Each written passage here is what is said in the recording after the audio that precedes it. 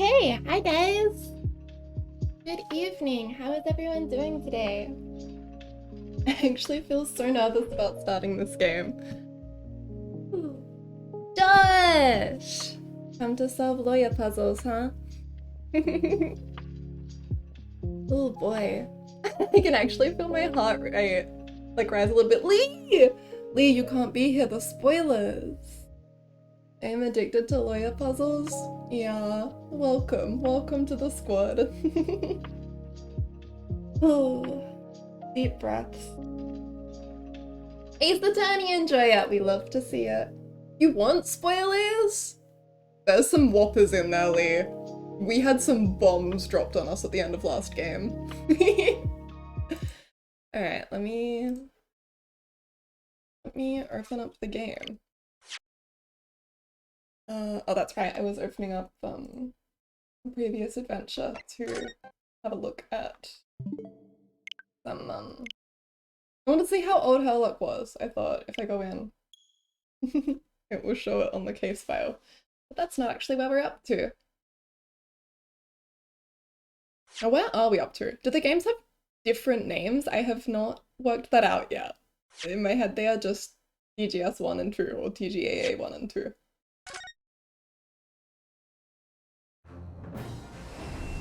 Okay. Great Ace Attorney Chronicles. Press any button. I am very tired as I went out today, but I am here to vibe. Hopefully this won't be a very long stream today. I will not be going for 10 hours, I guarantee it. Select adventure? Oh. Ace Attorney 2. Okay. Exciting. Nervous. Even if you were at Hangout, you were such a blessing. Wait, no, there's bonus content to do. Hang on, sorry, we're closing out again. I forgot that there's bonus content. Resolve. Okay, sorry. My stream is very comfy, I'm glad. Alright, okay. This is Ace Attorney load screen stream. All we are doing is watching the load screens.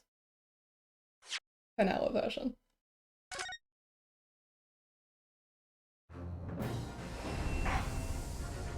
Okay. Special contents? Is that where it lives? Load screen ASMR. Did I miss much when I went to bed? Credits for last game? No, you missed nothing. The credits were cute. I wonder if... Oh, no, not the auditorium. The gallery, please.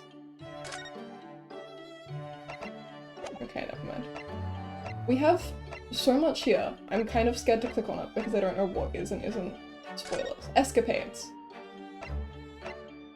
Oh, these look kind of long. I'm not committed to doing these yet. I guess it's good to experience everything in order though. Okay. Let's go right back to the start. This will serve as a really good recap. Let's go back to the very first instance. Let's go back to when Kazuma was still alive. 22nd November, 3:08 PM. Supreme Court of Judicature, Defendant's Antechamber. 5. Oh, I didn't give any of these guys voices when I played through it, okay. Just look at my priceless treasure now! Myself, I have scrubbed and scrubbed, but the repellent odor of meat will never be repelled from its resplendent surface again. But you have it back in your possession at least. You should be grateful, old man. Trying to sound old? My least favorite. Old man is the furthest from my natural range. How dare you! Excuse me, but well, I'd just like to get at that Zabuton cushion there if I could. Ah. Rest assured, you miserable military malefactor, this is not over! Incarceration awaits those who would defraud a senior citizen for his priceless treasures. Watch your tongue, old man. Mark my words, I won't... Sorry, Sergeant, but could I just get at that Zabuton cushion there as well? Oh. Won't go to jail. Never. Imagine if I did. Brady! Hi! Welcome. Yeah, we got the objection emote working. I fixed up Poggies, and Flush and Mischief both got approved. So we have all of the emotes that we're supposed to. Isn't that poggers? We still have a couple more slots that we can fill, so we will get that. Very next day, my boy would starve without the chain of command in place to provide for him. Will! Hi! What are you doing here? You got Wi-Fi? Will's alive? Big epic. What the fuck? It's so cute seeing all of these in here. Oh, no Wi-Fi, huh? Eventually you'll get it working. It's mad, so maybe he does not. I'm gonna go out on a limb and say he does not. Using the child to protect yourself? Myself, I call that abstinent cowardice. Oh really? And who just employed the old poor defenseless senior citizen tactic, The only way to fight an enemy who's using underhand tactics is with a tit-for-tat strategy.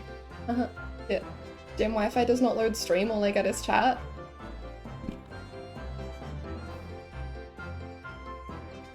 There we go.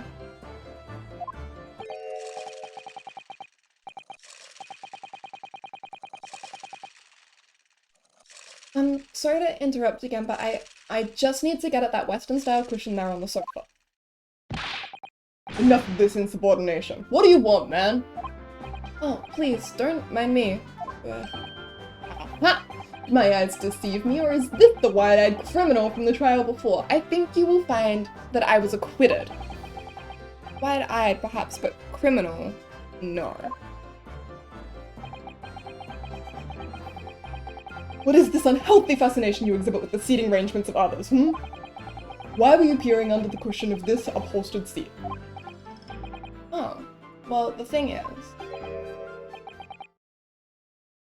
is this Kazuma? Any luck? Did you find it? Beloved. No, sadly not. I don't think it's here, Kazuma. You really are a liability, Ryunosuke. Report at once. Have you lost something? Is that it? Yes, we were just on our way to a party to celebrate my friend's victory here when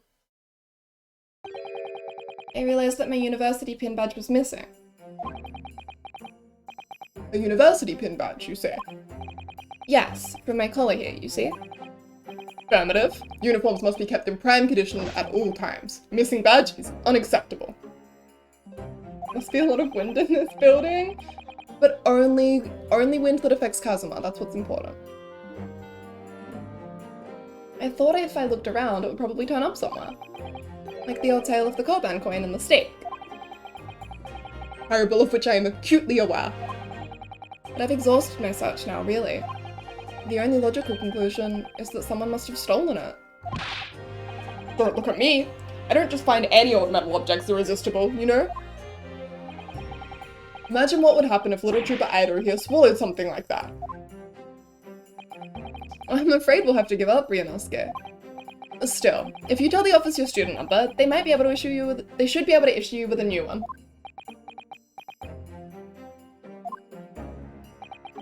What's the matter? Don't tell me. Yes, I don't remember my student number. I don't believe it. I mean, this is the second time you've lost your badge, isn't it? Third, actually. If you didn't think you could remember it, you should have made a note of it somewhere. I told you that until I was blue in the face the last time this happened. Yes, I do seem to remember someone telling me something along those lines. It was you, was it? Can't even remember who told you that you needed to remember it? Well, student number is 6 digits, Kazuma. Who could remember 6 whole digits? Yume isn't exactly a long-established university, you know. All of our numbers are still rather low. In fact, they only use the last 3 digits. Well, that might help, I suppose. That might help? Ryunosuke, it's only 3 digits you need to remember. Just 3. Sorry, my brain is such a disappointment. Ryunosuke with the mood. They are best buddies. This is so cute. Yes. Well, Anyway, young man, myself, I was greatly impressed with you in the courtroom today. Oh, you mean me? A lawyer already before you've even graduated, and such a loyal friend to this one. How does Ryu go from this to a Poggers lawyer? It's a slow journey. He was a bit of a mess at the start. It's nice looking back on it actually, this is really cute. This one? What's that supposed to mean? Oh no, I still have much to learn. In fact, that was brought home to me in no uncertain terms only last year. My Achilles heel was spectacularly exposed. By my best friend here. Indeed. What? By me? This is the first I've heard about it. Yes, by Ryunosuke Naruhodo. You can't have forgotten, surely. It was last summer, at the speech contest. The speech contest? Oh. That. Contestants had to take the stage and deliver a public address on any subject they chose. We were competing to give the most compelling and powerful speech. And yours was great. It made a huge impression on the audience. Maybe we should title change for now? You are so right, thank you. Oh my god, not in all capitals though. There we go. Thank you, Josh. Poggers mods keeping me in line. I got so distracted by the, oh my god, bonus content that I forgot.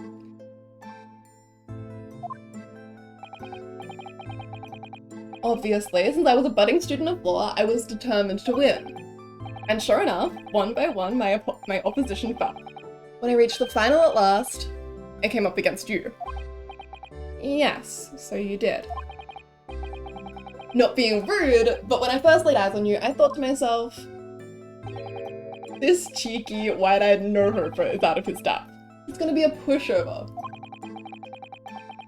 That's your version of not being rude, is it?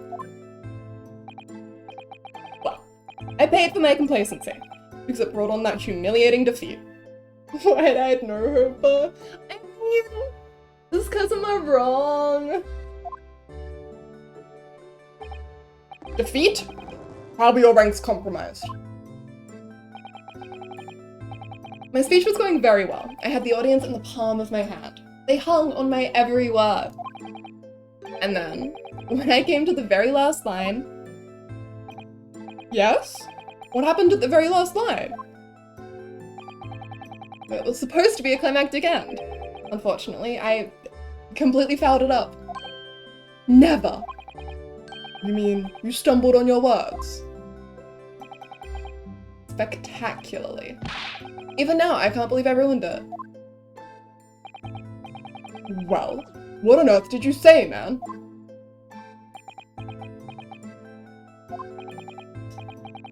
Ryunosuke? You'd better say it. I still can't get my tongue around it. Oh, of course. I can still recall it perfectly. What you said at the end of your speech, or rather, what you intended to say at the end of your speech, was this. So arise, ladies and gentlemen, and applaud our forefathers' plight and the fight for filial piety. It was kind of a mouthful. Can verify. And what went wrong? What indeed? Myself, I see no problem with the pronunciation of these paltry words.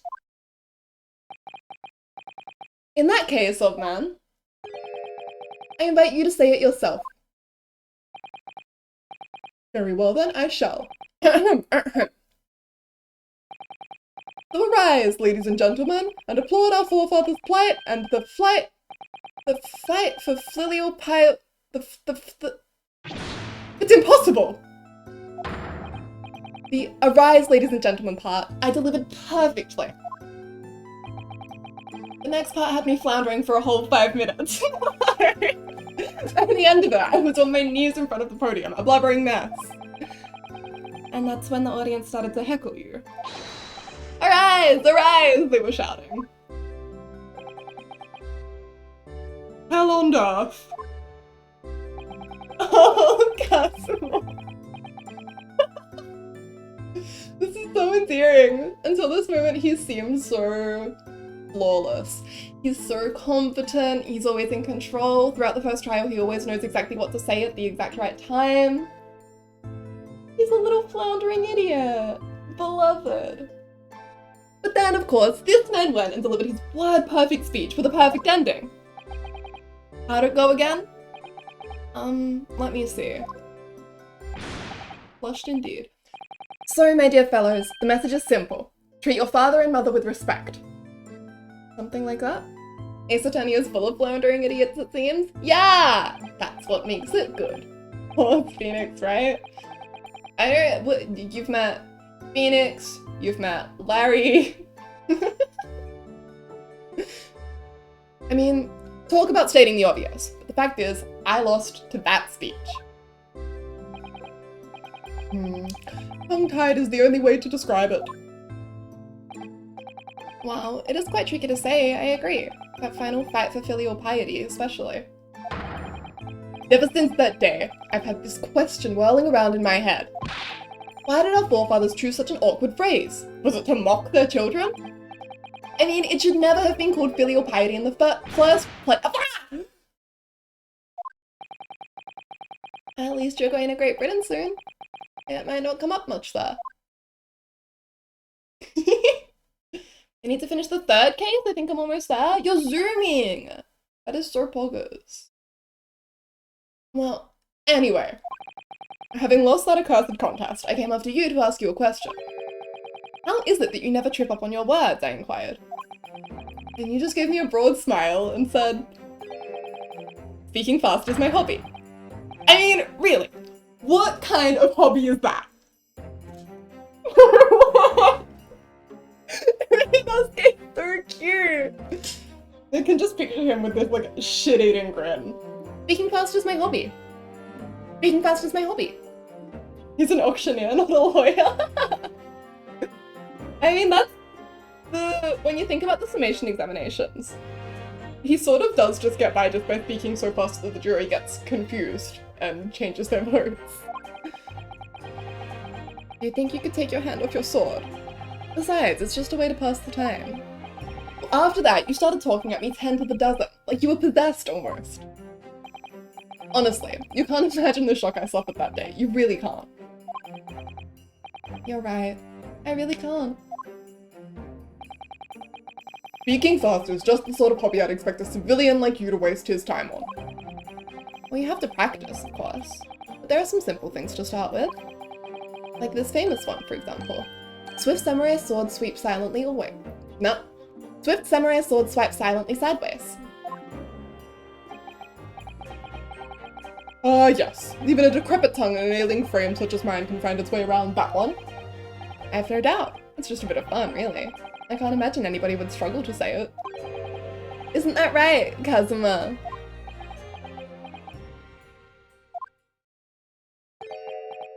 Swift samurai foot. A blabbering mess by word too. Hot eyes. Serena! Hi! How you doing? Welcome! Not just the samurai. Every good soldier needs to be able to handle a sword. You little shit, Ryunosuke. He knew. He knew! This explains... I keep seeing... I've been hanging out on a couple of other Ace Attorney streams. One in particular. And people keep being like... Oh my god! You know, there's someone else who loves tongue twisters, and they're clearly talking about Kazuma, and I'm like, what? Where is this from? Where do we, what is this referencing? It is so delightful to see. Look, Ryunosuke's always been a little bit sassy. He's not like Phoenix Wright. He's just a bit sassy. Watching him tease Kazuma, he's a little shit. I love it. I barely made it to the stream. What happened? Come to think of it, not long after that, we started to attend lectures together, didn't we? And we got into that debate about family values at the sukiyaki place on campus. Do you remember? Right as a wreck, he gets bullied and he's like, what, why me? Yeah. I was reading Someone on Twitter linked me this really good post about the Ace Attorney, like, Japanese versions, like, speech styles, which I thought was really, really cool because a lot of that obviously doesn't translate into English since we don't have, like, the honorifics, we don't have the different politeness tense forms. And it talks about how Phoenix is, like, really polite and mild-mannered, but has, like, such a sassy streak. I really like that. Ellie made it because I don't have my Twitch notice on because my family is annoyed at my ringtone. Ah. Sometimes it's like that. Well, I'm happy to see you. Yes, your argument was full of jokes and puns and wordplay as usual. I remember it well. Oh, was it? In any case, I swore that I would never let myself forget the shock you gave me back then. And as a symbol of how seriously I took that oath, I decided to wear this. No! My red Hachimaki headband. He wears it because of us? Now I've managed Phoenix, I read him like someone who barely knows what he's doing. That's true too.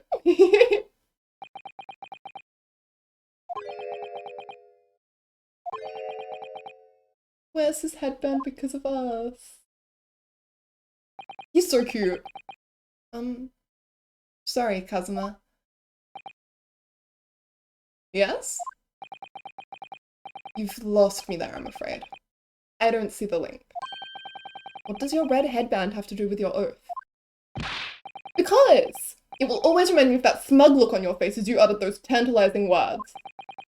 What words? You mean another tongue twister? I practiced and practiced until my tongue bled, but in the end, I mastered it. Mastered what? Well, I think it's time you heard this, actually. Listen carefully now.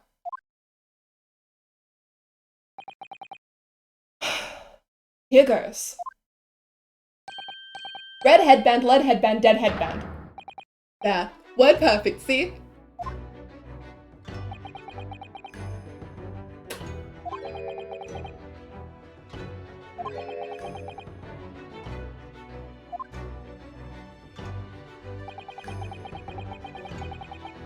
I'd actually been meaning to ask you about that. About the story behind your headband, I mean. It's a massive fuck you to Ryu, I love this man! For real! This, I really like that Kazuma seems exceptionally cool, and for like, Achilles' heel to being cool, the one thing that makes him stop being cool is Ryu. Like that's his, I don't know, the Ryu talent, the Kazuma lack of talent, I'm so delighted. Oh my fucking god. Sorry, I just remembered what happened to Kazuma. Oh! Ow. Ow! Ow! Okay, okay. About the story behind your headband, I mean. Let's Kazuma is the other look. I am looking directly at him.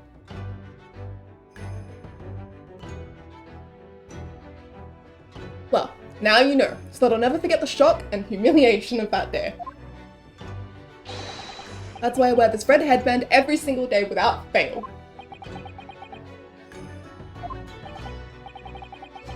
Well, I don't know exactly how much of a shock you think you had back then, but it can't be more than the shock you've just given me now. What do you mean? Well, I'm sorry to have to tell you, but the tongue twister I said didn't go the way you seem to have remembered it. Huh? Well, it's just as famous as Swift Samurai Sword, so I can't believe you don't know it, really. It goes, red bread pan, lead bread pan, dead bread man. Wait, what? Bed bread pan? Ugh!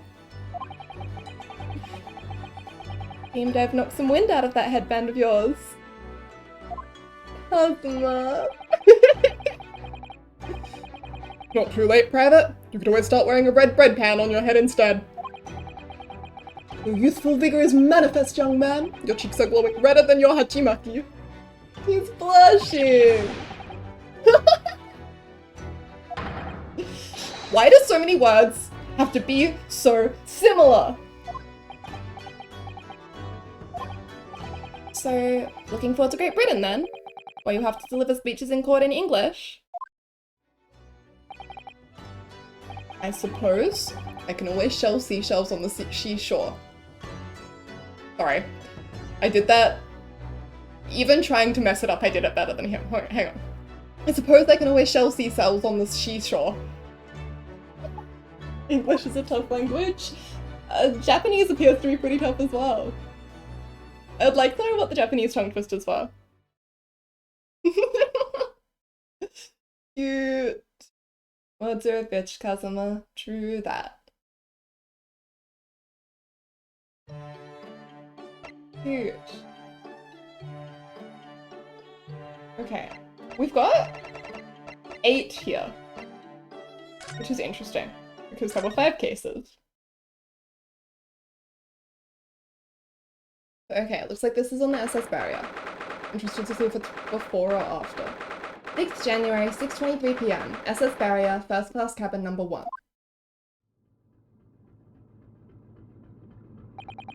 Okay, we are still pre-death. I guess they're small in-betweens? Yeah. We're still after case 1 before case 2 right now. It's almost 2 weeks now since we left Japan. I can't believe how quickly time has gone. So, our next port of call will be Shanghai.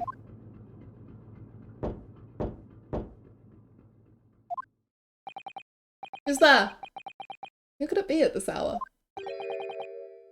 A detective. Oh, this is unfortunate because I've given them really really similar voices. They are both just my voice, but with more pep. We are still 1 case. BKD. Yeah. Sobs. A detective? Who? A great detective. I don't get it. What's a great detective? If you would just be so kind as to open the door. Oh, yes, sorry. Yes, of course. Husbando has arrived. I'm very excited to see what this interaction looks like. Hi! Hi! Hello! Hi! Hi! Is something wrong, detective? Are you investigating a case? Wherever a great detective goes, great cases occur. Indeed, I am the root of all evil. Sorry? I don't think I want you in my cabin. So this was Herlock's fault, is what you're telling me. Under our very noses on this steamship, a terrible theft has just occurred. What? You noticed, I presume, the brief power failure a short while ago. Oh, yes. The power couldn't have been out for more than 10 minutes, though. Indeed. Yet that was ample time for this wicked crime to be perpetrated. He looks like such a dog with those goggles on. Yeah. I see. Well, clearly it's a case that needs investigating. Precisely. The culprit ran away in this direction, down the first-class cabin passageway here. Really? The thief came this way? I'm quite sure of it. It may have escaped the attention of the dim-witted crew, but not of the great detective. To that end, I would be obliged if you would allow me to investigate here in this cabin. Well... How curious! There's some reason why it would inconvenience you to have your cabin searched. Inconvenience me? Well, I'd be lying if I said no. Well, after all, there's a stowaway in that wardrobe right over there. It's just me in here, you see. No one else. So you might perhaps want to focus your attention on one of the other first-class cabins. As it happens, you are the only first-class passenger at present. The other cabins are vacant. Oh.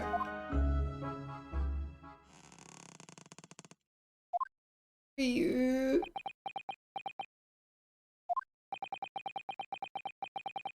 That rather tragic rumbling of the stomach arise from within you, my good fellow. Of course! As I said, I'm the only person in here. Not long until dinner time now, so perhaps we could do this afterwards. I do apologize, sir, but it's of the first importance that the investigation is not delayed. Now, if you'll excuse me. Wait, where did he go? No. How did he suddenly move all the way over there? Yes, without a doubt. If the culprit were to be hiding in this cabin, it would have to be inside this wardrobe. I shall need to examine this wardrobe thoroughly. I presume you have no objection? I'm sorry, but I'm going to have to decline. Really, you won't find any—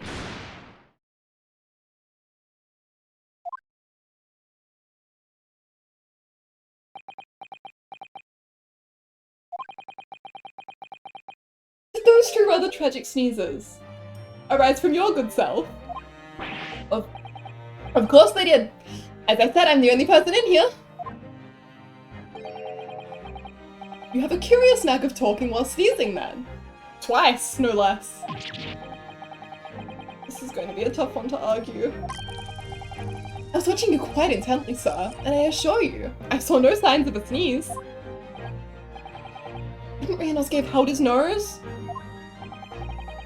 As I was saying, I shall need to examine this wardrobe. We've had it now, then. The game's up.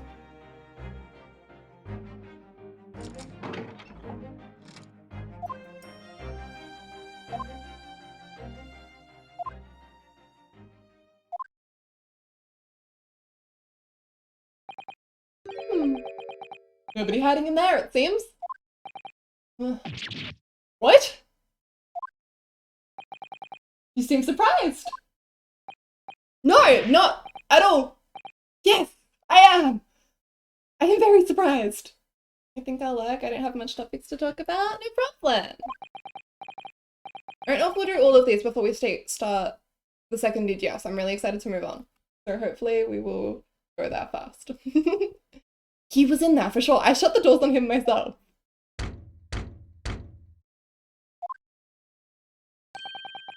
More visitors? Who's this now?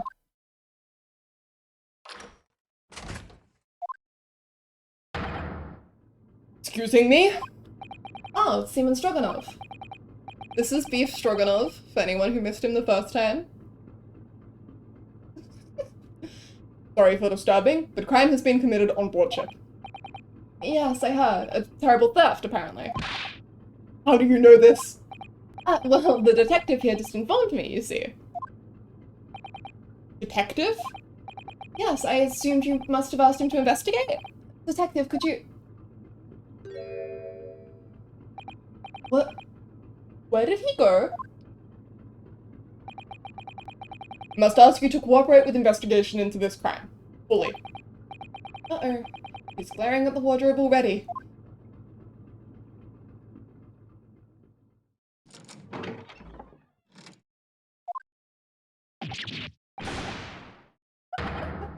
Well done! You found me! What are you doing hiding in my wardrobe? My good man, I was merely assessing the practicality of concealment in such a place. I would say that, at a push, a human could survive for up to 5 minutes in that cramped space. Inosuke's been in there for a fortnight. Is he not human? Who are you?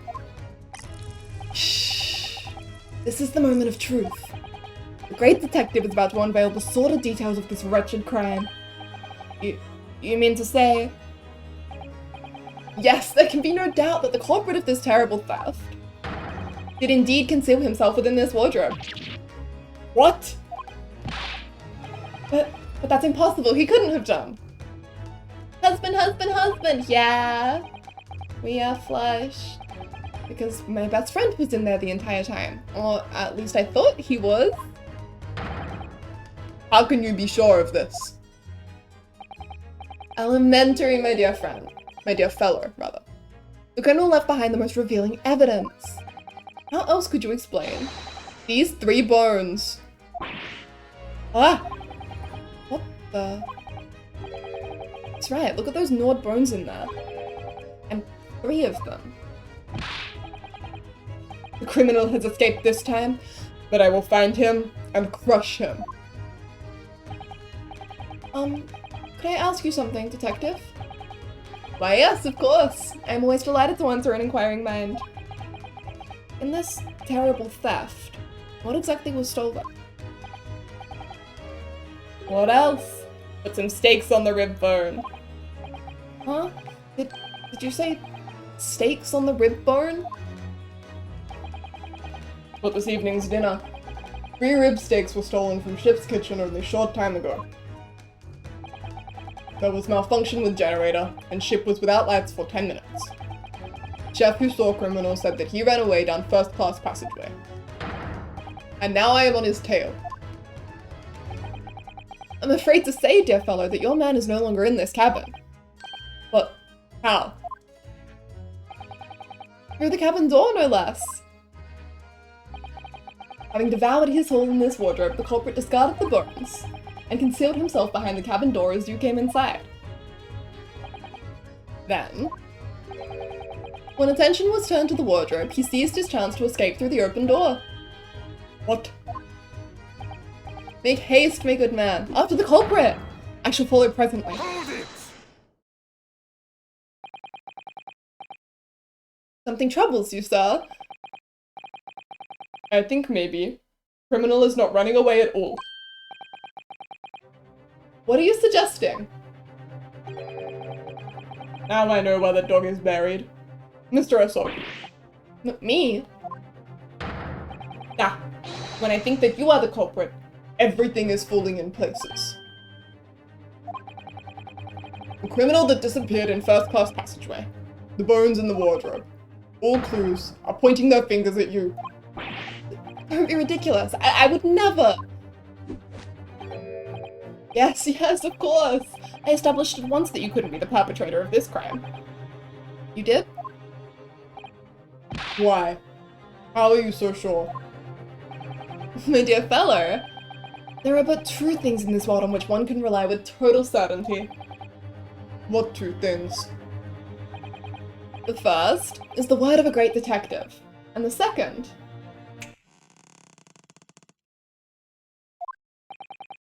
The second is the tragic rumbling of an empty belly. What's the bet that Sholmes ate it? What again?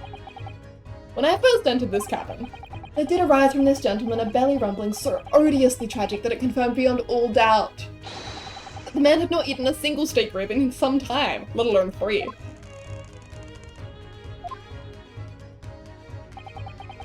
Why do I have to suffer this humiliation? When I've done nothing wrong! Curses! I will catch this thief, he cannot have gone far. Indeed, assuming he decided against a post-meal constitutional swim. Well, if you will excuse me now, my apologies for upsetting your evening. Detective! One moment, please. Yes? That was a most remarkable deduction. Perhaps you'd be kind enough to tell me your name.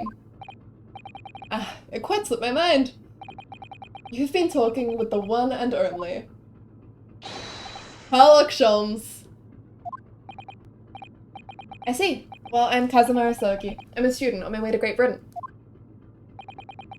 Pleased to make your acquaintance, Mr. Asogi. Oh, and before I forget. Yes? I feel I should warn you. Live cargo is strictly forbidden on this vessel. So you would do well to conceal the stowaway currently lying low under your bed as carefully as possible. Oh. Under the bed. I bid you farewell then, Mr. Asogi.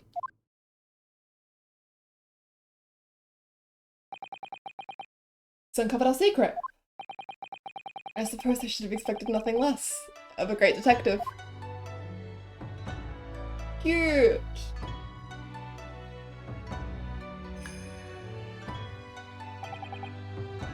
Now then. When did you move in under the bed? I thought we had it when he opened the wardrobe door. Well, it was thanks to that split-second chance you engineered. But I what? You distracted him for a moment, remember? And you suggested that he investigated the other cabins instead. Oh, yes, he turned to look towards the corridor, didn't he? Well, I couldn't see what he was doing, of course. But I thought to myself, it's now or never. And the next thing I knew, I was under the bed. You really know how to give me a scare, don't you? Anyway. What's all this about the rib steaks, eh? Oh, sorry about that. I've just been so hungry.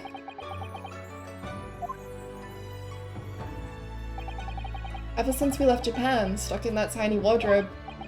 Well, you should know. You've been splitting all your meals with me. You must be starving too, surely. Right on cue. And there was that power cut before, wasn't there? For about 10 minutes. So it was then. I caught it with the most delicious smell. And I thought to myself, it's now or never.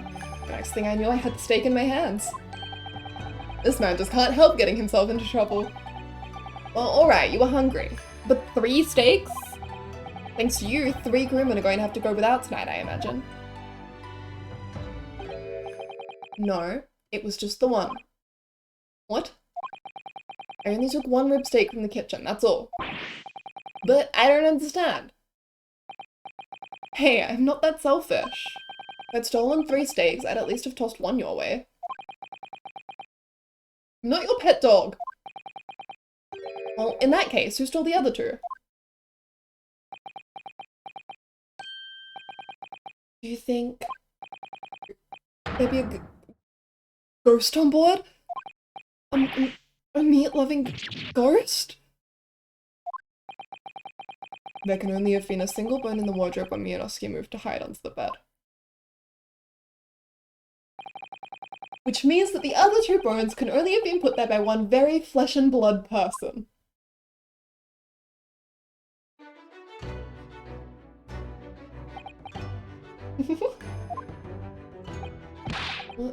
What's so funny? We're on a haunted ghost ship. A great detective? Or a great mischief maker? Either way, I think I'd like to spend a little more time getting to know that man. Oh, Kazuma. You will not. The great Hairlock Sholmes. Cute. Okay. Josh, welcome back. Sherlock stole some steaks and then tried to pin it on Ryu. What's new? Now ideally we would do all of these in order, but I sort of want to, just do the last one. Sorry.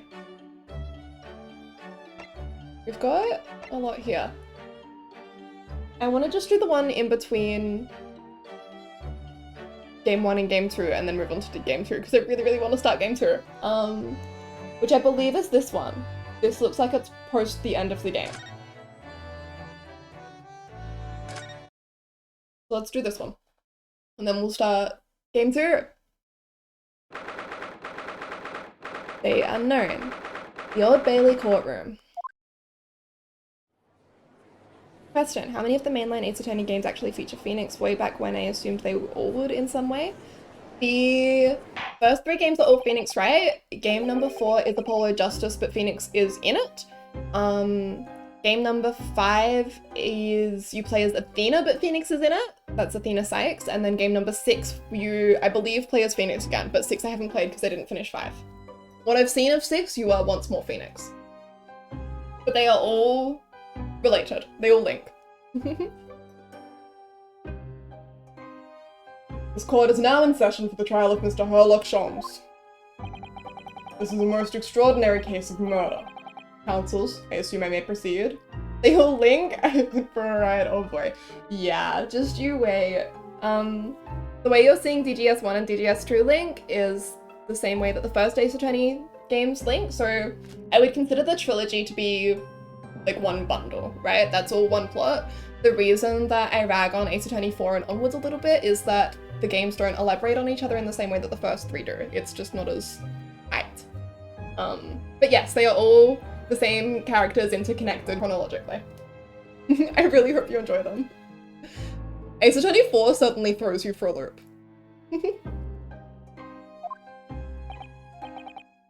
Yes, my lord, the defense is ready. At your discretion, my lord. Very well. I hereby call on the prosecution to introduce the case. The incident in question took place 2 days ago, late at night when the ground was blanketed with snow.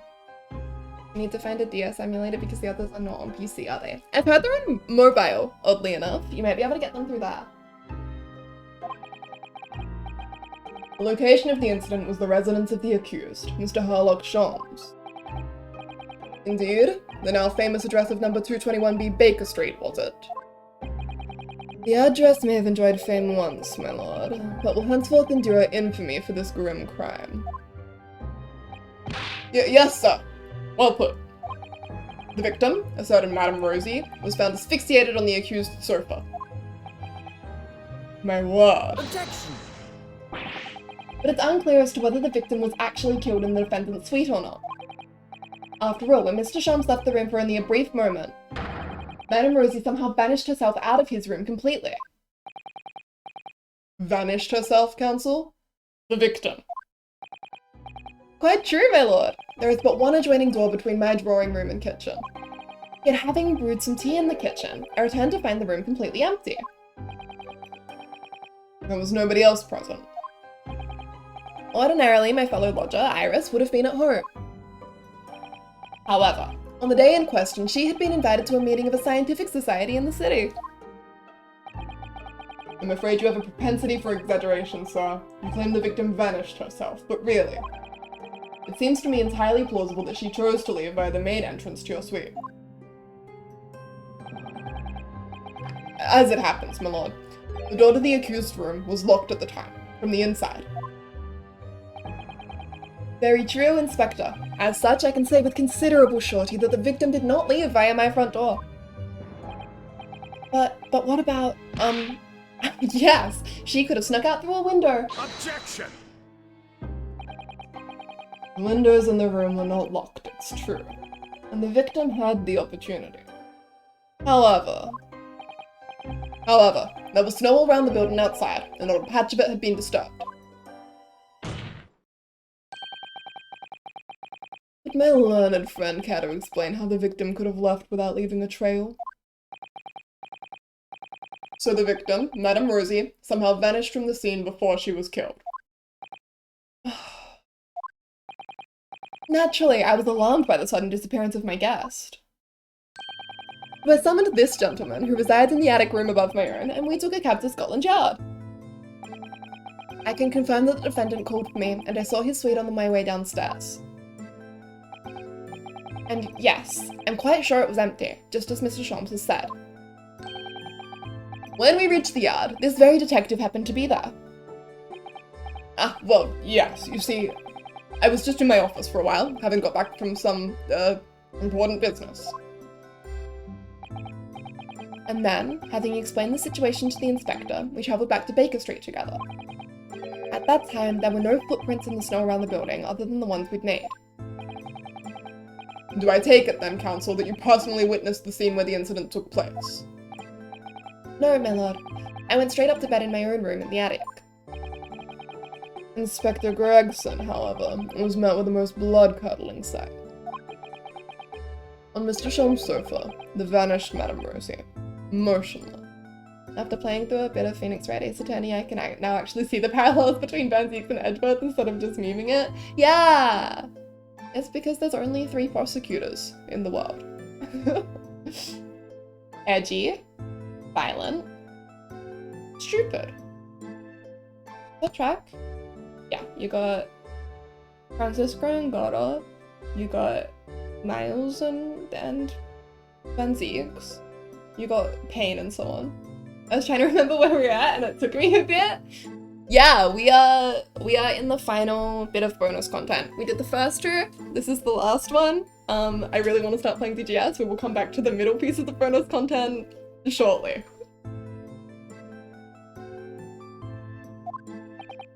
So the victim was already dead when you discovered her, Inspector. You skipped because new content is enticing? It's juicy! And I had 2 bits of really charming Asugi content, and now I need to see what happens next. Why was his name in the Morse code? Make it make sense! No, my lord, not dead. but not far off it. She mustered all her remaining strength to say these dying words. That rotter, Sholmes, would be the death of me. Ah yes, I overheard that remark at the time too, delivered in a rasping voice full of malice. No. Those words indeed proved to be her last. The victim expired moments later, there on the sofa. The cause of death was identified as damage to the respiratory tract as a result of strangulation.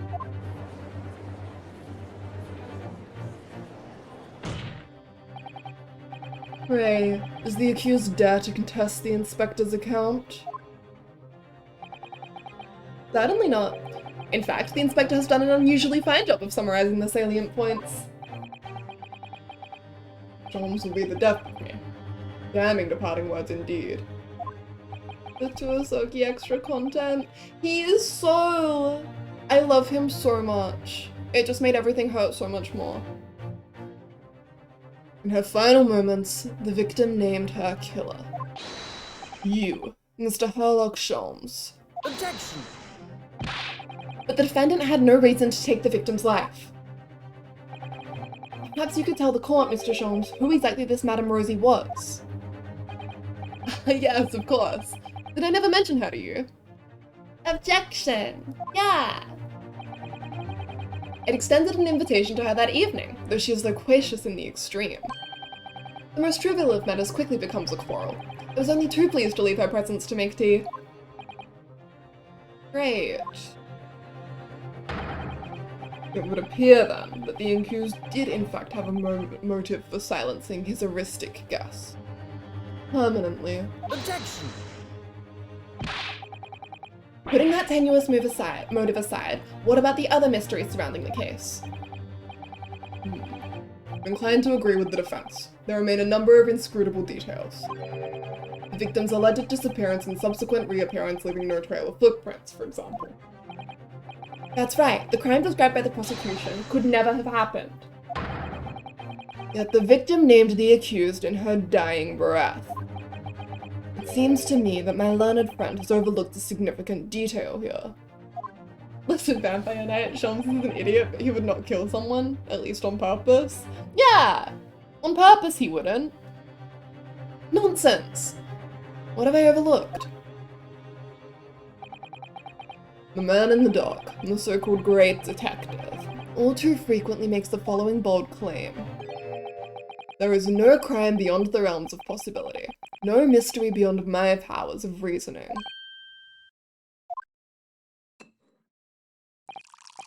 So, Mr. Sholmes, you'll have no difficulty in explaining how the crime thus described could have taken place. Therefore, I propose a toast. The great detective upholding his name. But of course! Were I to put my mind to the matter, the crime would immediately appear to all present to be entirely feasible. Please, Mr. Sholmes, whose side are you on? All you need to say is no. Even I can't think of a way that a crime like that would have been committed. Let the accused's admission be noted by the court. Though the crime may appear impossible to us mortals of inferior mental capacity, this man alone claims to know exactly how it was done. Hold it! Now hold on, that's a very fragile argument. Thank you, counsels. I believe I've heard more than enough to proceed my adjudication. The accused great detective did, in some inscrutable manner, willfully murder the victim, Madame Rosie. I therefore find the defendant... Huh? What the hell happened here? Let this man be taken from this courtroom and, in some equally inscrutable manner, be sanctioned for his crimes. I keep waiting for the twist that's like, oh, Madame Rosie is actually like a stuffed toy. But none of this makes sense. Court is adjourned. Please tell me it doesn't just... Okay. Weird. My lord, please. The truth about the mystery surrounding this case. Unknown to another beside the great detective. What's this? Well, Sholmes got himself locked up, but why? Exactly why? On my word, Mr. Naruhodo, you are coming along wonderfully. You've deduced a fundamental truth about this case, I believe. Which would be, detective? But the truth to this case is known only to the true culprit, obviously. Is that not so, Gregson? Eh? What? Well, I suppose, yes. I mean, are you suggesting, Mr. Sholmes, that you have an idea as to what actually happened that night? An idea? My dear fellow. I could explain this entire incident from start to finish with not a single detail omitted. Objection! It seems the detective has failed to grasp the situation. Pray, Mr. Reaper, which of us has truly failed to grasp the situation, I wonder? Then answer me this. You claim that prior to the incident, the victim suddenly vanished without a trace from your room. If so, how exactly did Madame Rosie disappear? Why, naturally, via the window. It was ajar, after all. But that can't be. The room is a whole story above street level, and anyway, no prints were found in the snow. There are any number of ways one could avoid leaving tracks in the snow, surely. Such as...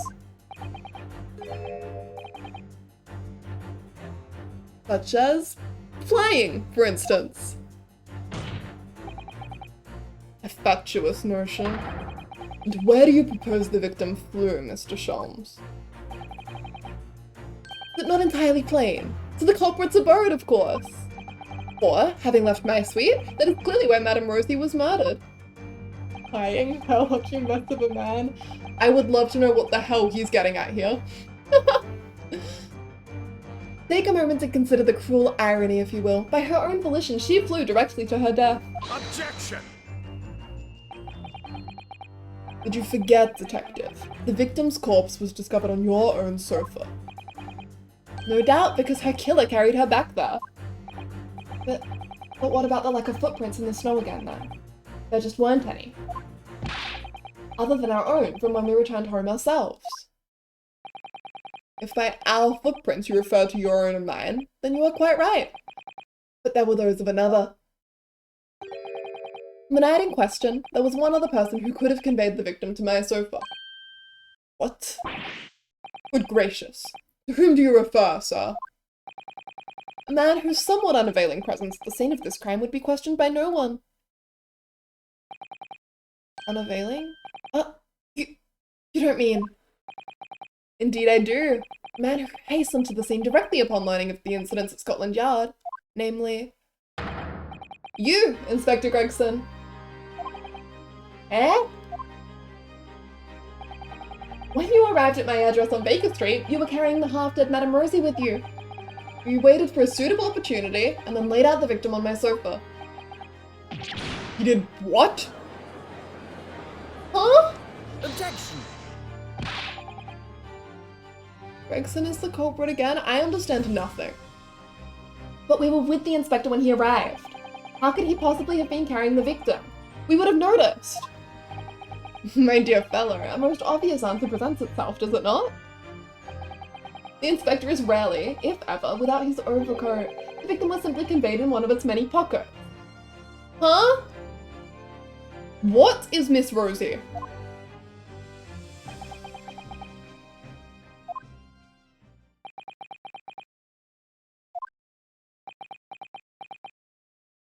Is it a bird? Is it a cockatoo? What am I...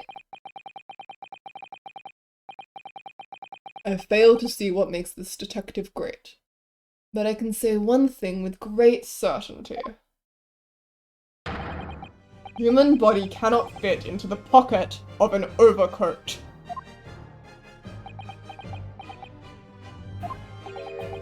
I believe you may all have fallen foul of a rather significant misapprehension. What? Madame Rosie was not a human. I beg your pardon. Mr. Sholmes?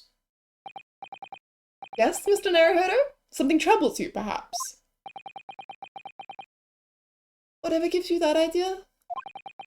Exactly what sort of creature was Madame Rosie? Oh, for fuck's sake, Charles! Get his ass, Josh. Is it not apparent already? A parakeet, of course. Huh? A most self-conceited specimen, in fact. Parakeet? Hey Peach, I'm Mr. Nobody 445. I changed my name. Hi! Seth, how you doing? Welcome back to the stream. How's your day going? We are having the most deranged short story right now. A parakeet. She was an incessant talker, I must say. Her manner was quite intolerable at times. So why don't you call her a bloody bird? I understand nothing. Want to turn every conversation to a quarrel. I thought to strangle the creature on more than one occasion. You had a quarrel with a parakeet. I'm sorry about your last stream. The Wi-Fi died as I sent my message. It was gone for 12 hours. I'm so sorry. Your Wi-Fi was up for that long? That's awful. But of course. Why else would she have chosen to fly from my window so uncordially that evening? The abode of the inspector here beside me, no less. Inspector Gregson's abode? But why? Because that was the parakeet's home, naturally. What are you... The inspector was called away from town for some days, so it was arranged that I would look after the bird. But it would appear that she was overcome with a sudden yearning for her keeper, thus prompting her flight from my comfortable suite to the inspector's office at Scotland Yard. Well, Gregson, I believe it's high time you explained. Give us your account of what happened that night. Bearing no details, of course. For once I've with Toby's reaction. Deranged. It was horrible. My PC was made useless. It was a very boring 6 hours. I finished an anime in the other 6. What anime did you watch? I hope it was good. But yeah, that sounds really, really rough.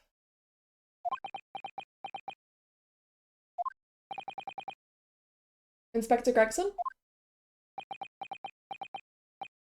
It was an accident. I got back from being away that evening, you see, and just walked through the door of my office. Never imagined Madame Rosie would be on her way back to the yard as well. Slammed the door shut behind me, just as she was trying to fly through it. Madame Rosie... Awa Nobla? Such an amazing anime. I suggest you watch it if you haven't. I haven't heard of that one. What's it about? She got sandwiched between the door and the frame and fell to the floor. Never to move again. It's of me. The bird got squished. Can we get some 07s in chat? Well, I never.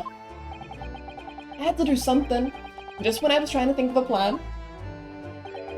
You fellas arrived talking about some incident at Baker Street. I had to hide Madame Rosie in a hurry. So I stuffed her in my coat pocket and got in the cab with the pair of you.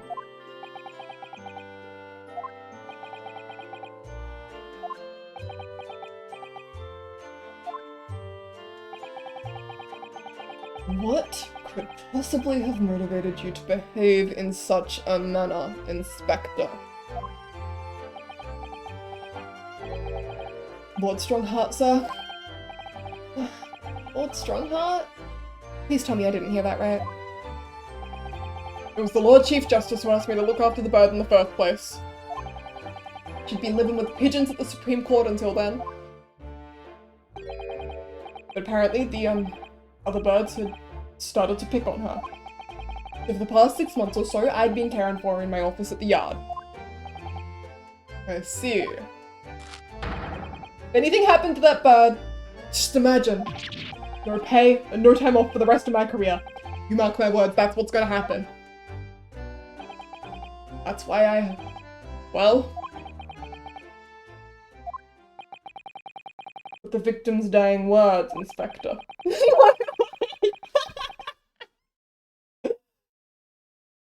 Sorry. The heard earlier that Madame Rosie spoke the name of her assailant on her deathbed. That rotter, Sholmes, will be the death of me. Indeed she did. Quite uncalled for, wouldn't you agree? But those words are your true feelings, are they not, Inspector? He complains about Sholmes so much just to himself in private that the bird laughed. It's about people called royals. They are basically vampires without all the blood sucking and the no sunlight, and it follows the main character, the noblesse, the strongest of the royals. That's so cool! I love vampires a lot. I will have to check that out. I will put it on my list.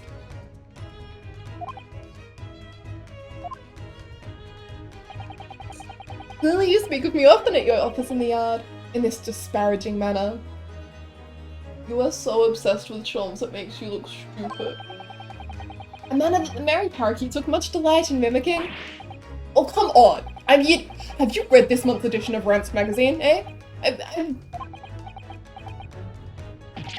Sorry! This is all absolutely true? It's extremely funny as well. It is just an all-round great anime. That's so cool! Okay, I would definitely check that one out.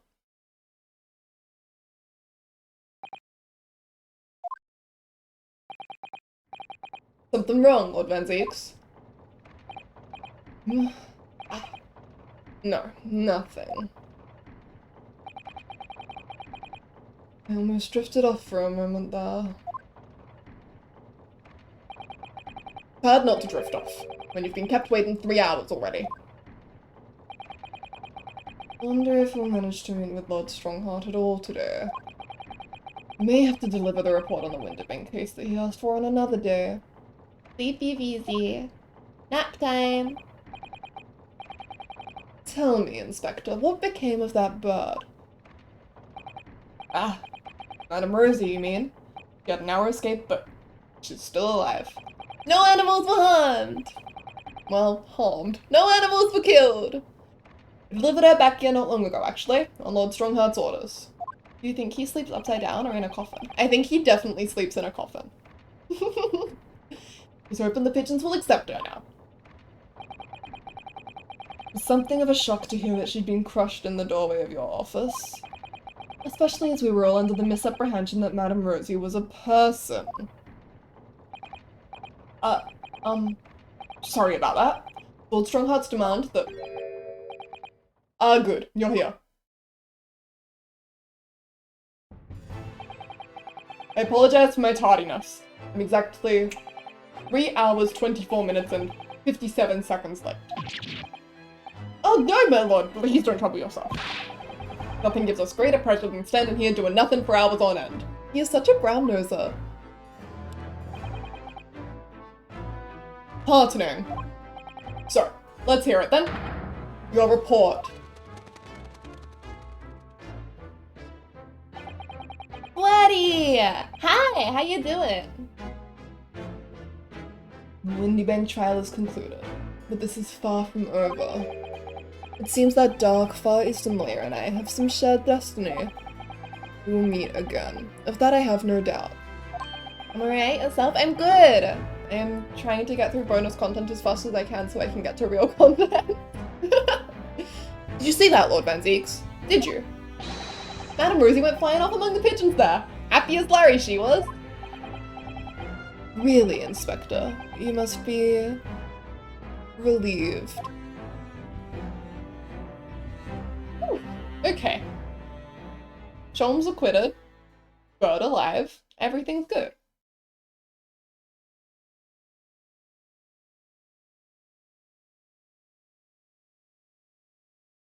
Bird lives.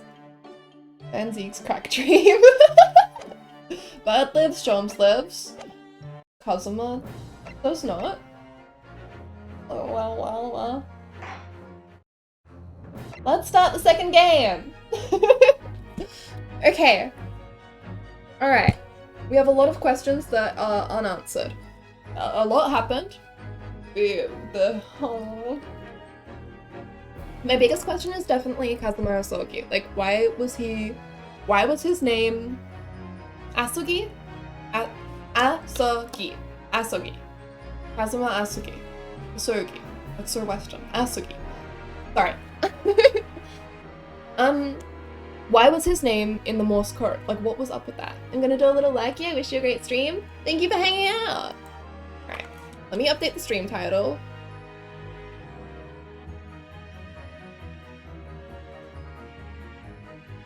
And can add more detail to that when I find out what is going on in this case.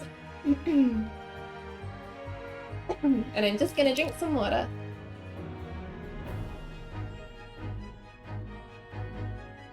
Alright, okay. Deep breath, let's go.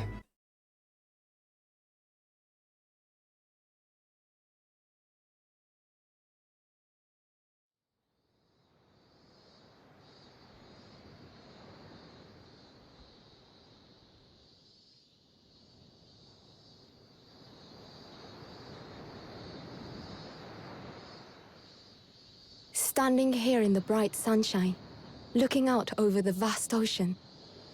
Those days in London seem like a dream. But I do miss my time in England's vast capital.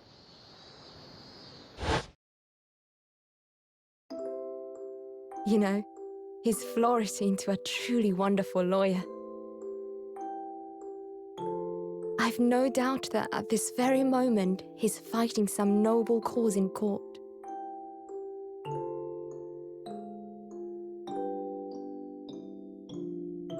Forgive me for taking so long to come to visit you. My life has been such a whirlwind since I returned. And no one could have predicted what has happened. Just 2 months after arriving home.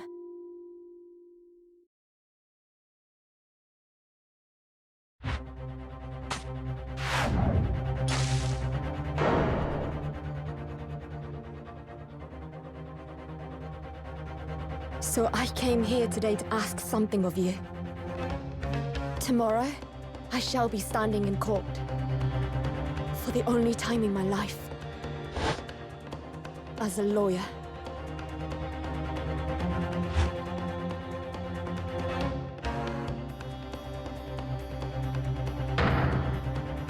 So please, I ask for your guidance.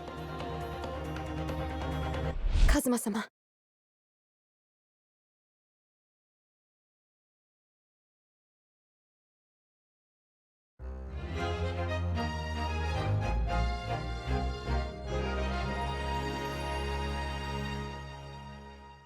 That was a lot. That was a lot one.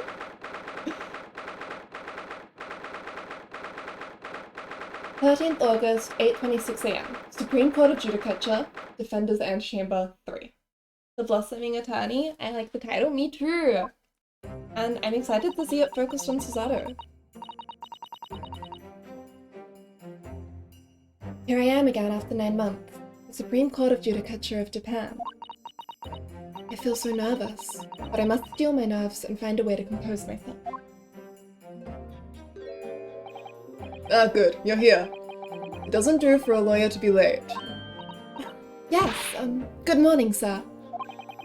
I hardly recognize you. You cut a fine figure, counsel. But you look as white as a sheet, and those white eyes aren't doing you any favors either. Oh dear. The truth is, I'm so incredibly nervous, I feel utterly nauseated. I almost wish that I'd never been born. Goodness. Not the sort of thing a father hopes to hear from his daughter, I must say. Yujin Mikotoba, Professor of Medicine at the Imperial Yume University. Man who, earlier in his life, traveled to Great Britain to study the latest advances in forensic medical science.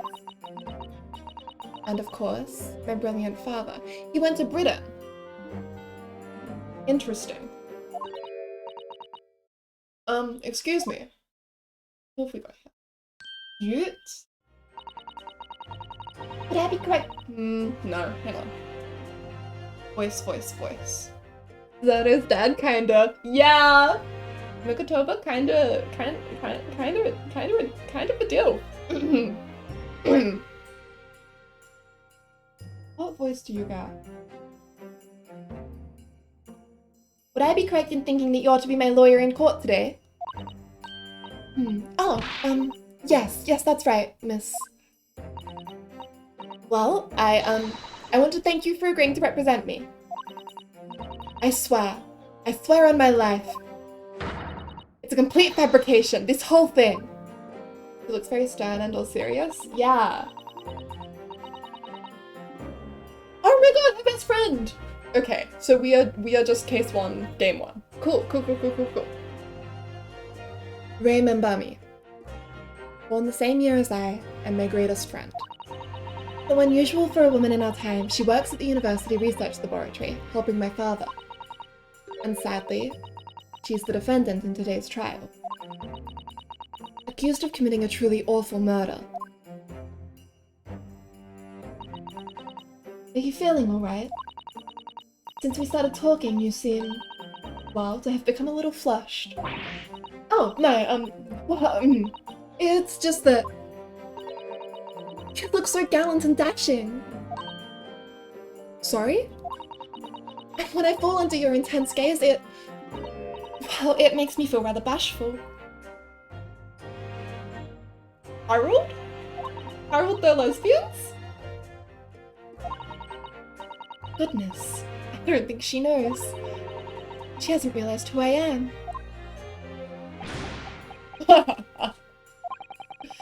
It would seem our little plan for this trial is going to work. Oh, what do you mean, Professor Mikotoba? Even your best friend can't see through the disguise. I think we can relax. Disguise? Yes, I've never tried dressing this way before, of course, so I wasn't sure how convincing it would be. But this does make me feel a little relieved, as you say, Father.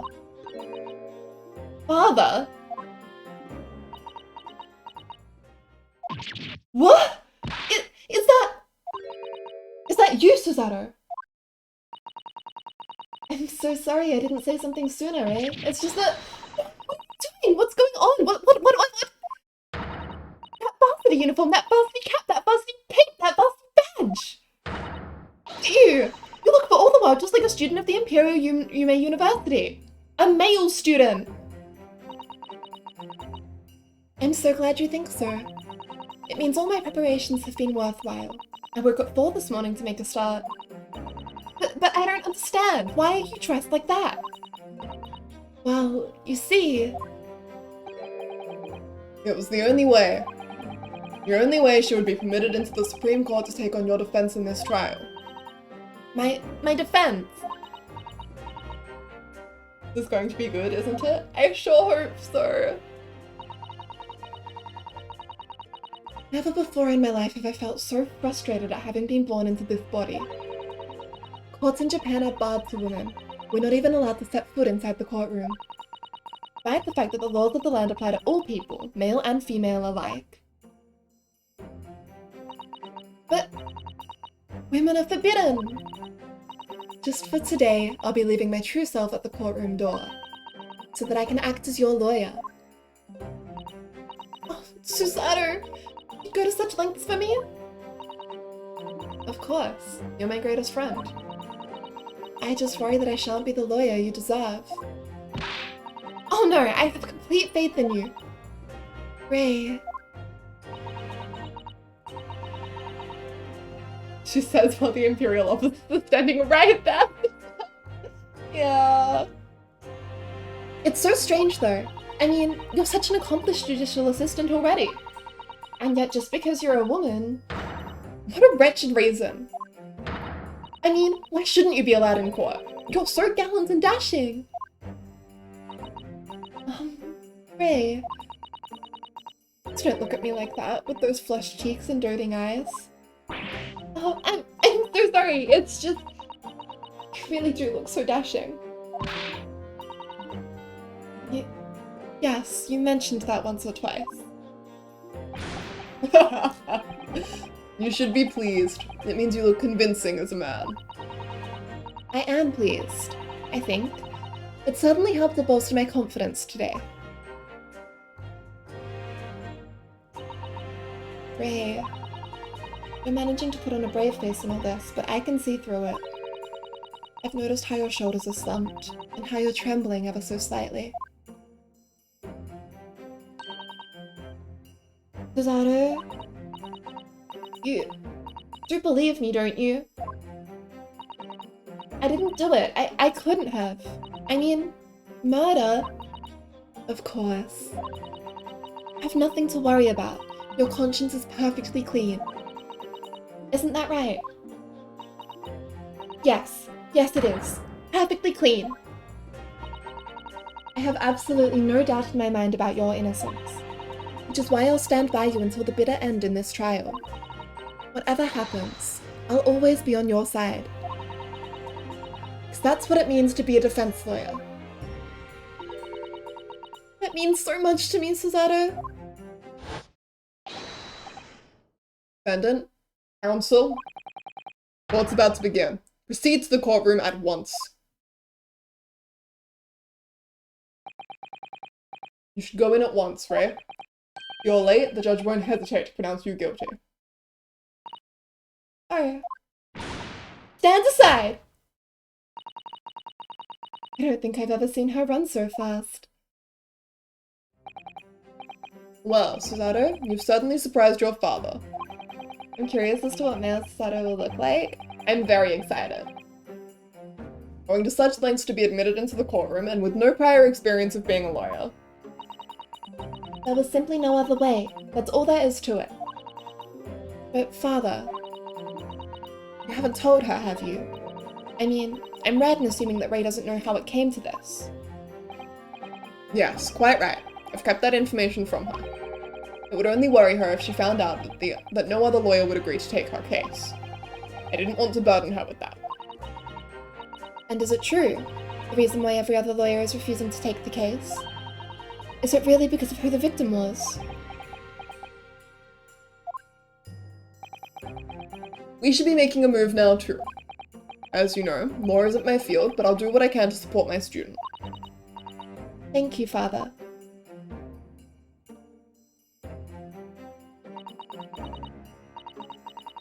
I'm Suzaru Mikotoba, a judicial assistant. 8 months ago, I accompanied a student of law on a study trip to Great Britain. But 2 months ago, due to unforeseen circumstances, I found myself back in Japan. At least Mikotoba is okay. How many times have I wished that he were here, I wonder? Still, I have no choice now but to steel myself from the trial ahead. Aww. Wish me luck, Naruhodo-san. They're friends. She misses him. I bet he misses her too. He's kind of useless for that. In a cute way. 13th August, 9 AM. Supreme Court of Judicature. Courtroom 1.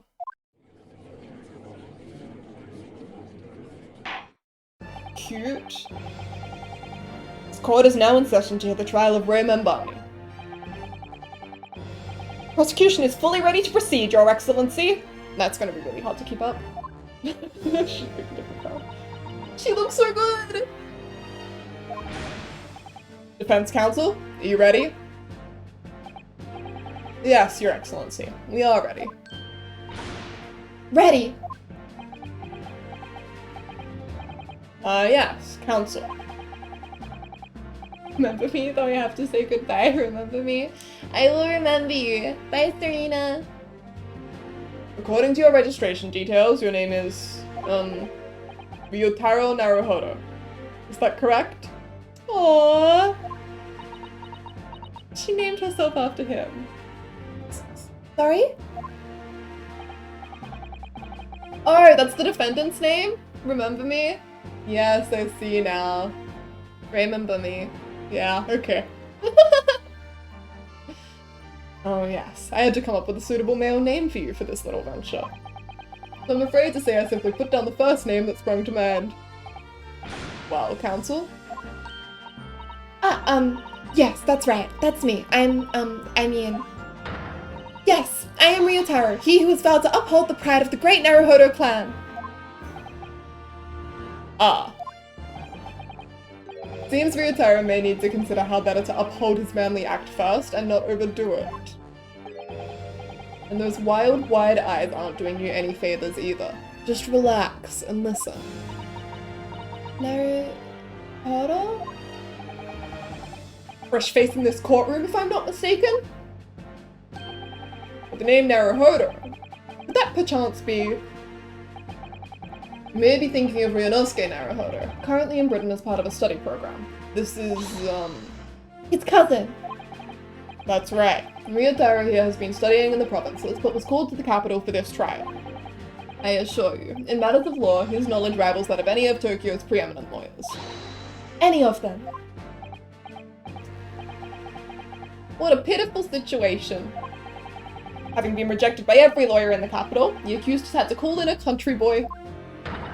How dare you! Suzato is every bit as gallant and dashing as any of your Tokyo attorneys. I won't have you making fun of her. Huh? Oh,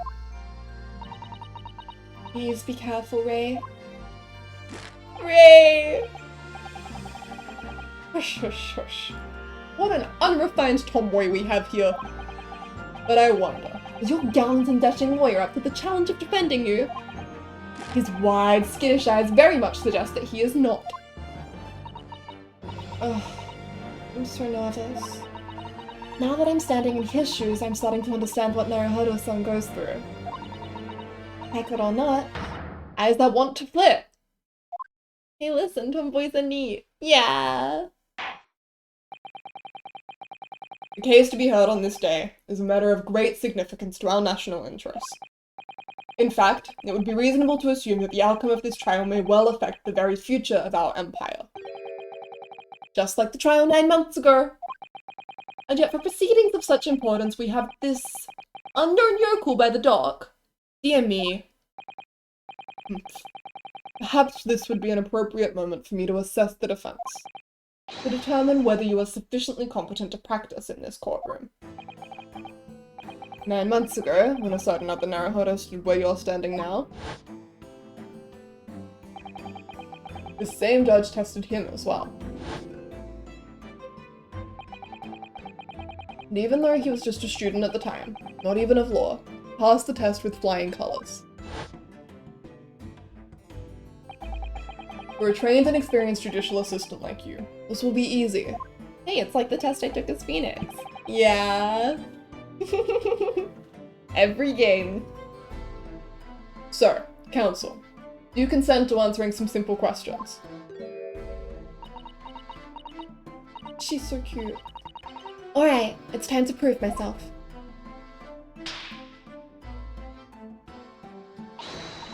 Yes, Your Excellency.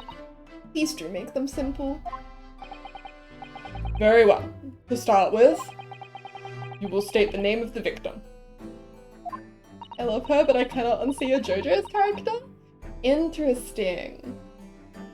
I have not JoJo'd. That is simple. I couldn't forget that if I tried.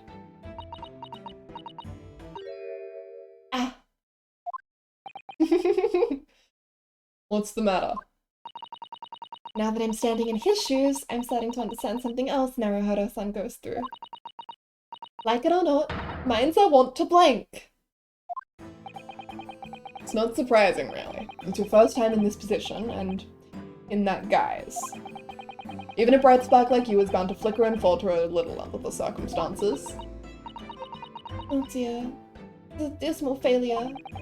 Don't fret. You need only use the knowledge you've gained as a judicial assistant to overcome the problem. Of course, the court record. Yes, the answer will be amongst all the key information about the case in the court record. That's right. Use R to open the court record. And you need to flip to the people section with R. And don't take too long over it. His Excellency is watching you closely. That's fine, just please actually give me the prompt.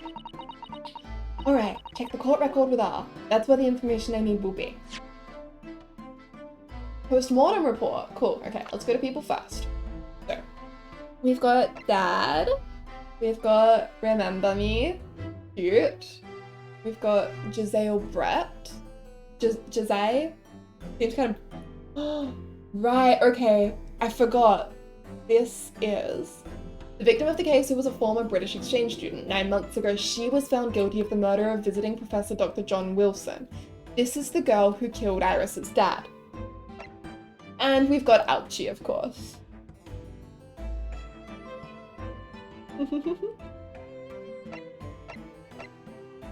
Good, okay. Wait, I wanted to check the, Giselle or Josiah? We'll go with Giselle. Giselle Brett, female, British. Time of death 11th August at around 2 p.m, ascertained by examination and witness statements. The cause of death was a single deep stab wound from behind, piercing a lung and resulting in a fatal hemorrhage. Death would have occurred within minutes. Extreme meiosis, pupil constriction was observed in the victim in both eyes. I'd say it's Josiah, like Versailles. You know what, we'll do that. Josiah. I'm waiting, counsel. What is the name of the victim in this case? That would be Josiah Brett. Yes!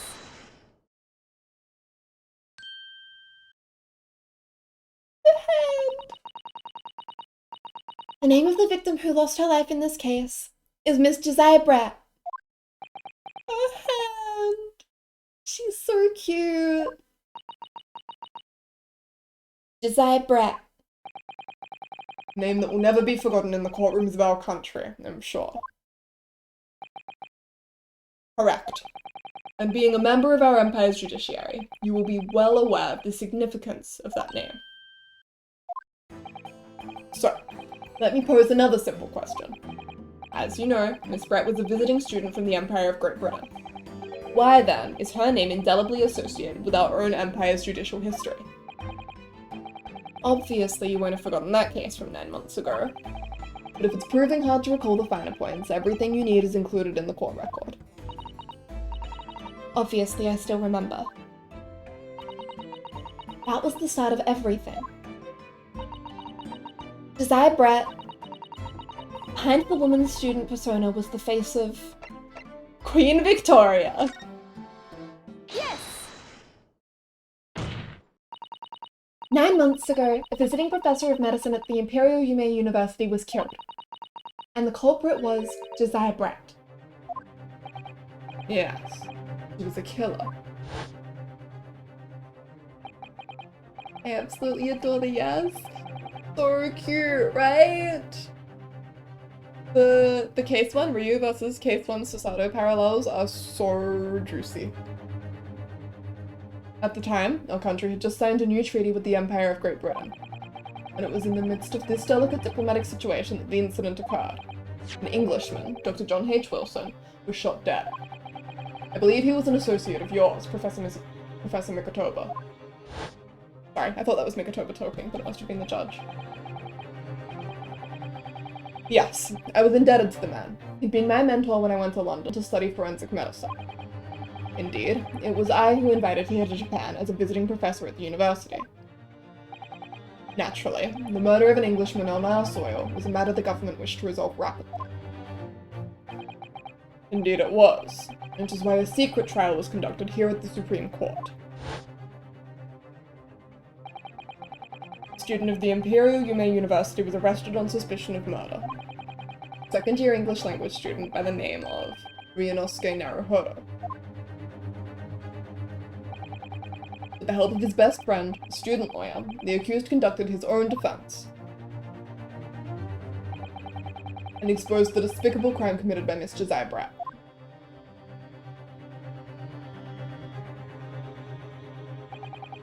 Miss Brett eventually admitted to her crime. However, when questioned about the motive that drove her to take Dr. Wilson's life, she gave no satisfactory answer before the trial reached its conclusion. Posture check. I am sitting like a human being. I am doing good. Stretch. Okay. Big stretch. And I will also drink some water to be on the safe side.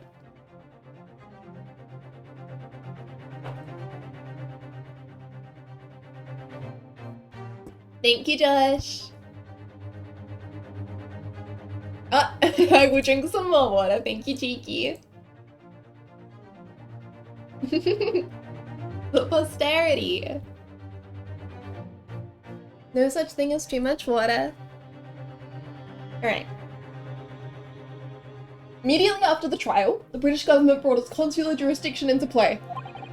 We were unable to sentence Miss Brett according to our empire's laws. It was decided that she would be removed to Shanghai, China instead.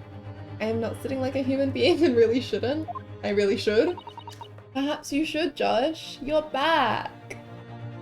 Why Shanghai? There's a British consular court there. Correct. I oversaw the negotiations personally. The date of her transfer to Shanghai was finally settled upon only last week. All that remained of our empire's obligations was to see the woman safely on board a steamship.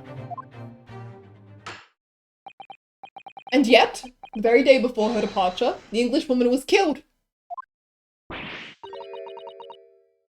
Only the day before. How did it take 6 months to... What? Not export, but you know. No, it's been 8 months. That will do. I'm satisfied that the counsel for the defense is sufficiently capable of representing the defendant. Oh. Thank you, Your Excellency. Over the first hurdle. Now, a summary of the incident, if you please. Prosecutor Ouchie. As is your wish, Your Excellency.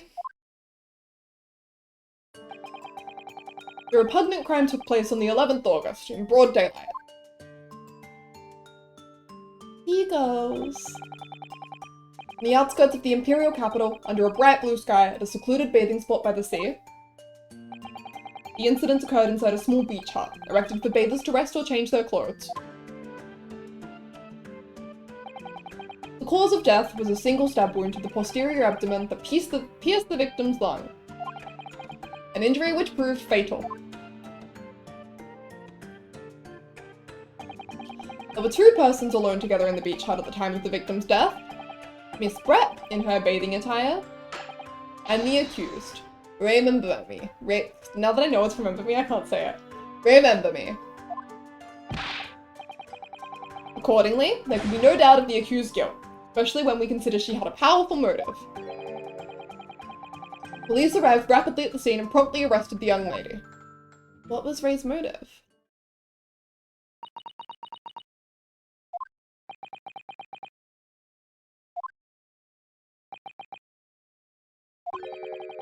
Well, that extraordinary description of events leaves me somewhat lost for words, I must say. That's certainly true. Prosecution's summary was full of words that raise an awful lot of questions. As a lawyer, I really ought to pick up the prosecution counsel on what he said about... I would like to know why they were alone together, why they were at a bathing spot, but I think the motive is probably the most important part.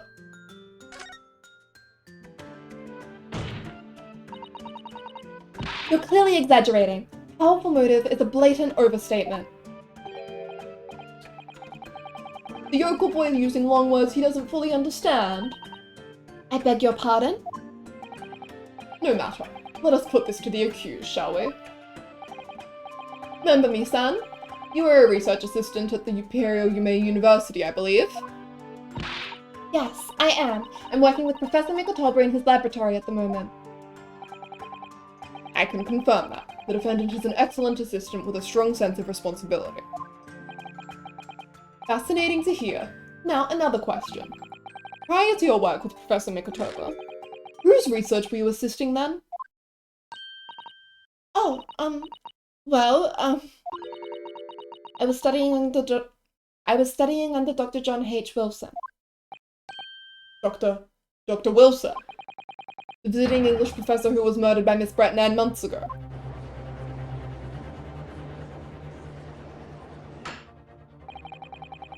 The accused had a deep-seated respect of her former mentor, Dr. Wilson. Is that not true? Yes, Dr. Wilson was a wonderful man. Interesting. And tell the court what deep-seated feelings you had toward the Englishwoman who killed him. Well, obviously I was filled with hatred for what she'd done. A powerful hatred. Oh no, Ray! Be careful of what you're saying. Ah. Ray. The motive was revenge. Plain and simple, Your Excellency. Well, it was clearly a trap all along. How wicked of him to use Ray's undying respect for her former mentor against her like that. I must find out more details and something we can use to bolster our defense. As a lawyer, I really ought to pick up the prosecution counsel on what he said about being alone together. Why were they alone together? That's weird. Membami-san. Yes, what is it? This is Naruhodo-san. Really starting to wish we'd made my alias Ryuutaro Susato. Please tell the court why exactly you were present at the bathing spot with the victim in the first place, and why you were alone with her. Oh, well, no, that's not true. It wasn't like that at all. There were other people present, a detective who was guarding Miss Brett, for starters. I was just asked to accompany Miss Brett as a companion, that's all. But let us be clear. At the moment of her death, you were alone together with the victim in the hut. You and no one else. The truth is, there is only one reason why this young woman accompanied Miss Brett on her bathing sojourn. It was the accused's last chance to take the victim's life. No! Because, as we know, the following day would see Miss Brett extradited to the British authorities in Shanghai. Extradited is the word I wanted, not exported. You don't say exported about people, you say extradited. And the accused would never have an opportunity to dispatch her again.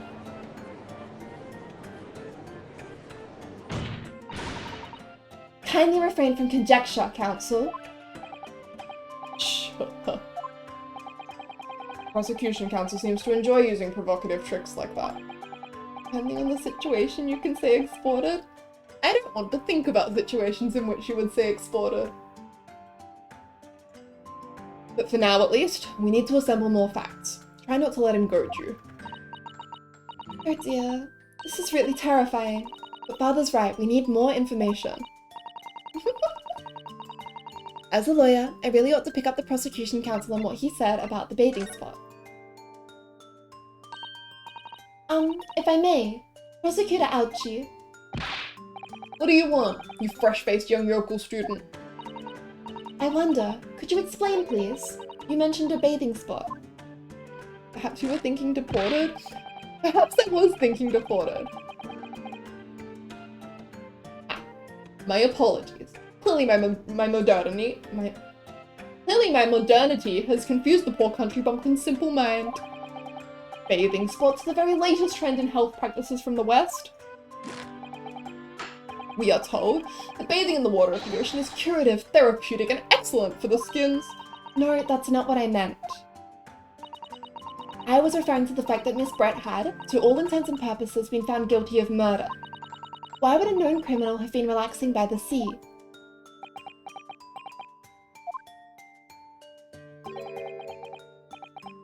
For old time's sake, I believe. Sorry? Miss Brett was to depart for Shanghai the following day. Her final wish, as it were, was to enjoy a day at our country's wonderful coast. And the British Embassy put extreme pressure on our government to comply.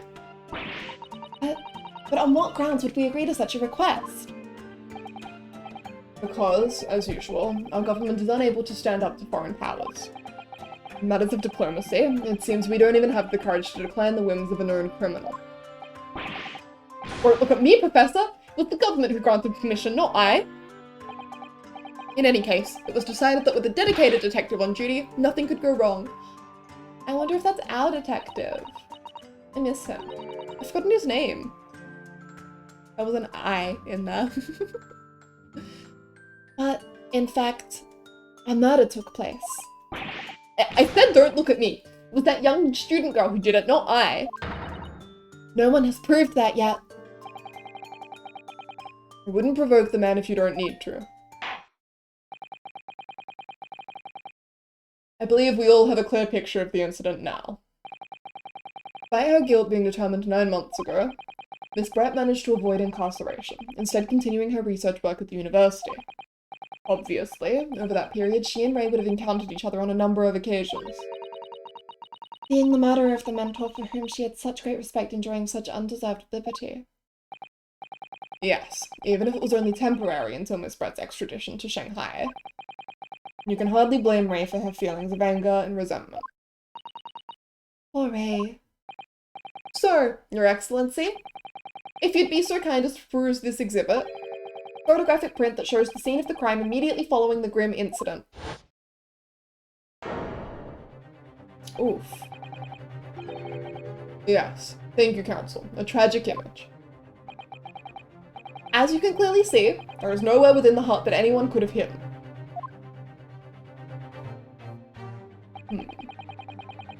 Court will accept this photographic print as evidence. Photograph added to the court record. Stab wound in the victim's back is clearly visible. Okay. As I understand it then, the victim and the defendant were alone inside the bitch hut at the time. Okay. Got the birds from her goose. One. Did they kill this one as well? This was alive. Been drinking, she's holding a pen. That's her mask.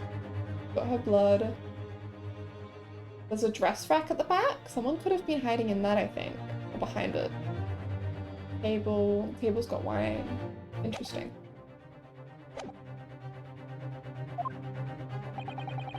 This is deeply troubling, I must say. The finger of guilt points firmly at the defendant. Well, Your Excellency, naturally the prosecution has much more to its case. We intend to prove the accused's appalling actions beyond all possible contention. To that end, I can confirm that we have multiple witnesses to the crime and damning evidence.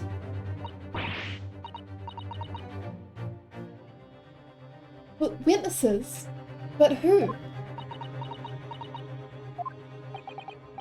One of whom, I might add, is a highly respected police detective. I assure you, the testimony of these witnesses will leave no room for doubt. Ugh.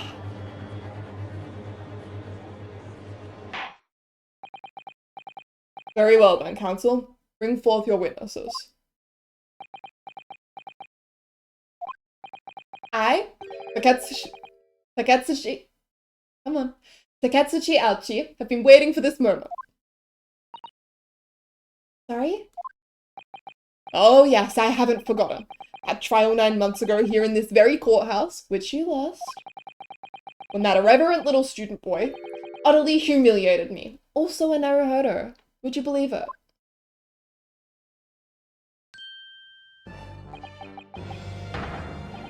Inosuke Naruhodo?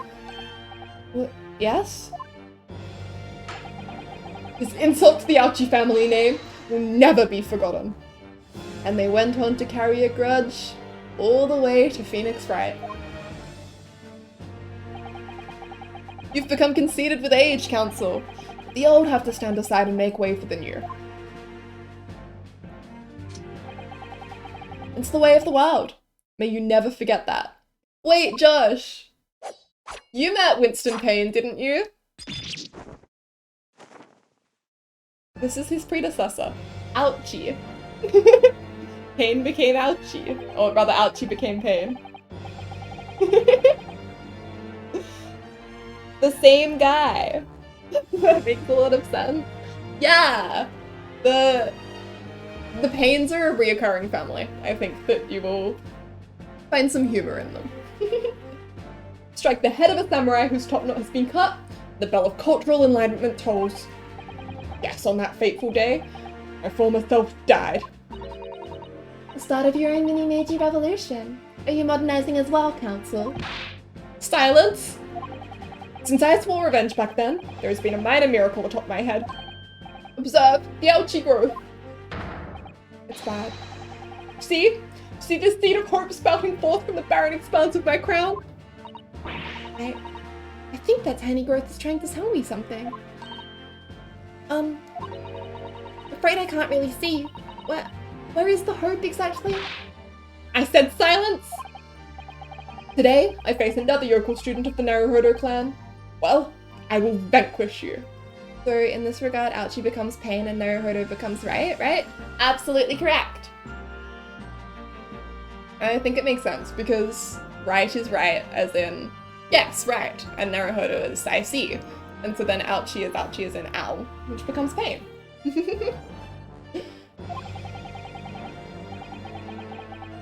And the victory will be fertilizer for the seed of hope atop my head. You have been warned.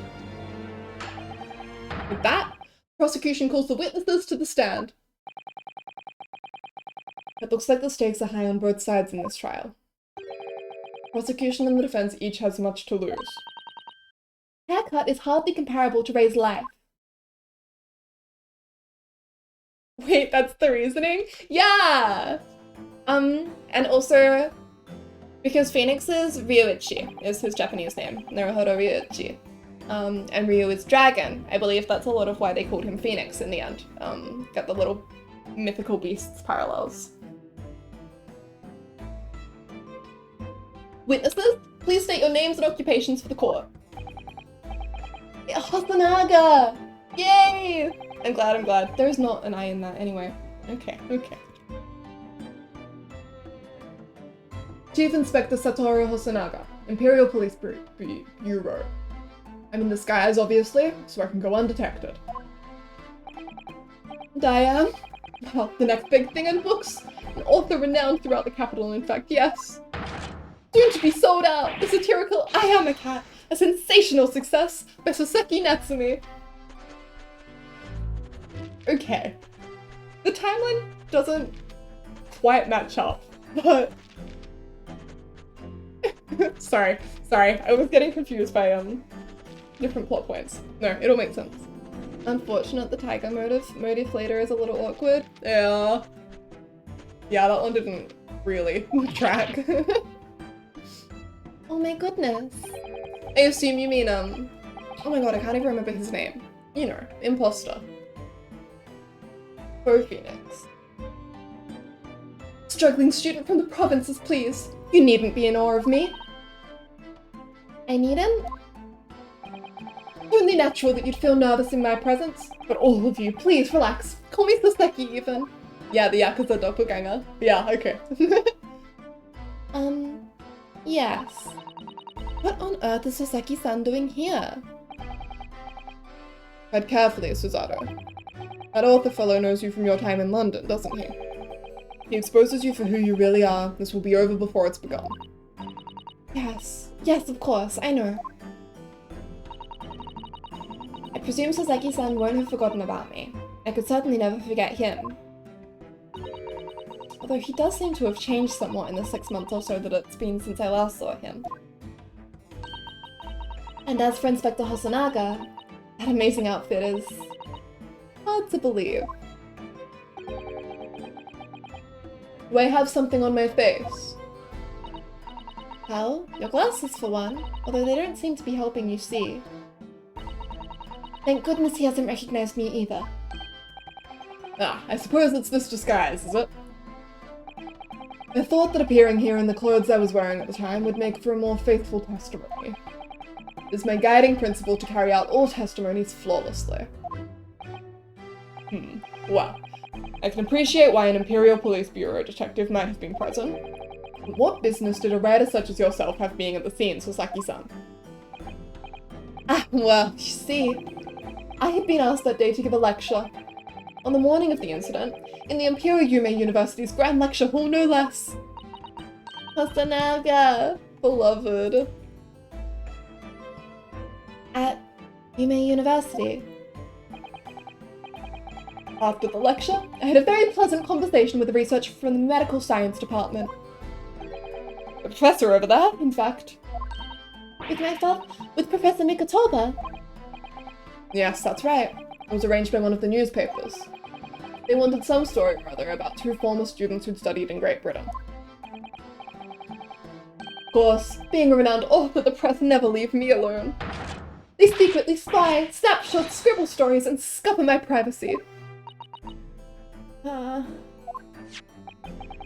As you can see, the conversation was written up in this newspaper here.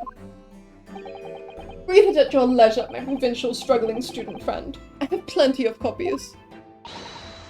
Thank you very much. Practically threw that paper at me. The Seki Natsumi article has been entered into the court record. Anyway, following my interview with the professor... No, wait, let me look at the... Aww! This is really cute! Little kitty. Okay, I was expecting to be able to turn this over or something, but no, we've just got this, as is. The lady in question appeared and made a very unexpected announcement. I should like to go with everyone to see your country's coast. Those were her words. As I explained before, Miss Brett was never taken into custody. She continued to work in my laboratory, under strict surveillance, of course. She killed someone! What? Okay.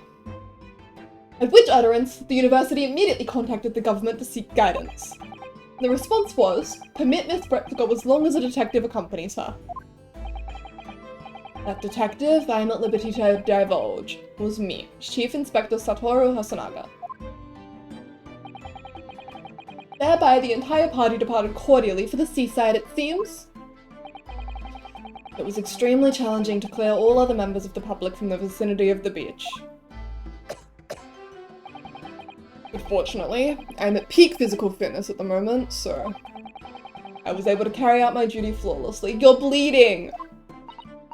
Oh my, Inspector, well, you do have something on your face now. Ah, how unsightly. I do apologize. Why is he bleeding? He's got a disease. Hasanaga was the detective in the first two trials, and so what we've learned about him is that he is basically always undercover in some kind of wacky outfit. He has... It wasn't tuberculosis actually, right? But it was similar. He has a disease, he is dying. And he is extremely committed to his job. He's very, very thorough, to the point of absurdity. How unsightly. I do apologize. Does that mean you went to the beach too, Father? No. Fortunately, I had work to finish off. But unfortunately, of course. It meant that, as my assistant, Ray was invited to take my place. Unlike his English counterpart? Yeah! Of course, being a renowned author, I didn't like to decline the invitation. Wait, speaking of detectives, what do you think of Mr. Gumshoe? I have to know your thoughts on him, Josh. But if only I had. I'd never have seen that awful sight! Relentlessly racked by remorse and regret. Very well. I must now ask you to present your formal testimony to the court. Gumshoe is so dumb. Yeah, he is. Beloved. You will give an account of all that you witnessed on your impromptu excursion to the coast. Easily manipulated. Yeah. He lacks confidence. Donuts can say this man select. He lacks confidence. He's very poor. He has a good heart. Yeah, no. He's dumb. He's very, I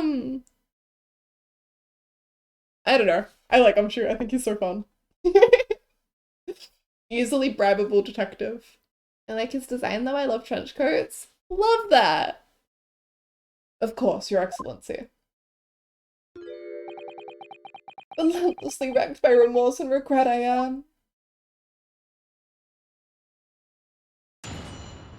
Okay, witness testimony. Before we dive in, I want to go grab a snack.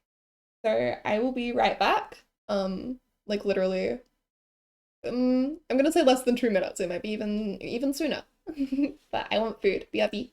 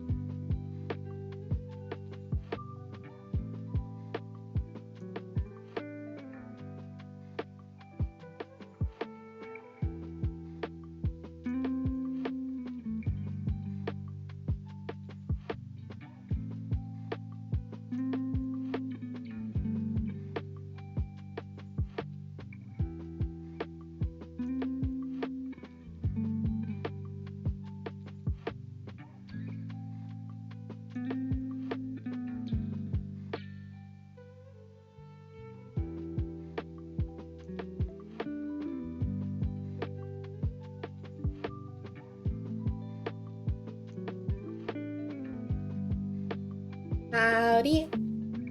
I have my food. I am still eating it. I got hot cross bun with Nutella. But the hot cross bun is cold. I don't know if that's sacrilegious or not. It's tasty.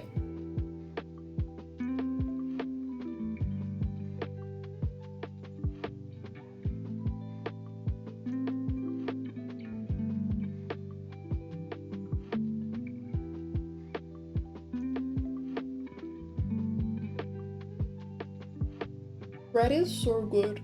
Bread comes in so many different forms. Like every culture invented bread, you know? Love that for us.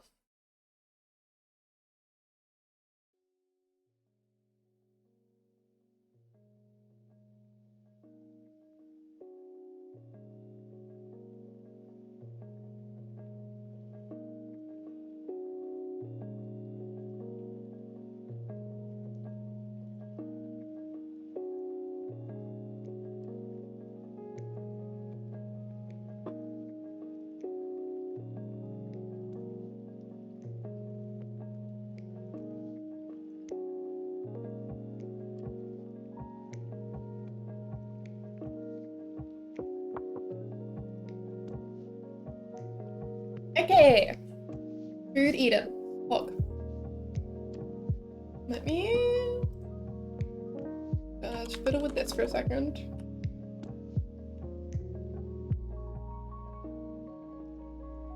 Okay. We are up to witness testimonies. The witness scene. On the day of the incident, I was ordered on a special surveillance assignment in this disguise. I just managed to catch that crab when I suddenly heard a caterwaul from behind me. I ran into the beach hut at once, where I found the pair in question. Yes! That young girl was astride the Englishwoman, dagger in hand, as she stabbed wildly. Okay. I saw blood on the blade. It proved to me that she'd stabbed the victim multiple times. I love seeing him bullied, but I also cry for him. Yeah, Gumshoe is so... tragedy. When Francisco shows up, it's like, oh my, oh boy, oh my. Indeed. It does appear from his testimony that both witnesses here present saw it. The very moment of this heinous crime. What? Now, if you will recall, I promised evidence as well. What phrase did I use again? Ah, yes, that was it. Damning evidence. What have you there, counsel? So-called fountain pen, is it? Correct, Your Excellency. I found it at the scene whilst examining the body. It appears that in her dying moments, with her final ounce of strength, the victim clutched a piece of evidence that would positively identify her killer. What? The last time someone had damning evidence, they were immediately shut down. Yeah. Your Excellency, if you could cast your eyes over the photographic print of the crime scene once more. Ah, goodness me. Yes. The victim is clearly grasping something quite deliberately there in her hand. Or it was placed there, maybe? That's right, the fountain pen. If you would kindly examine the pen, Your Excellency. Ah, the owner's initials have been engraved into the ebonite barrel. R.M. Remember me. The initials of the defendant. No!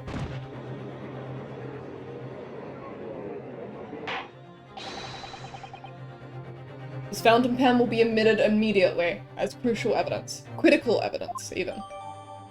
Fountain pen incident to the court record. Remember me.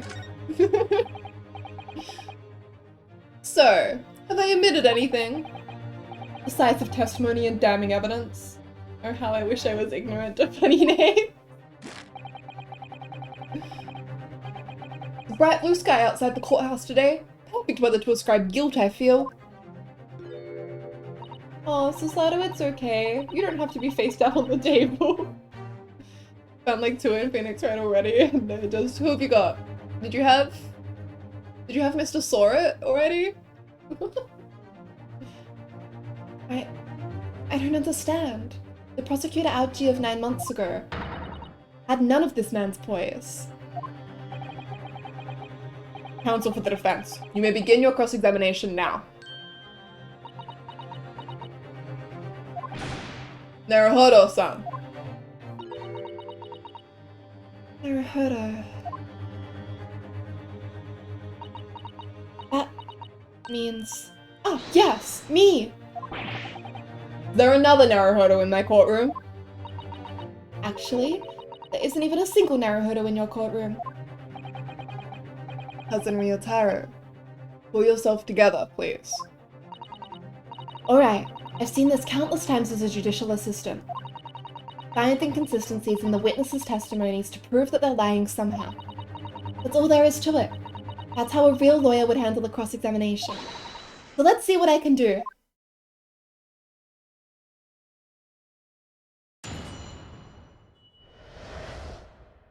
Alright, the witness scene. Day of the incident, he was ordered on a special surveillance assignment. Just managed to catch that crab? Catching some kind of crab? Okay, bizarre. Ran into the beach hut. Oh! Cat girl! Mizu! Hi! How are you? Here we go, cat girl. Lovely to see you, Mizu. How you going? You having a good night? Hang on, let me, Oh my god, it would help if I could tag. There we go. Mizu's really cool. Please go check out her streams. Just gorgeous art. Or poggers. Huh? No, you're fine, Josh. Doing good. How are you? I'm good. We are vibing. We have just started the first case of the new game. Thanks for the shout out. Of course! You are so poggers. You deserve all of the attention in the world. Interesting character. We have a whole cast of bizarre characters going on here, which is so cool. That's what we love about Ace Attorney. Alright. Inconsistencies. This is the thing that strikes me as the most, nonsense. Oh yeah, Salmonella, Jackhammer, Will Powers. Yeah, case 3 suddenly is loaded. Alright. Hold it! Stabbed wildly. You actually saw her do it. Oh, indeed. Oh, they're 3D now? Yeah! Only some of the games. But yeah, because these two are prequel games that actually came out way after. Oh my god! What the hell? Thank you for subscribing. I hope you enjoy your emotes. Welcome, welcome. But yeah, these ones are 3D. They've got some really cute animations going on in them. I think it's a lot of what gives the game its charm, to be honest. Really needed the hug emote. I need to subscribe and get yours. It's so cute.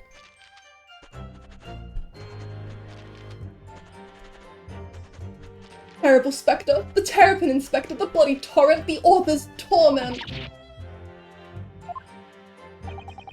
Every sight and every sound is still carved in my melancholy memory. That was my impression, at least, as a future literary sensation. I really liked Saseki the first time we met him. He's very, over the top these days. Counsel, what on earth was that shrill, effeminate scream? Oh, no. No, what are you insinuating? I'm as manly a Japanese man as you. I wonder if I may interject here, Saseki-san. Something you said is troubling me. That was my impression, were your words just now, I believe. Got them, my twitchies. So, do you mean to say you're not confident that you really did see what you've described?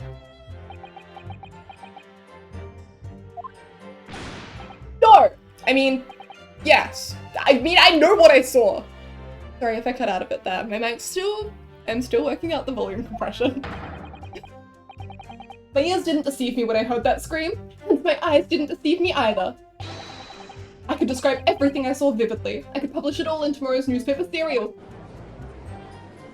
But what is it that you saw, Soseki-san? Sounds as though the next installment of I Am a Cat may take the macabre turn. I think this is a fool's errand. The more we press your author friend on what he saw, the more entrenched he's going to become. Oh dear, how awkward.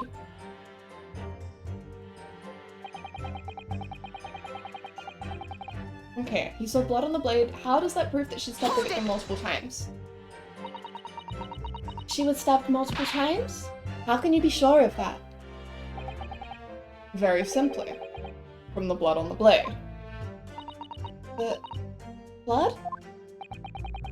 When I entered the hut, I saw the defendant holding the blade raised up in the air.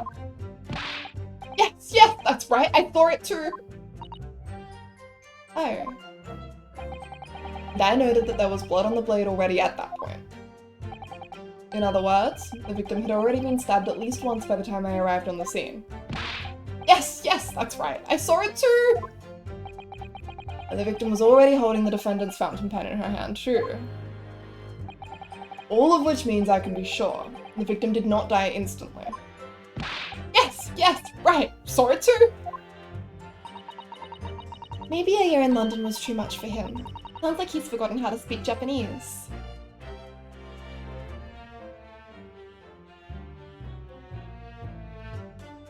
Traditional Japanese-themed courtroom. I'm confused what time period this is in. Yeah, okay. So, these are the prequels to the Ace Attorney games. While the Ace Attorney games are set in the 2000s, we are currently somewhere around 1899, at the very beginning of the 1900s. We are currently in Japan, although the previous games took us to England. So our main character here, you're saying the name Ryuutaro, but her name is Suzato. She's not allowed in court because she's a woman, so she is currently masquerading as Ryuutaro. And she followed the other protagonist, Ryunosuke, to England in the previous game. And now we have returned, and the man on the very overdramatic author, Soseki, he was one of our clients, and we had him acquitted of murder in the previous game. But he seems to have gotten quite a big head since then. Very dramatic. He was always dramatic, but now he's also very pretentious. Logic of your argument is sound, at least. Well, as I said, it is my guiding principle to carry out all testimonies flawlessly. Perhaps it should have been your guiding principle to protect the victim flawlessly? That's just my personal opinion, of course. Kind of brutal.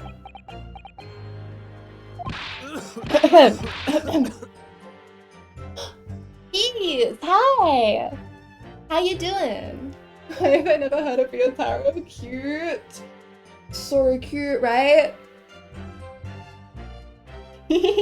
Hosonaga beloved. Out here coughing up blood just like the good old days. Huh? Counsel, you will refrain from mocking the witness. Okay, I suppose that's fair.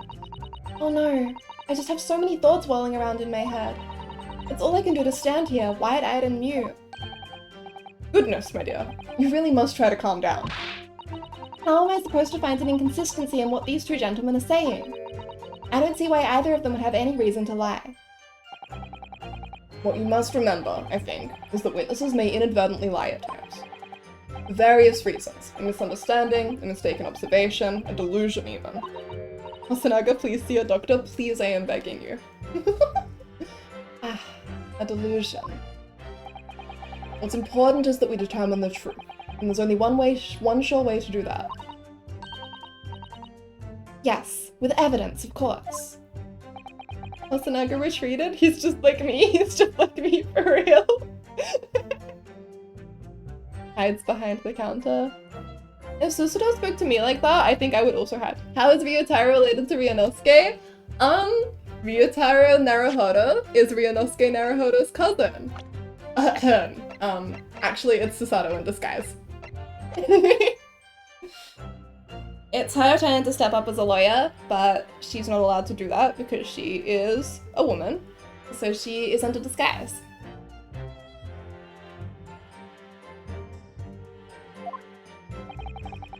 During witness testimony, you can use R to pick a piece of evidence to present for consideration. Because fuck the patriarchy. Oh my god. Sorry. You would think that reading so much out loud would make me better at reading out loud, but actually it makes me worse. So you need to listen carefully to each statement and compare what's said to the details in the court record. If you find some conflicting information, that may be the inconsistency you're looking for. Yes, it's all about inconsistencies. Once you've identified a witness's statement that appears to conflict with a piece of evidence, present the evidence to the witness with X, and the way ahead will present itself to you, I'm sure. Yes, sir. And it's now canon that all of the characters say the buttons of the consoles in their voice? Yeah! They are video game characters in video game, and they say the video game words. It's bizarre. It's bizarre that it's presented as dialogue. I suppose I prefer that to a textbook, though. I'll consider the details of all the evidence in the court record against each statement and find an inconsistency. I hope I'm up to the task.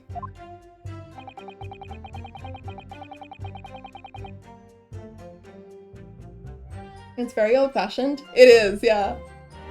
Don't forget that you can have the witnesses repeat their statements as many times as you like. Everyone has to start at the beginning, remember? Those wide eyes are quite forgivable. And besides, there's no one else to defend the poor guy. You're right. I need to listen to the testimony again from the start.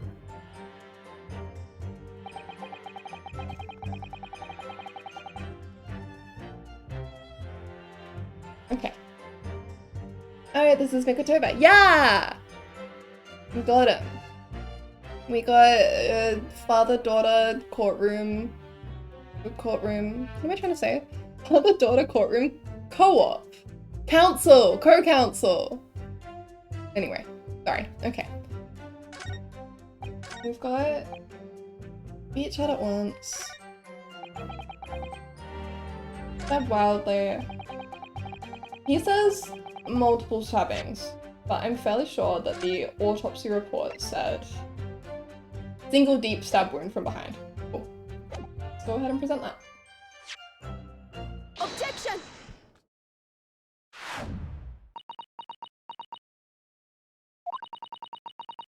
That accusatory cry that just welled up from deep inside me, I think I finally understand.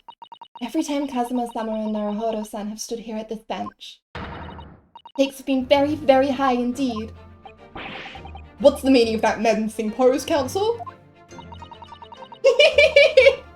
She's so cute! She said the line!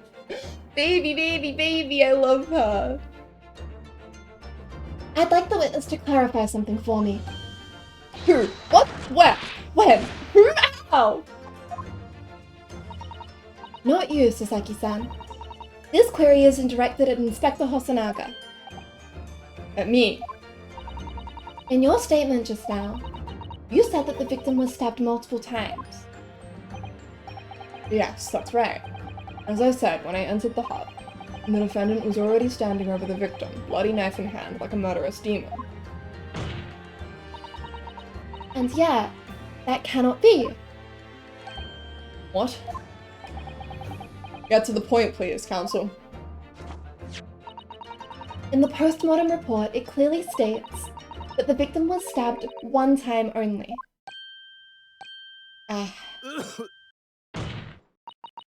In other words, Inspector Hosanaga's testimony is clearly flawed. And Soseki-san, Me? you claim to have seen Membami-san in the throes of stabbing the victim. Yes, I did. Wildly. But both you and the inspector confirmed the same point. That there was already blood on the knife that you saw the defendant holding. Yes. And... It's quite simple. We know the murder weapon was used to stab the victim only once. Therefore, there is no way that could have been blood on the knife if that single stabbing hadn't already occurred. True! And what exactly is your contention, counsel? Are you ever going to tell us? Yes, Your Excellency. There's only one logical conclusion. What Saseki-san in fact saw was not the moment the defendant stabbed the victim at all, but the moment that the defendant, in fact, withdrew the blade from the victim's body. That can't be!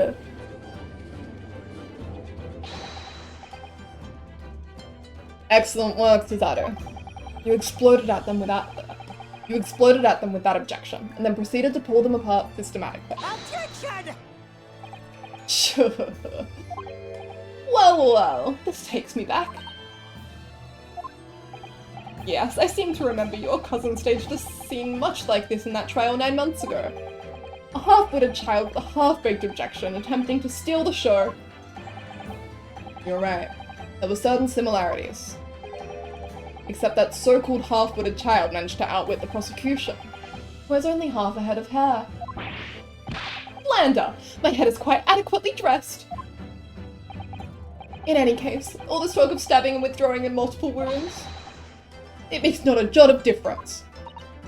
What? Why not? Engage your brain, young man. When the accused first plunged the deadly weapon into the victim, that was the fatal blow.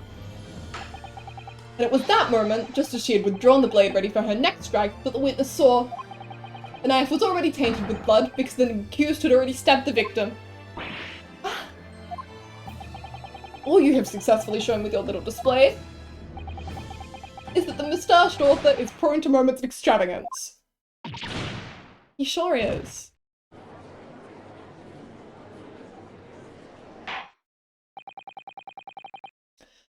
I am in agreement with the prosecution. If the defendant was seen wielding the blade at all, that is sufficient grounds for her actions to be viewed with suspicion. But if she was withdrawing the blade, then we are back where we started. Sorry? Consider this, young yokel boy. The student girl is innocent as you claim. Then why would she have pulled the blade from the victim? And with a demon's cold-blooded composure, too. Prosecution demands an explanation, and it had better be good. Why did Ray pull out the knife? Yes. I'm going for the jugular. What does father mean by that? Let the court hear answer then, counsel. Truth is, I don't really know. But I have to come up with a plausible reason here, or we don't have a case. The reason why the defendant pulled the knife blade out of the victim's body was surely so she could Save her life. Bullshit your way out of it, Suzaru. Get him, girl. You can do it. According to the post-mortem report, the victim's death was not instant. That's correct. It's thought she would have remained conscious for a short while after sustaining the injury. Indeed, giving her the time to take hold of this piece of evidence that clearly indicates her killer. The point is, being a medical research assistant, Mamami-san was compelled to act when faced with the wounded victim. Instinctively, she pulled the blade out in an attempt to save Miss Brett's life.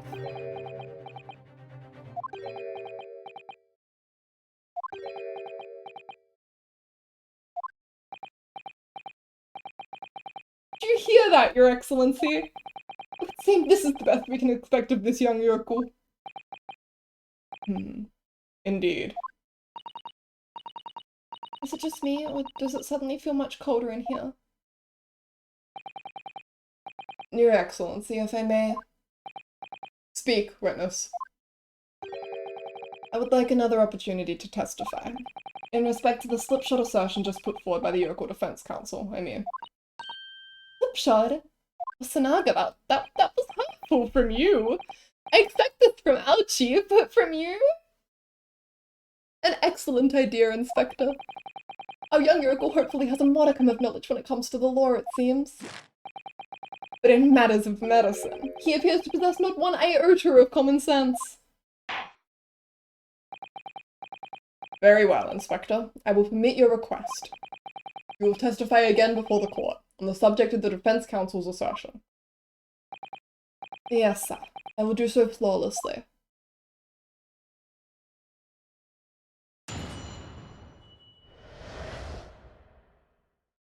Okay, forensic medicine primer. Pulling a blade from a wound without thinking could cause heavy bleeding. That's basic knowledge that any medical research assistants with an ounce of sense ought to know. In other words, there's no good reason why the defendant would have tried to pull the knife from the victim.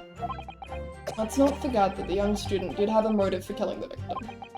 The man the victim murdered 9 months ago, Dr. Wilson, was the defendant's highly respected mentor. I love Hosanaga's little turtle. Me too! It's so cute. He's had some outfits. He was a butler, he was a sailor, and now he's a swimmer. Is what you just said true, Inspector? Could pulling a knife from a wound really cause the wound to bleed heavily? Yes. Think of the weapon itself as a stopper in the wound that prevents excessive blood loss. Until a doctor is ready to provide proper treatment, that stopper shouldn't be removed. Oh, I see. Ha! This is why Yoko should stay on the farm. Even a quack from some obscure mountain village could have such basic knowledge. Anyone who's ever given someone a little poke with a knife and pulled it out again knows it. Huh? Huh? What are you admitting to right now, Algie? Pull the stopper, open the blood gate. Oh, well, I've never stabbed anyone, you see, or pulled a blade out of a wound, so... Algie, I will fight you. Get his ass. You'd win. Of course you haven't. I didn't bring you up to behave like a bandit. Father, is it true what they're telling me? Yes, it's basic remedial knowledge for medics. Ray would have been well aware of it. She would claim ignorance of such fundamentals that would prove fatal in many ways. But then, why would Ray have done it? Would she have pulled out that knife in full knowledge that it would be fatal for Miss Brett? Ouchie is a damn coward, or in layman's terms, a bitch. Yeah. Bastard man. He's a little bit scarier than this trial than he was last time. But not a lot. No. Ray never once mentioned anything about the knife to me. It seems almost impossible to believe, but... Would my friend actually have... No? Susato. Yes? Pull yourself together. You mustn't lose sight of why we're here. Counsel, it's time for your cross-examination. Oh, yes, Your Excellency. However, I must warn you that if your cross-examination fails to identify any issues with the established facts, I will be moving to my adjudication immediately afterwards. Oh yes, we're having a mentor moment. Dad's looking out for us. I understand. Believing in your clients and fighting for their cause until the bitter end. I knew it would be hard, but I had no idea it would be this hard. Cross-examinations are my favorite part of the series so far. Yeah. I like the animations. They work so well. I like when you finally find the killer and you get your breakdown animation. That's always... Mwah, chef's kiss. Okay, forensic medicine primer.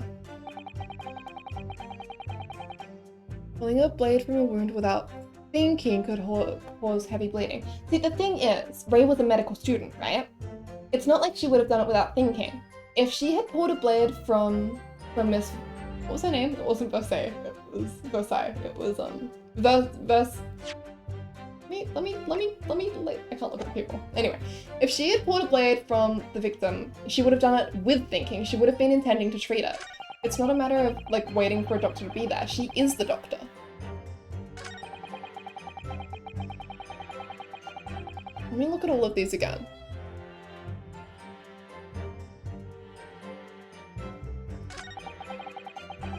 I like that Susato has similar fidgety eyes to you, but like more composed. Yeah, earlier she was like, oh my god, I get it now.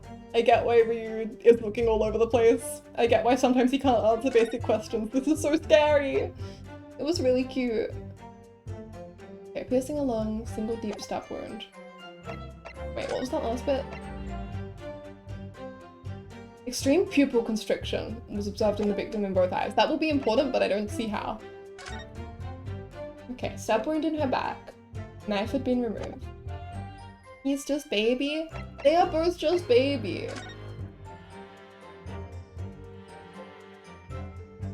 I really wanna...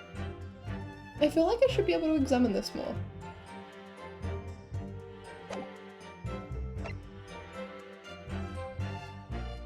Can I not examine the pen at all? Okay, that's kind of weird.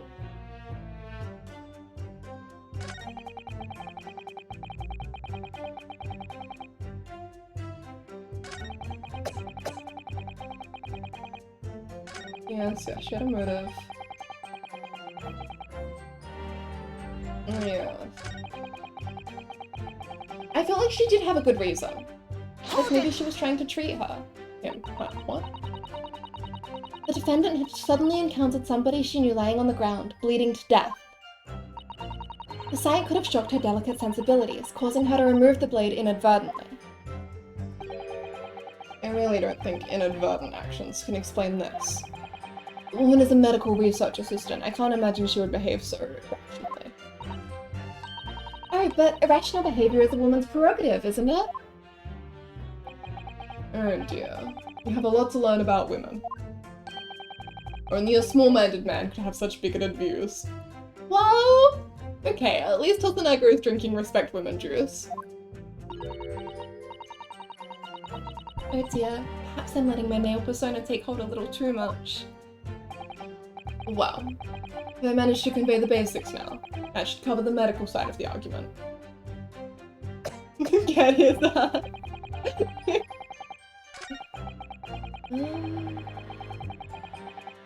Can we hear more about this? Well, yes, that's true. Dr. Wilson recognized Member Misan's talent and offered her the position of assistant despite her being a woman.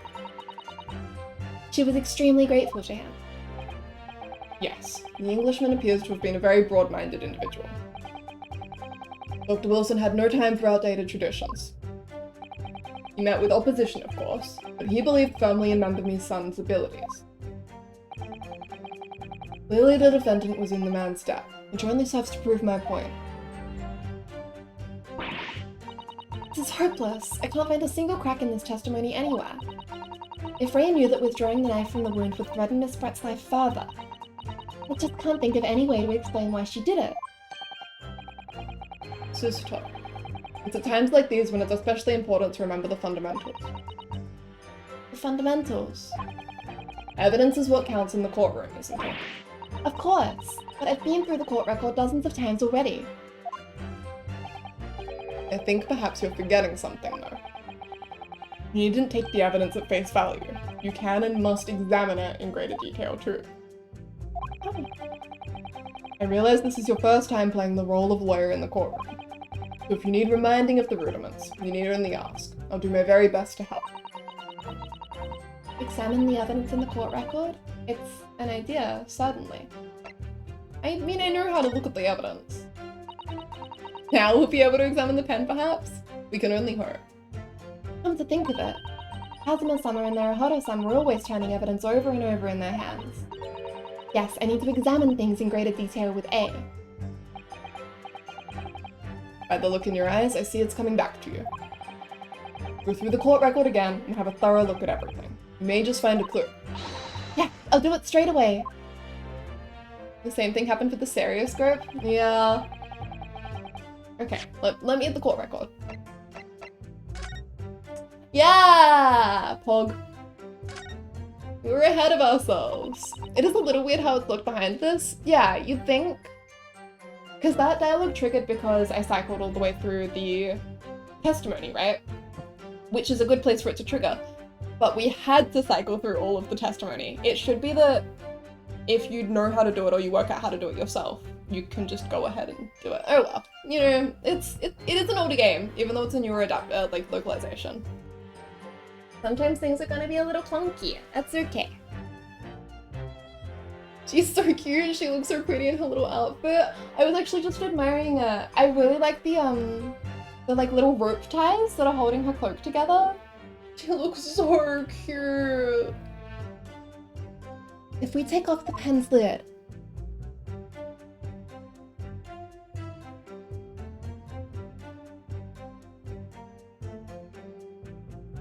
If we take off the pen's lid, I see nothing strange about it. That's what a pen looks like. Oh, there we go. Now let's unscrew the barrel, shall we?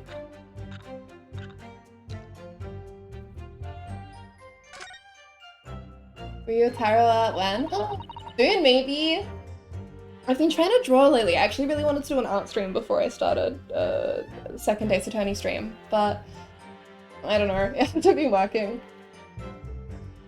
I've got a few sketches in the works, but I don't know. They all need a lot more development. But we'll get there. We'll definitely stream art this week. This must be the little reservoir that holds the ink. The call for DGS was too strong. I honestly think that was part of it. I kept trying to draw like Harlock or, oh my god, I tried to draw Kazuma and I couldn't Google reference. I was like, no, I can't do this. What if there's spoilers? It's being on like Google Images for characters like Ryu isn't scary, but characters like Kazuma, it is, because I know that there's something else going on there. I know that there's whatever the hell it was with the Morse code. So yeah, I actually do keep getting stumped by the fact that I haven't finished DGS yet. Yes. You fill it by drawing ink from a bottle up through the nib. Is something wrong, Father? Just that there doesn't actually appear to be any ink in there, that's all. Oh yes, you're right. It's pretty much empty. Kazuma, sob. Well, it could be on the verge of running out, I suppose. Okay, very small amount of liquid still inside. Duly noted. I think we could also examine the name on the pen?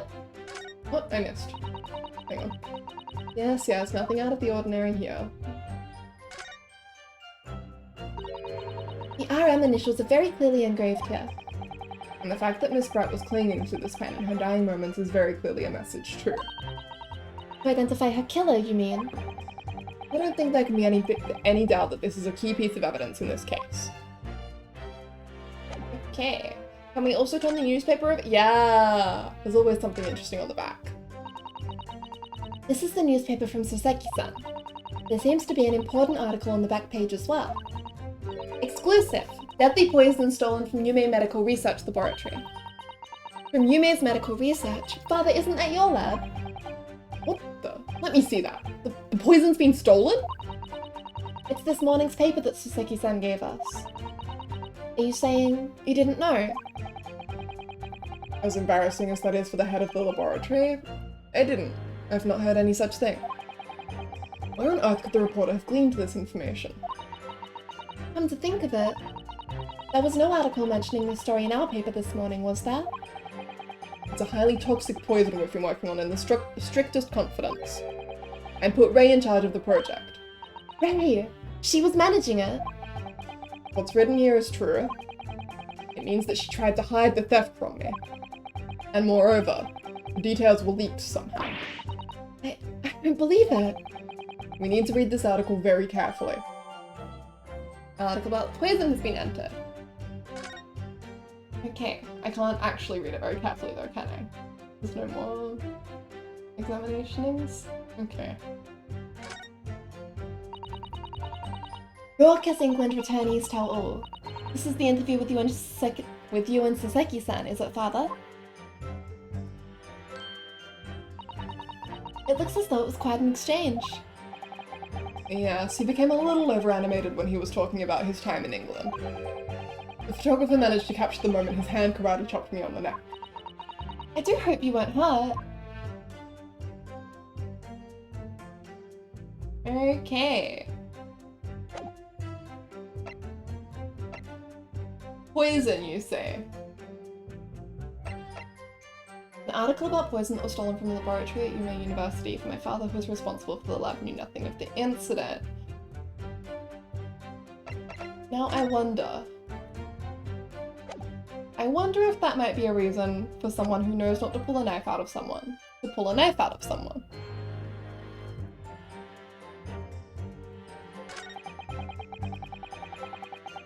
I feel like I could look at that closer. If I go to this. Yeah, there we go. Okay. This reminds me of the Swan Lady from DGS 1. Oh boy, do I have news for you!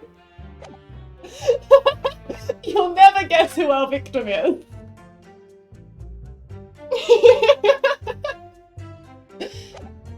Yeah, we're back here again. So instead of being extradited. I guess there was some kind of like complication, so she was about to be sent to Shanghai to the consular court for trial after the murder of John H. Wilson. But instead, she was kept around for a while, and then the day before she was to be sent, she was killed. How the turntables. The fact that poison is involved, thank you for reminding me of that. I forgot that she did it with poison in the first place. Okay, what have we got? The deadly poison being secretly developed in the university's forensic science laboratory was stolen.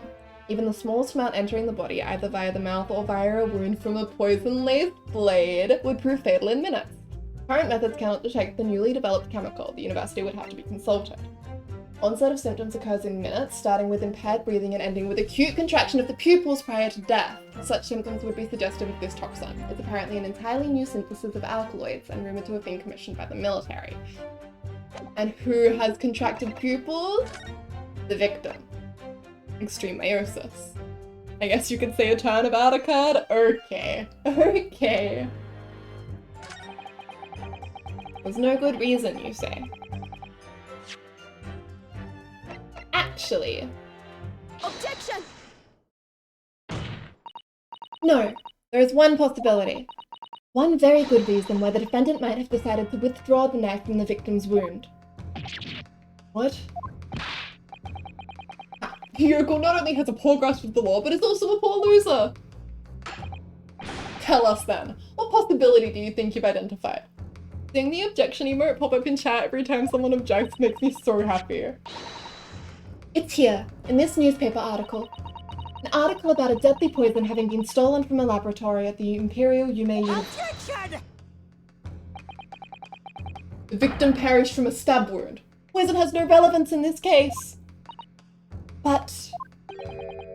Prosecutor Ouchie, you will let the defense speak. But a newspaper article? The court cannot rely on the kind of hearsay those wretched publications carry. Counsel for the defense. I am going to need some tangible basis for your claim. You will indicate to the court precisely what part of the newspaper article mentioned affirms your assertion. Your Excellency! Suck it up, Ouchie. Get screwed. Yes, of course. Thank you. Ray would never have done something to further endanger Miss Brett's life without just cause. The reason why the defendant pulled the knife from the victim's body is explained in the article where it says, poison stolen from the laboratory, deadly in tiny quantities. Why is the poison? That would be deadly in tiny quantities, I believe. That's the second page? Yeah. Wound from a poison-laced blade.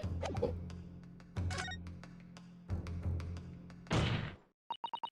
The article reveals the following property about the poison in question. When the toxin enters the body on a knife laced with the poison, it's rapidly absorbed and causes death in minutes. Are you suggesting... If the knife used to attack Miss Brett was laced with this very poison, it would explain why the defendant, Member-me-san, would have withdrawn the blade as soon as possible. Yes, the truth is... It was an attempt to stop the poison from entering the victim's body. What? Objection! Is this Susato's theme? It sounds really good! That little melody line that goes through. Oh, it's so pretty. This is complete and utter nonsense. Not at all. The defendant withdrew the knife blade from the victim's body not to accelerate the woman's demise, but to save her life. And the prosecution cannot deny the possibility. We got a remix, yeah? The music is so good. Mizu, honestly, throughout these whole games, every single Ace Attorney game has the best soundtrack. They're really well done. Have you not read the post-mortem report? The cause of death was hemorrhage. Never played the games, but I love the OST. Yeah! Pug. It's so good. The word poison appears nowhere in the document.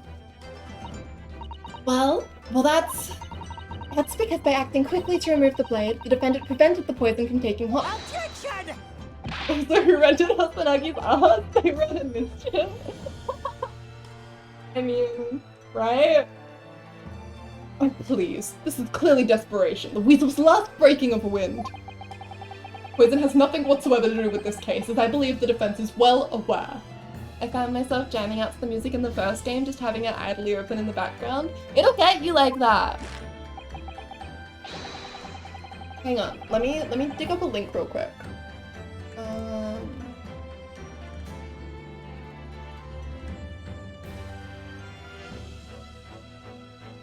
Sorry, Googling.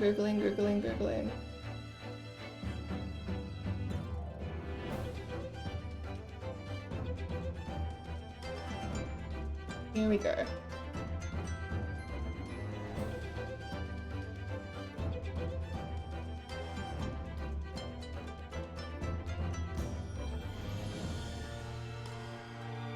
Here we go. This is a really, really good video on the music in the games and why it works the way it does. I thought it was really interesting. I don't know if anyone else enjoys video essays, but I recommend that one.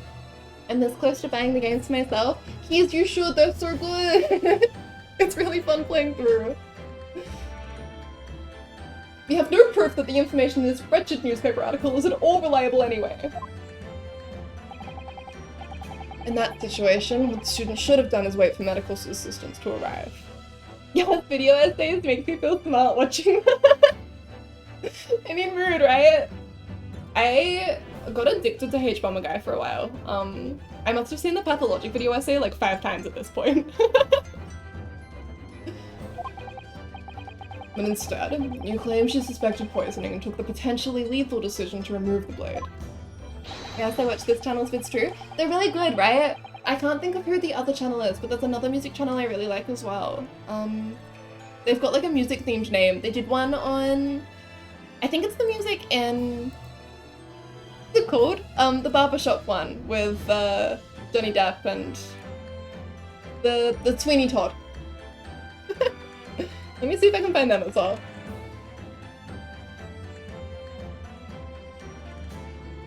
Sideways. Here we go. Sideways is a really cool channel as well. Usually I'm not a visual novel gamer, but these games seem so not visual novel to me. I mean, they're really engaging, right? I am a visual novel gamer. Like, I love an Otome game. I like games where... For me, the thing that appeals to me about games is the characters and the character interactions. I like to see characters develop over time, and more importantly, I like to see the relationships between characters, and especially between you and the other characters, develop over time. So I really like Otome games, and I was a bit nervous about Ace Attorney when I started because I tend to play games where you are the protagonist rather than games where you play as someone else. But they do it really well. I mean, it ends up that you feel really connected to the protagonist while they're still clearly their own characters who you can admire for their own personalities.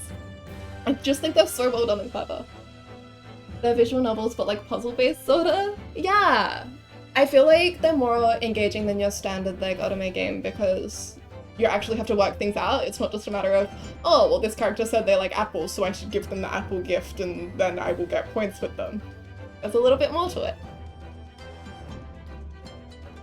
She must have had strong reason for her suspicions then. The argument makes no sense. That's fine. Well put, Inspector. What grounds did she do it, Miyoko? I played Doki Doki Literature Club when that came out. I adored that. Me too. I mean, it's a bit of a trip, right? I mean, that's another example of a visual novel where the game really advances itself, right? It changes a lot. I think there's a lot of games... Like, okay, I'm an OG Mystic Messenger player. I loved Mystic Messenger. But at the end of the day, yes, it has like a cool plot. It doesn't actually advance that much. I think it's a good game, but it's a very stereotypical visual novel.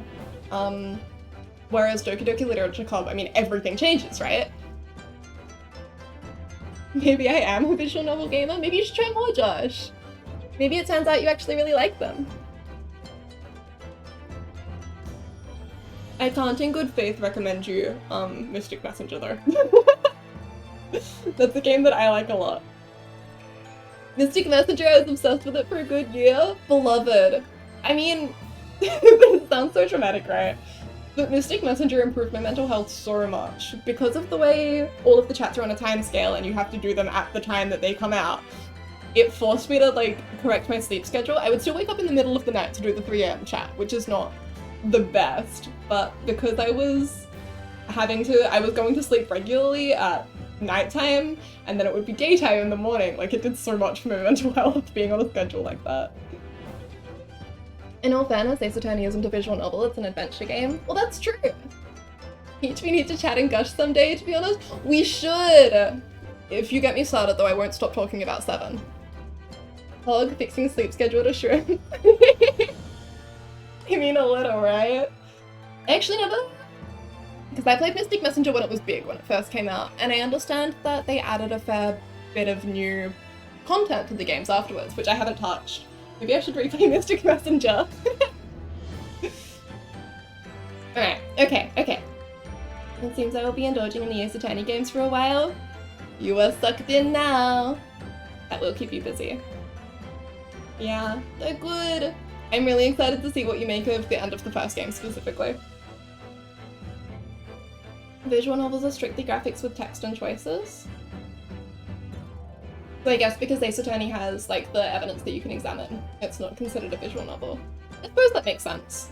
I feel like from layman's terms it's very easy to call it a visual novel, but once you get into the actual definitions, it's not quite there.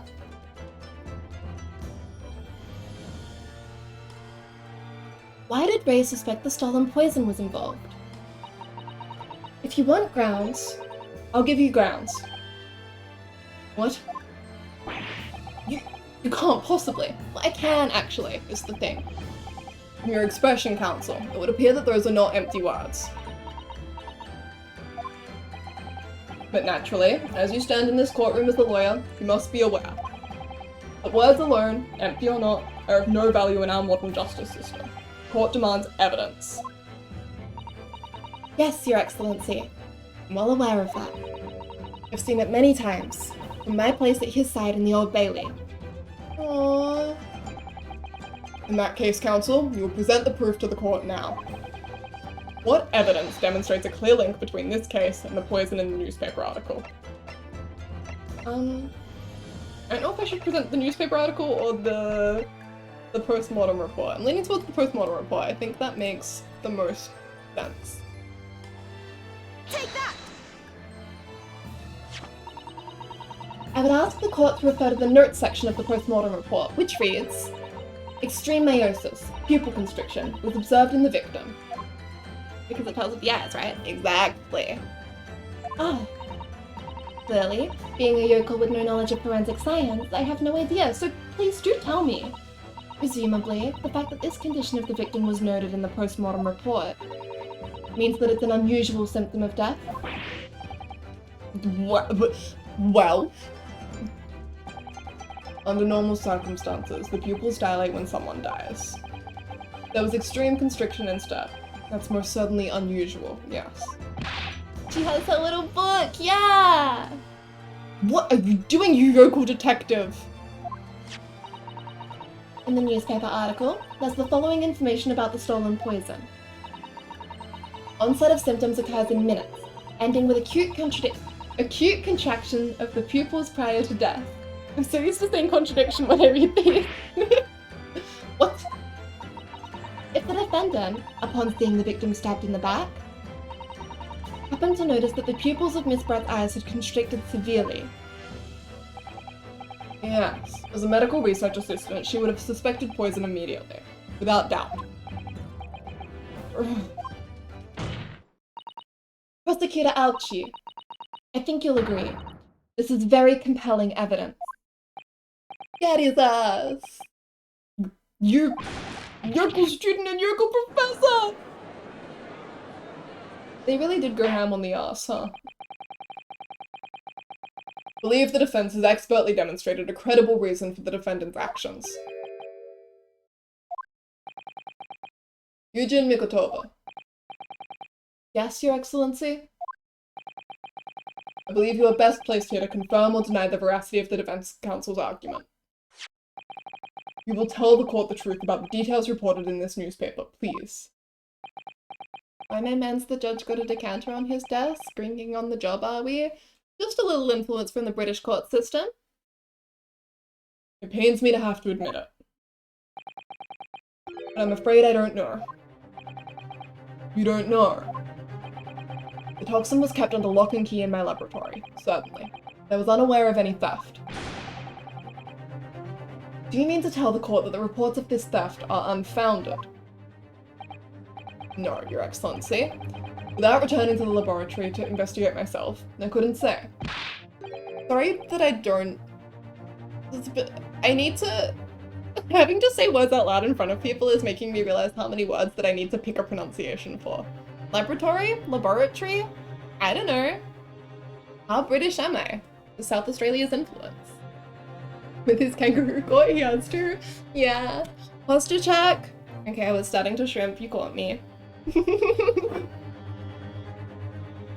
There we go. Fix my little back. Listening to this bubbling academic. Unaware of the theft of secret state research from his own workplace until he reads of it in the newspaper. You're a rattle lady and you know it to be true, very posh. Yeah, the Adelaide accent sticks with you.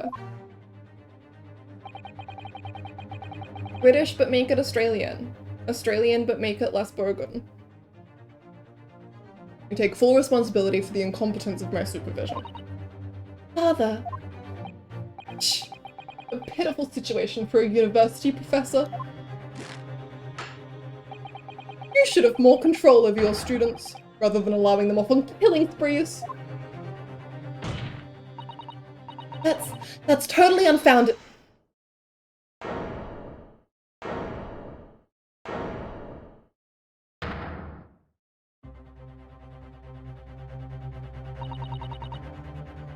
None of this is Professor Mikotoba's fault. It's all my fault. Ray. Remember me, son. You stand accused here. Outbursts like this will not be tolerated. But it was me. I was the one who noticed that the poisons we were developing had been stolen that day. What? So you knew? I'd been placed in charge of overseeing the project. It was the day that the professor and Saseki-san were interviewed together for the newspaper. That's when I noticed that some of the poison was missing. Just a tiny amount it was.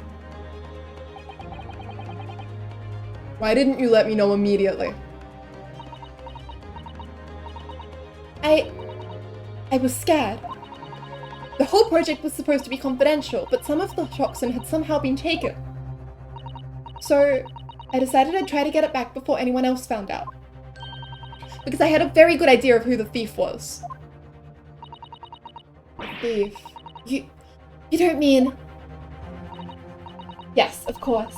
It was that dainty Englishwoman. Miss Josiah Brett. That's why I decided to join the little group of people going to the seaside. Inside the beach hut, I confronted Miss Brett. But she just sat on a stool at the back of the hut, smiling sweetly at me as if she knew she was untouchable. I know it was you who stole the poison. Wait, no, this will be right. I know it was you who stole the poison. Well now, whatever do you mean? And then, she suddenly got to her feet, before falling to her knees in front of me and then collapsing on the floor. That's when I saw the knife in her back. I couldn't understand what had just happened. And then, a moment later, I was seized with fear. The pupils of her eyes they'd shrunk to tiny pinpoints. I don't believe it. In other words, you realized that the victim was suffering the effects of the stolen poison. My mind started racing. I hadn't seen anything past Miss Brett's lips while I'd been with her, which left only one possible way for the poison to have entered her body. On the blade of the knife in her back. And that train of thought was what spurred you to withdraw the blade. Yes. If the amount that had entered her bloodstream was small enough, she might still have a chance. That's what I hoped. Really? I'm so sorry for staying silent all this time.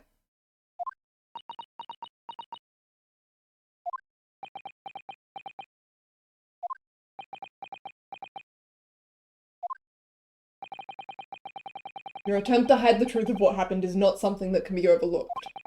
However, I have duly noted the courage with which you confessed in the end. Thank you, Your Excellency. The last voice actor, let's go! I do wish these games were fully voice acted for me. But alas. Ray is so cute too, we love a girl boss. For real! I really like Ray. This is a cute cast. It's a cute cast. I like Hasanaga. Natsume has shrunk on me. I like him less now that he's so big-headed, but I think he'll probably get knocked down sooner or later.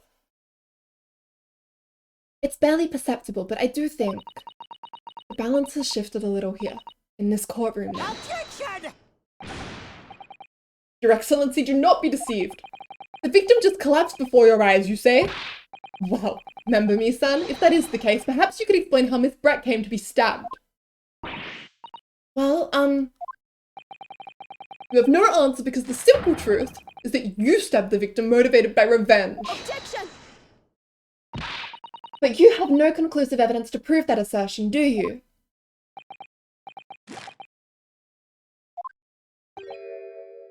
Oh, I have evidence, and it is very much conclusive. What's the prosecution counsel up to? It was brief, but he hesitated for a moment there. I'm almost sure of it. You will produce the aforementioned evidence at once, Prosecutor Ouchi. Perhaps some praise is due, young yokel student. What? I'd imagine there would be no need for me to submit this evidence. You've brought this on yourself. Oh.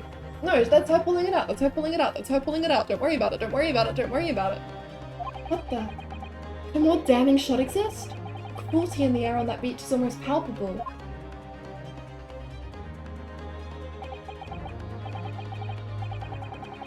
This evidence, more than any other, reveals the true extent of the accused's murderous nature. For it shows the precise moment that Member-me-san plunged her dagger into the victim's back. No, that's not true. No!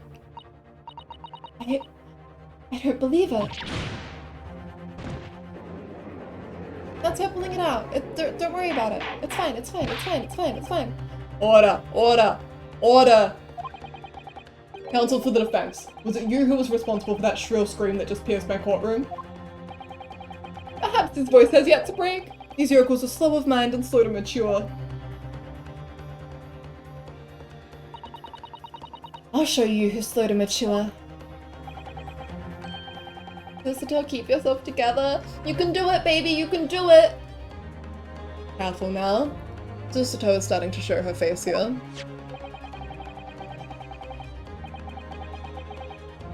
It is often said that a picture is worth 1,000 words, and here we have ample proof. The court will accept this extremely cogent photographic print as evidence. Incriminating photo. Okay, okay. Let's have a look at that. I don't believe he's had a photograph like that up his sleeve the entire time. Has he? There was something weird about that.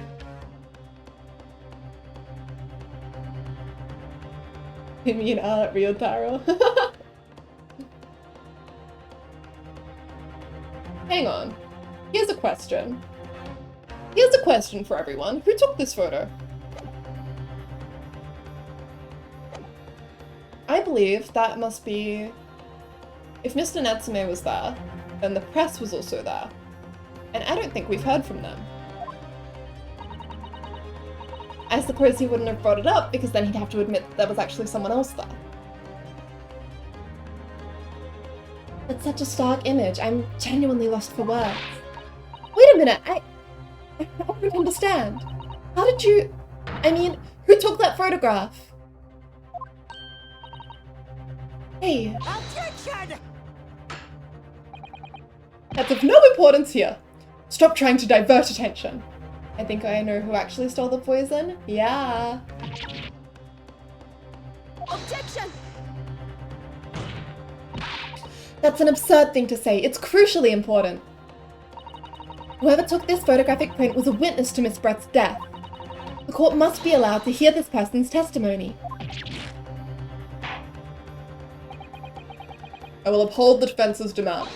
The prosecution will reveal the identity of the person responsible for taking this photograph at once. Well, afraid I can't do that. Pardon? You see, this print arrived at Imperial Police Bureau headquarters by express post yesterday. There was nothing to indicate the sender's name or address. The provenance of the print is unknown. Goodness.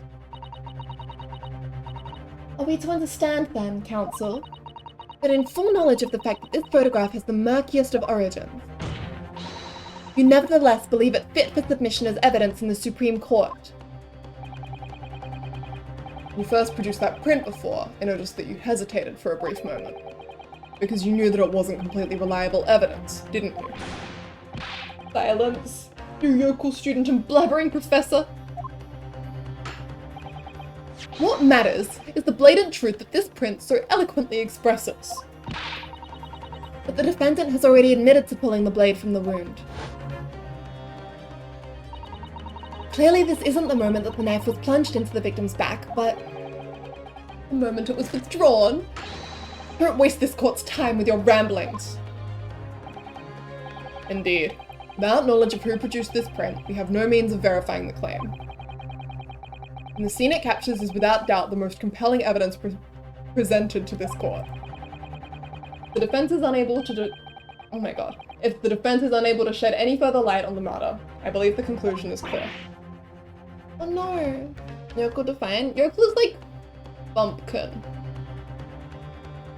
Unlike, hey, welcome back, Seth. How you doing? Yokel is like unsophisticated.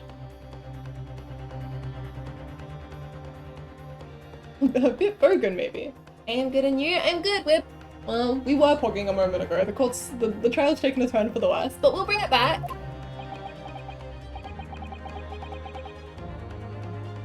Sister, this is the time for you to fight. What you've established so far is true, and there can be no doubt. This photograph shows the moment that Ray withdrew the blade from the victim. Yes, we just need to prove that somehow. You have plenty of time to brew your defeat on the slow train back to the provinces. Let me have a look at that. There's already blood on the blade. She can't be stabbing her because there's already blood on the blade. She's clearly withdrawing it.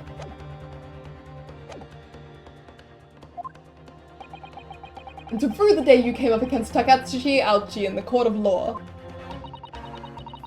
Preston, does your model eyes follow your eyes? No, it's just, if you watch it for long enough, I think you'll probably see it loop.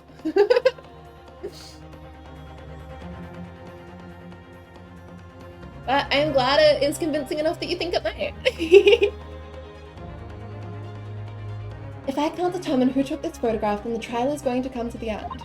I mean, it would be kind of weird to stab the lady already on the ground. Also true! Also very true, Keys! Would have been cool if it did? Yeah, it would be neat. I would love to get like a more advanced model one day, but right now I don't have any of the means to do that. I don't have the time, I don't have the funds. But maybe one day. I don't even have a webcam, actually. I don't know what it would read my eyes from. There must be a clue somewhere. There must be some way of working out who took it. Well, counsel? Your Excellency, the burning question is who took that photograph. And the truth is... I mean, cameras aren't like common, right?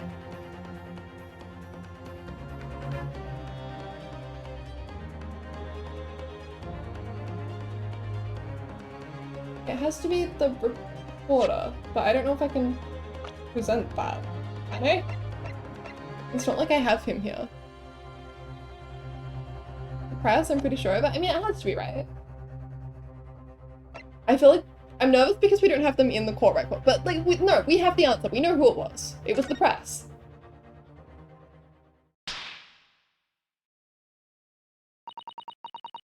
This isn't about whether I can or can't come up with the answer now. I simply have to. Ryuutaro is such a great lawyer. I wonder if Kazuma knew him. Interesting question. So how you doing, Zach? Hi. Welcome, welcome. You having a good day? Night? I can't quite keep track of everyone's time zones. Wait, did your character switch genders? Before we were playing as Ryunosuke, and this is quote-unquote Ryuutaro, who is actually Susato, Ryunosuke's little assistant in disguise. Women aren't allowed to be lawyers in this time period, so she has had to dress up.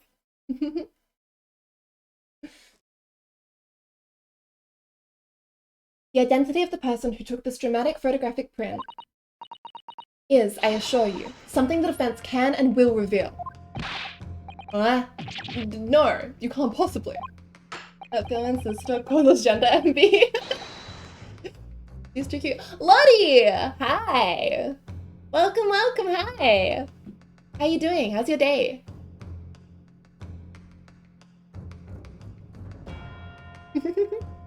Thank you, Josh, for telling me. I would have been so sad if I missed her. Aww! We got murders. Good morning. I'm fine, by the way. It's 6 AM, so I'm probably about to go to sleep soon. You're still up? It's 6 AM, like you're still awake and you haven't just woken up? You're so strong. You should get some rest.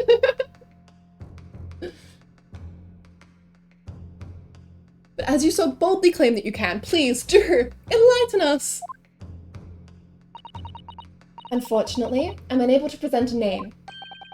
How utterly underwhelming. Did you really believe you could? However, I am able to present evidence. The defense has a piece of evidence that reveals important details about the photographer's identity. Now just need to be Inosuke to cross-dress. True. True. Dolphin though, hi! We've got everyone here. I love his dramatic fan. I mean, I hate this guy, love the fan, right? I think Fenryu would be cute. I think he could pull it off. Do we really have evidence? I don't know what she's talking about right now. Okay, this is a print taken after the fact. Just as it is. This is the print in question. Wait! Hang on a minute. Where's the camera lens is smashed? No way! Okay, Peachy, I'm going to go. Good luck with your case. Thank you, Seth! I hope you have a really lovely day, night, everything. Thanks for hanging out.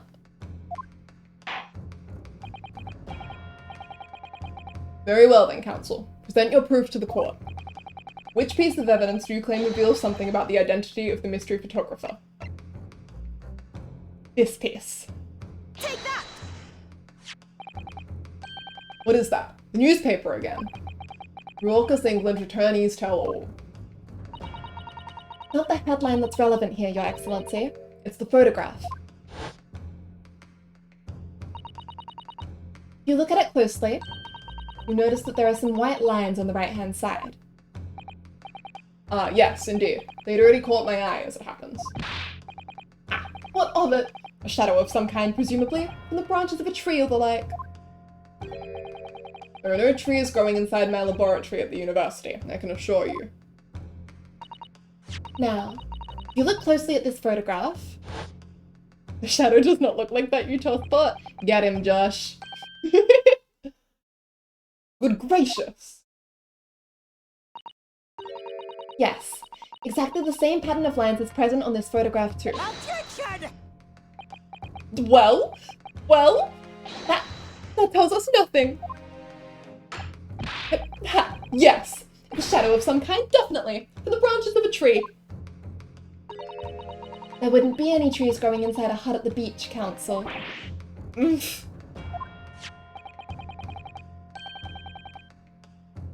Suck it, ouchie. What's quite remarkable about it is that the two patterns are absolutely identical. How could such an extraordinary similarity have transpired?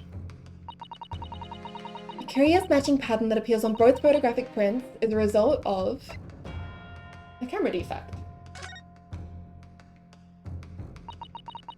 Obviously, it must be due to a problem with the camera used to take the photographs. With the photographic device. Yes, we can confidently say that the camera's lens must be scratched. And the scratched lens causes unwanted lines to appear on every print taken with the device. In short, the two photographs under consideration— oh, no, not Mikotoba speaking anymore. In short, the two photographs under consideration here were taken with the same camera.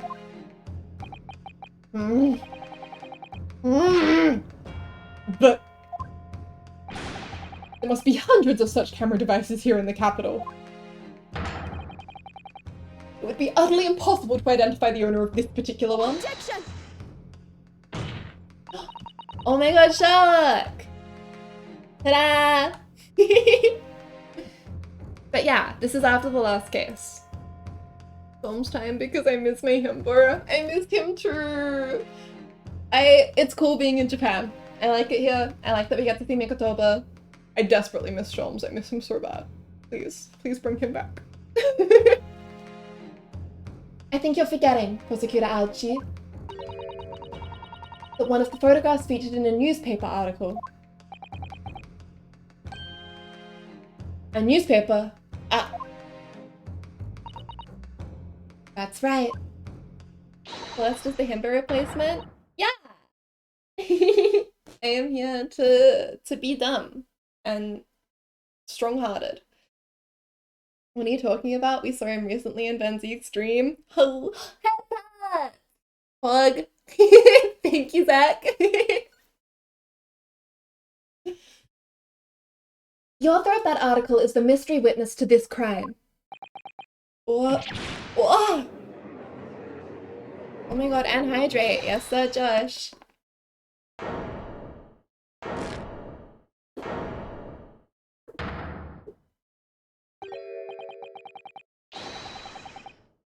I see why you were called a raucous England returnee. And stretch. Yes, sir. Let's stretch out Mr. Sholmes too. Oh my god, and posture check. I'm sitting feet on the ground. Hogging.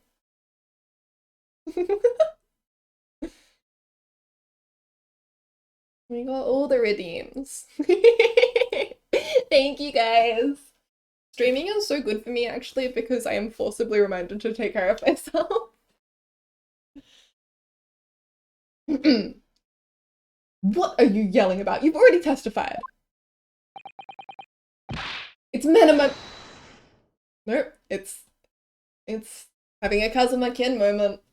It's menimemo. It's menimemo, I tell you. Menimemo! Menimemo! Sasaki-san, what was that? Long Celeste look makes me giggle every single time. Did you say menimemo? Menimemo. Ever since I returned to Japan, a reporter from the Shoyu News has been hounding me, following my every move. Reporter by the name of Raiten Menimemo. Yes, hounding me from dawn till dusk. Now that he mentions it, he secretly spies, snapshots, scribble stories, and scupper my privacy. This is just the scene from Finding Nemo with Nemo trying to pronounce an enemy all over again. There's too many letters that are similar in there. Wait, Josh, fun fact about Detective Dick Gumshoe is that in the Japanese version, his name is really, really long, and the like ongoing joke in there is that no one can say it or like remember it because it's so long. Which I just think is charming. Yeah, get it? He's a reporter, many members. Yeah! Alright. A camera to the left of him, a notebook to the right. There I am, stuck in the middle with right and many members. Right and many members. Oh my god. Okay, I missed the right and part at first. Disgusting. So you're saying that this picture was taken by... Oh yes! My Lord, Your Excellency, Esquire! Keisuke Tanokagiri. That's the one! And Keisuke, that's supposed to sound like detective, right? Or investigator. I forget what the exact word is, but that's a reference as well. But yeah, Itanokagiri. So everyone just calls him Itonoko. Disgusting. Officer. Find the newspaper reporter at once and bring him to my courtroom. He was here a minute ago, so this shouldn't be hard. We will adjourn for a short recess in the meantime. Adjourn. Oh my god. Oh, yes, Your Excellency. As you say, Your Excellency. His name is Keisuke in Japan, so much cooler than Dick, but it's the same thing in the end, because Dick is for Private Eye. He's just Private Eye is his English name, and Keisuke is similar to detective, I believe, in Japanese. The detective Dick does roll off the tongue nicer. Wait. Sorry, I need to spread the word. My absolute, like, crack ship for Ace Attorney that I think would actually work really well is Gumshoe and Larry Butts. I think when you dig deeper into their characters, they actually do complement each other quite well, but most importantly, when you put their names together, you get Dick Butts, which is why they should be the most popular ship in the fandom. Too many DT sounds, my poor Slavic mouth to pronounce. Mr. Private Eye? Yeah! Hi! Thank you, Keys, I'm right and I should say it. Dick Butts, I hate it. I promise it's really good. I promise it makes sense. They, like, balance each other out. Larry has the overconfidence and Gumshoe doesn't have any confidence at all. It works really, really well. This is my agenda. Where were we? As you say, Your Excellency. And one more thing. I want this knife, the murder weapon, examined for traces of poison. We will solicit the assistance of the Imperial University's medical department for the task. Understood?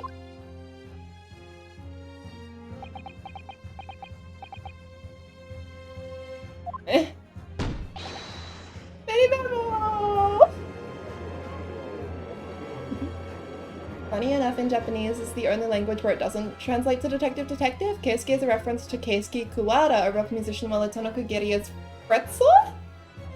That's so interesting.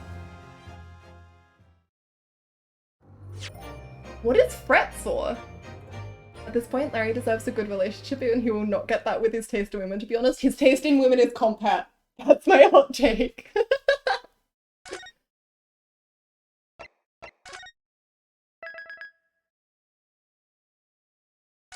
You've got so much trivia, Zach. I love it. Alright, okay, that's part one. We are going to do part two, but I am hungry once again, so I am going to get a snack. And once more, I will be very, very fast. Give me 1 second.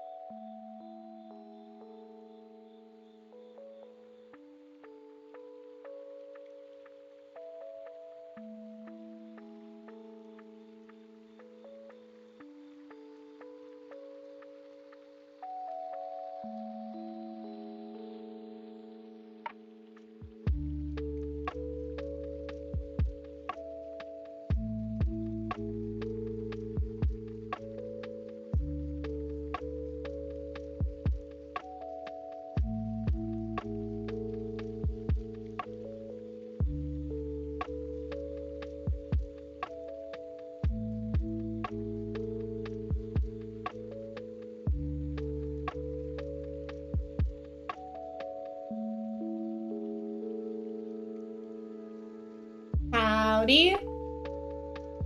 What's chat been saying? Larry just loves all women, but he picks the murderous ones especially. Or murdered, that too. Pick them, or do they pick him? Victim blaming. You could say he's a pick-me guy. You could say that. Oh my god, and a link to Fretzer. Thank you.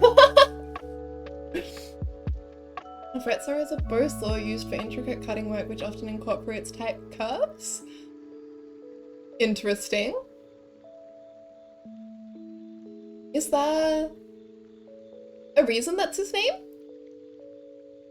I don't see the link immediately. I mean, I see the literal link. I don't see the link between Fretzer and Gumshoe's character. Let me grab the post I was talking about before.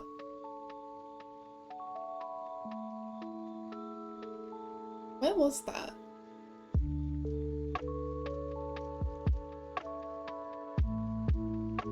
Here we are, this thread.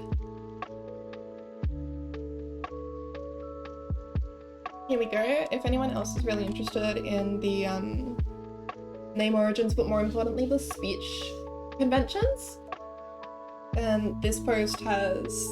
I don't know how accurate it is since I don't know anyone near enough about Japanese to verify it, but yeah, this post is really interesting. I love this backstream backdrop. I'm glad you like it. This was actually so fun to put together. I don't get to paint like this much, so it was really nice. Sorry, I just want to chill here for a little bit before we jump back into it, but we will get back in soon, I promise.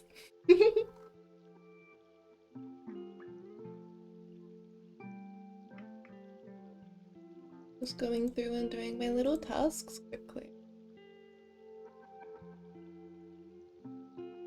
Okay. Thanks for bearing with me. Let's go back to our game. Oh my god, I forgot I was Sherlock. Sherlock. That makes me so happy. Alright.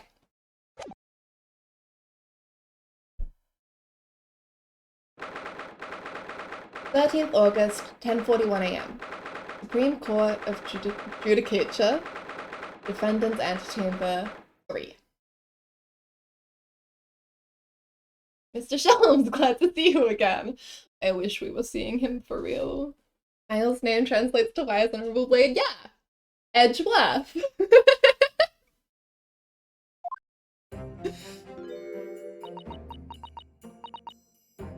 I'm so sorry, Susato. I should have told you about the toxin. Ray.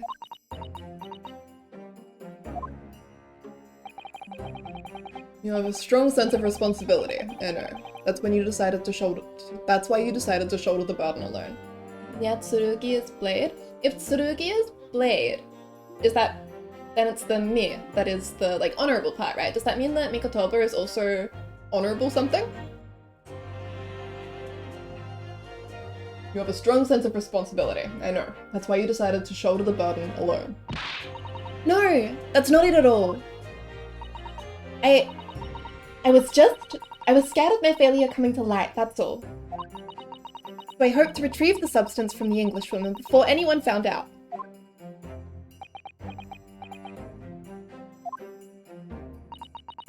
Well, the trial started. You remember what you said, Susato? That you had no doubt in your mind about my innocence. That you'd stand by me to the last. I remember.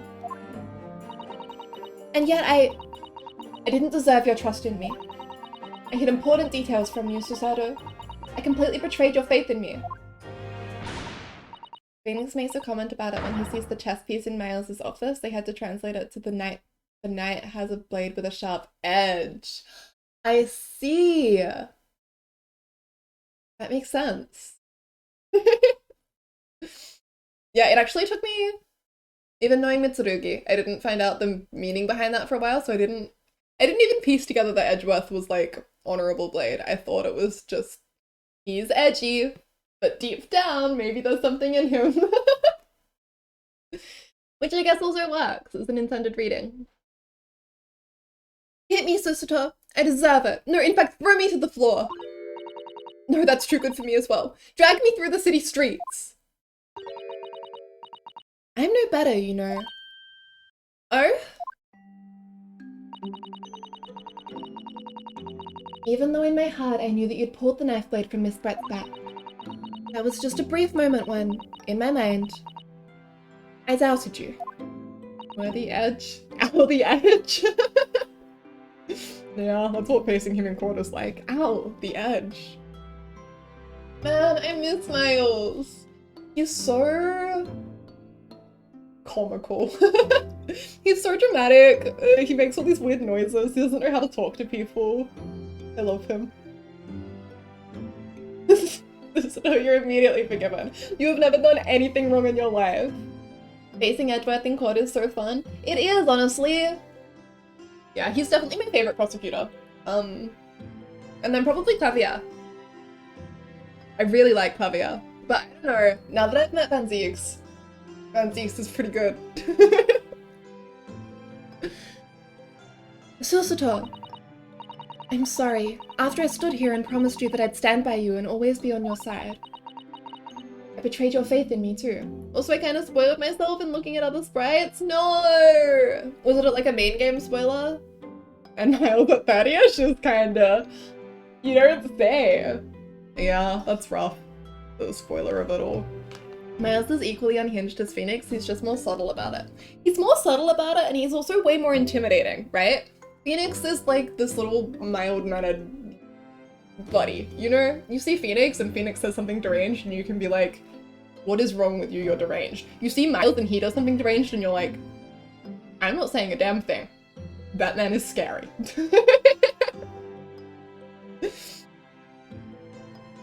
I betrayed your faith in me too. And as such, I failed you as a lawyer. Oh, no. I think this situation has taught both of you a valuable lesson. Placing your unbridled faith in another is no easy task. Yes, father. That fact has certainly struck home. But because I am small brain, I'll forget about the sprites and come across it later and be like, yo, okay, cool, probably. Yeah! I would be careful though. There are definitely some very major Ace Attorney plot points that will be spoiled for you if you look on Google Images too hard.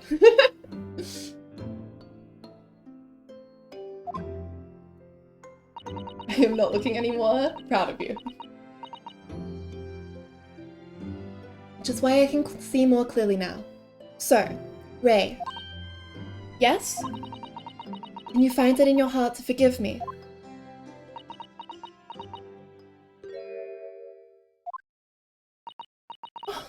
Susato. You know you'll always be a gallant, dashing lawyer in my eyes now. I will play the game like a good little Ace Attorney enjoyer. Good. The unfortunate part of joining a long-established series. Yeah. Oh, Ray. Girlfriends! I mean, a little, right? I was so scared, you know, when it happened. I didn't know what was going on. The English woman was sitting at the back of the hut, listening to what I was saying. I know it was you who stole the poison. Well now, whatever do you mean? And then a moment later, she suddenly got to her feet before collapsing on the floor in front of me, with the knife in her back. It all happened right before my eyes. And you were the only people in the hut at that time. That's right, just Miss Brett and myself. There was no one else. But usually spoilers don't do much for me since it usually always lacks the lead up to it. Interesting. I think there are definitely a few things that I would like to experience fresh. When I think about Ace Attorney 2 specifically, I'm like, thank God I knew absolutely nothing going in. I think if I had had any spoilers about that, it would have been much less satisfactory because the complete confusion that I was in was really good. But I just don't understand how she possibly could have been stabbed like that. A great mystery indeed. Still can't believe it happened. That's why I just couldn't bring myself to speak up. It will be alright. However it happened, and whatever really went on by the sea that day, I promise you that I'm going to prove everything you've said you saw is true. Spoken like a true Mikotoba. Now, I think we should discuss what's coming up in the trial, don't you? We don't have much time. We must make sure we have our facts in order. Yes, I suspect the poison is going to come under close scrutiny in the upcoming proceedings. The police should hopefully have identified it on the blade by now. The trouble is, it's a completely new laboratory synthesized blend of alkaloid. The police won't have any way of testing for it. Oh, I see. I'm usually against spoilers, but sometimes I fuck myself over by going wiki diving. Yeah, same. Sometimes I get really bad anxiety. Yeah, you were both valid. Yes. Without this chemical reagent... Yeah. Yes. Without this chemical reagent, it's impossible to detect the toxin. Chemical reagent? I sent a colleague of mine off with some earlier to deliver to police headquarters. I think perhaps you should have some as well, though, just in case. Chemical reagent has been entered into the court record. Now, Mikotoba is pretty respected, so hopefully this isn't the same as the Shom's case. Please no chemistry, it's a Sunday, I'm supposed to be knowledge-free today. I can't take any more studying. Let's try and keep the chemistry to a minimum then. We will only look at colors, hopefully. What's the matter, Susato? You're suddenly very quiet. It's this newspaper article. Exclusive! Deadly poison stolen from UA Medical Research Laboratory. I'm wondering how the information got out, given that it was given that it was a government secret. It was all the Englishwoman's doing. It's okay, this ain't no zero escape. I take it that's high on chemistry? What? It was when the professor and Soseki-san were being interviewed at the laboratory. That so-called English lady swarmed in and, and without any compunction said to Professor Mikotoba, Professor, surely your guest would love to hear about your work on that substance there. Zero Escape loves making you do science math puzzles. Ray, honey, I'm afraid you're incorrect, I think. We'll find out! And put me in a very awkward position, to be frank. But Soseki-san's curiosity had been piqued, so I had little choice but to give him a cursory introduction. So then, Soseki-san knew about the poison? Yes, and it's highly likely that the reporter who was writing up the story about us would have caught a glimpse of the toxin too. This... Animemo-san. By the way, did that reporter join you all when you went to the beach? Oh, no, I don't remember the reporter being there. But we know that he was. Indeed, he shouldn't have been. I very much doubt anyone would have wanted him there. Oh? The known criminal had been given permission by the authorities to bathe by the seaside.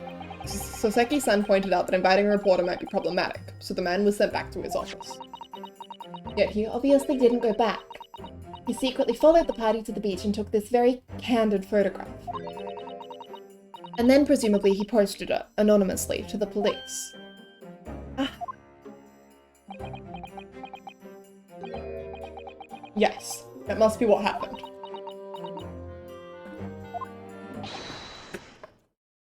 Counsel, I've just heard that the new witness is now ready to testify. The trial is about to resume. Please proceed into the courtroom at once.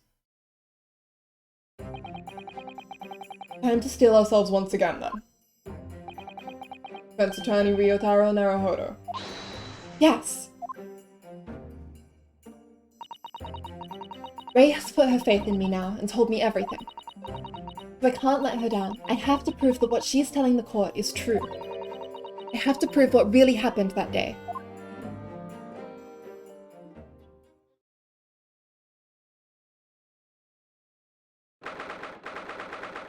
"13th August, 11:30 AM. Supreme Court of Judicature, Courtroom 1.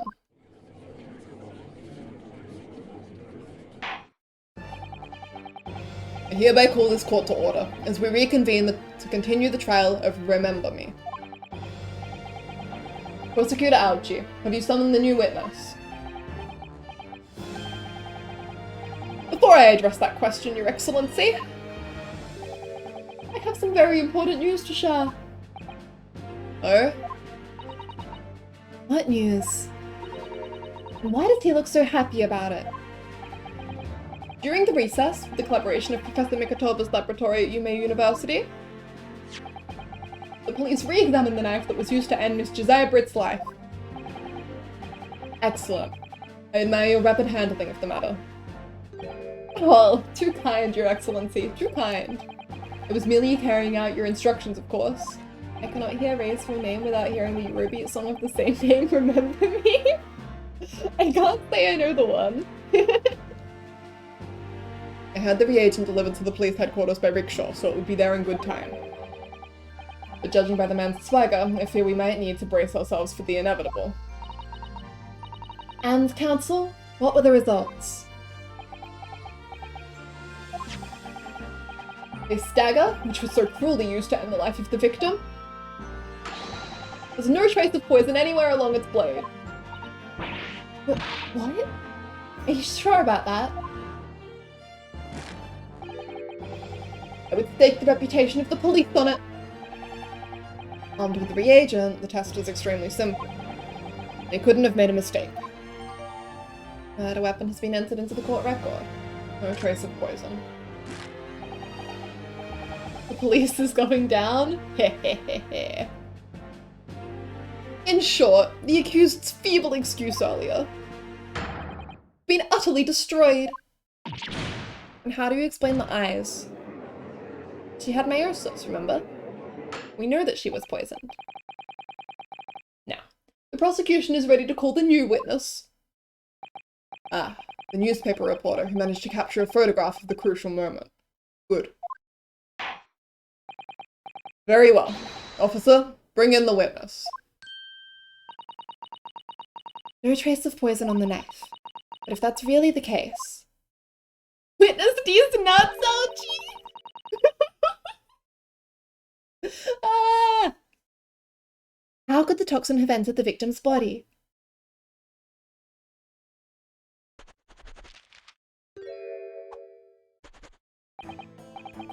Witness, please state your name and occupation for the court. If anything, that just proves the knife wasn't the murder weapon. Interesting. Read in many memo of the Shoyu News. I'm what people like to call a journo. What's a journo, Father? Do you know? It's simply a contraction of journalist. I'm there when the news breaks, putting pen to paper to catch those scoops they're in print the next morning. They don't call me the hero of the Herald for nothing. The nice guy in news. His full fucking name, I cannot. What? Do you have a problem with writing many memo? The nice guy of the news, you say? Huh. Oh. So, it was you who took this photograph, was it? Well, well. What have we here? I'm sorry? Oh, brace yourselves, people! Many memo senses a scoop in the offing. Female student up to foul play defended by curiously handsome young lawyer in Supreme Court. The readers will lap this up. We'll set it above the fold at 72 points in a 5-like format for the morning edition. I hope his suspenders snap match. Hey, you're gonna like bookmarks on your chest like that? I'm having, circus case flashbacks. Balloons. Man's insult flirting while under oath. Priorities? Just little a negging. Huh? Right then, let's start with your name. Oh, it's Ryuutaro Naruhodo. Next, what made you want to become a lawyer? Well, I wanted to reform our country's legal system, I suppose. Ryuutaro has suddenly become very ambitious, I see. I just borrowed Kazuma-sama's dream for a while. By the way, my name is Taketsuchi Alchi. That's Taketsuchi Alchi. The so-called dark horse of the Supreme Court, my objections strike fear into every defense lawyer's heart. Negging but make it an interview. Damn it, Ryuutaro, you're not the one being called on here. Yeah, buddy. I'm the one asking questions here.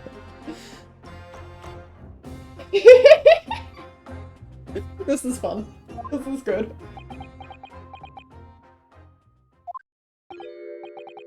No, the readers won't buy that. Witness. Yes? What this court demands to know is whether or not you were responsible for the taking of this picture.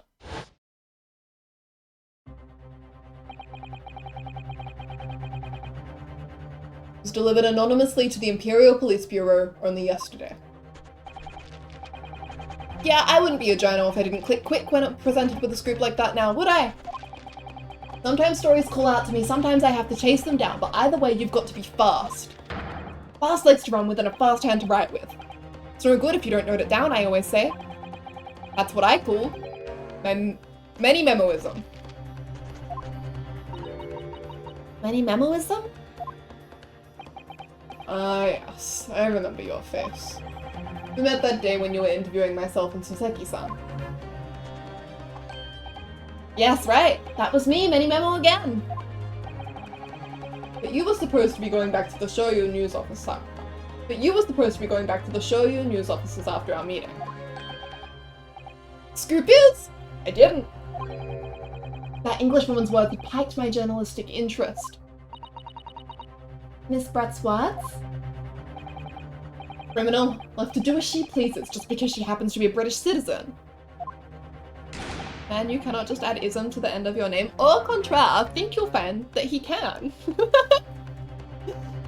It's horse dung. This country's judiciary is rotten to the core. The Supreme Court's rulings aren't worth the paper they're written on. The police are just imperial pawns. Say your tongue, young man. These are complex political issues at play. Pencils, sir? He's got another one. Oh my god, he's got infinite pencils. Manny Memo fucking very hard right now. He is. Well, anyway, I quickly jotted down those words she said in my Many memo pad. You ready? I'll read it out. It's all here. Right, here goes. Should like to go with everyone to see your country's coast.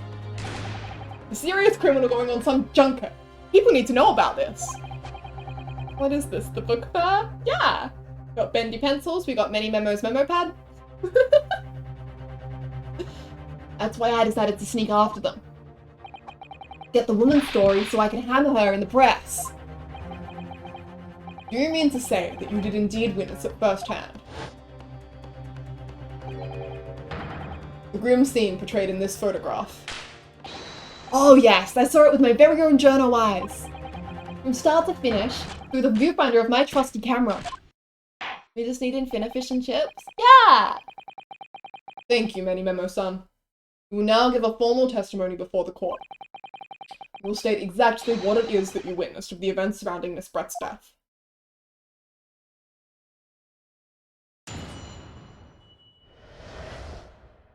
The camera never lies. The B chart was made of shoddy old read screens, so there were plenty of gaps I could see inside through. The Englishwoman was sitting on a stool when the student girl came in and started arguing with her. Seconds later, the girl pulled out a knife, throwing the Englishwoman to the floor as she stabbed her in the back. My smouldering journal spirit burst into flames. Quick as a flash, I whipped out my camera ready to click. I pulled apart the rough weave of one of the screens and poked the lens through for the perfect shot. I had fish and chips today for lunch at my grandparents' today, and I could not stop thinking about Gregson. He's in your head. You will never be free. Read screens, you say? Right. You can see them clearly enough in that great shot I snapped. Something about Many Memo pushes my accent towards the more Australian edge, and something about Asusita pushes it towards the British edge. So now we are just like... what's the word? Like ping-ponging back and forth. They are both pogging. The hot walls were just... Many Memo. The hot walls were just screens made of coarsely woven reeds. Yes, it allows the breeze to pass through and bring some relief from the summer heat. And it was a breeze for me to poke my camera through and see the whole thing hotting up. I don't think I've ever had fish and chips in my life. Really? Interesting. They're so common here. Well, me too, dude. Me too. Ignoring for the time being the appalling invasion of privacy involved. Did you witness everything that happened from the moment the defendant entered the hut? I don't think I have either. Interesting. And I probably wouldn't like it. I hate fish. Interesting. I'm a seafood enjoyer. Coastal nation. I sadly haven't either, but I'm from South America. I didn't realize they were so Western. Is it a British thing then that got brought to Australia? Do Americans have fish and chips?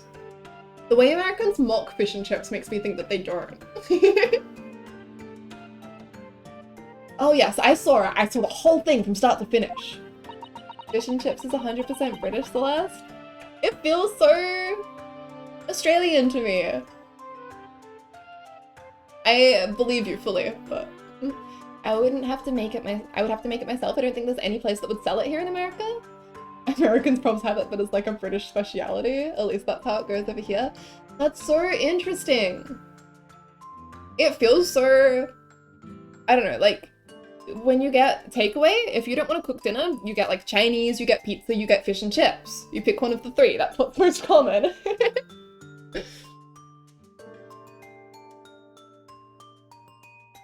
I suppose it's not a very sophisticated meal. You batter some fish, you put some chips with it. If you're feeling fancy, you throw some lemon on. That's about it. I suppose that is quite British. Fish and chips, Mabel, love it. I don't know what to get for takeout. I don't have anything to cook. What sort of food is around you? I've never had vinegar. I like to add aioli, tomato sauce. Not both at once. And you say that you took the photograph through a gap in one of the screens. Luckily for me, they were pretty shoddily woven. I pulled the reeds apart and thrust the lens of my camera through the gap. Would I get away with it, or would I be seen? It was the gamble of a lifetime. Vinegar on fish and chips is so good, try it sometime. Is that white vinegar? Yeah, for me it helps that there's a decent fish and chips place like 10 minutes walk away. Love that. Feel like it's Chinese pizza and burgers here for takeout. Interesting. I mean, if you're gonna get a burger in Australia, you're probably gonna get it from a fish and chips place. And yeah, a pretty common order in my family was like a couple of pieces of fish and a large chips and like a chicken burger or something.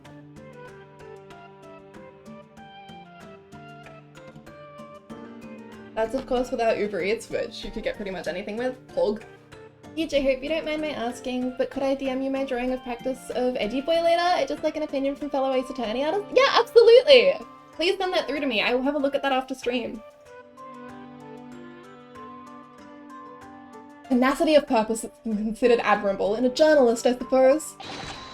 Run a risk one day, run a scoop the next. That's many memoism in a nutshell. At last. It would appear we have a genuine witness to this wicked crime. The evidence and testimony are extremely compelling. I believe we may be close to a verdict. Oh. Wonderful news, Your Excellency, wonderful! Nevertheless, it cannot be denied. This testimony begs one very large question. What question? Exclusive news, a startling photograph, all the makings of an exceptional story for the reporter. Why then was the story never published? Oh, that's right!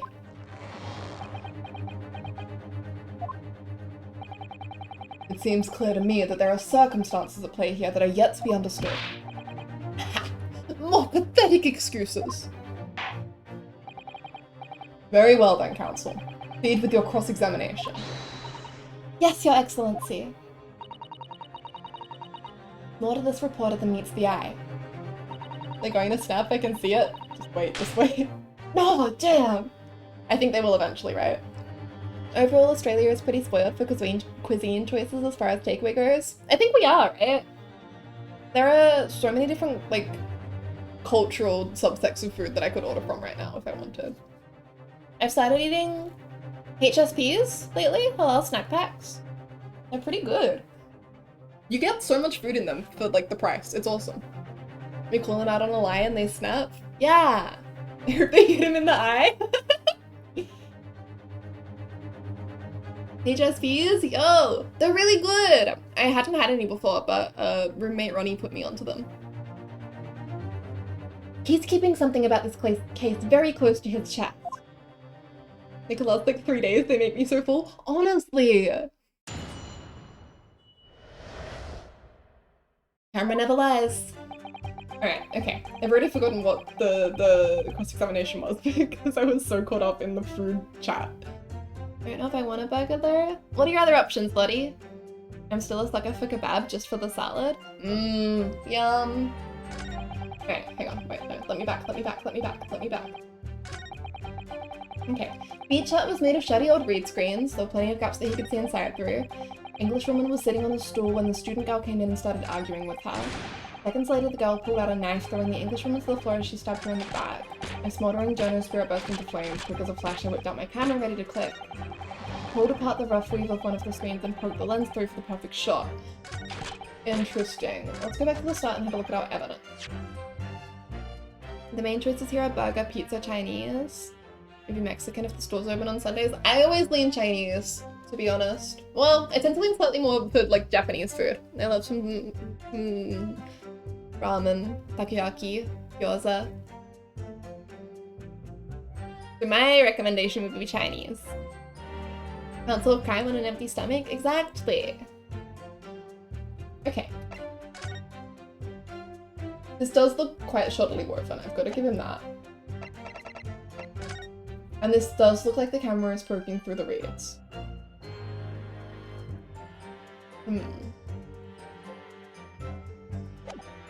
Pizza place is unreliable. Remember what happened last time? I feel like there's a story there.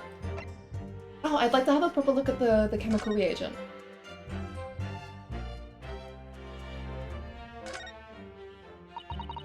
The label appears to be written in a foreign language that I don't know. It's German, so your knowledge of English is going to be of little help here, I'm afraid. Couldn't you just have written medicine on it in Japanese? Then we'd all be able to read it. German is the international language of medicine, my dear. But yes, I can certainly see the merit in labeling the bottle in Japanese. Well, I'm not sure medicine would be entirely appropriate. I always get Chinese, I want something that'll clog my arteries. Any of those options quite work for you then.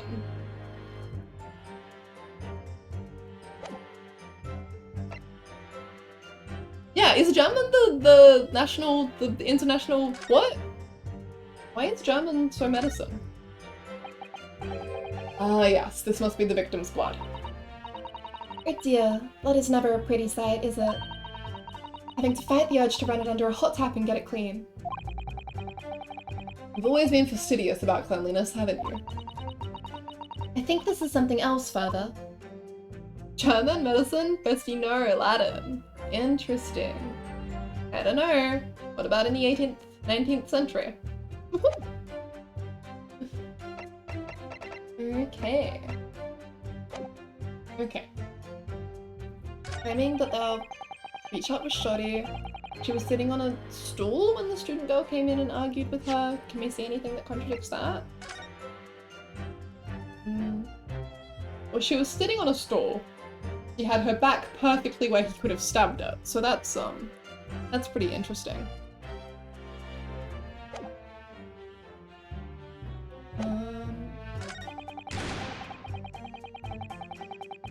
And then the girl pulled out a knife, throwing the English woman to the floor as she stabbed her in the back. This is the big claim, right? Let's focus on this.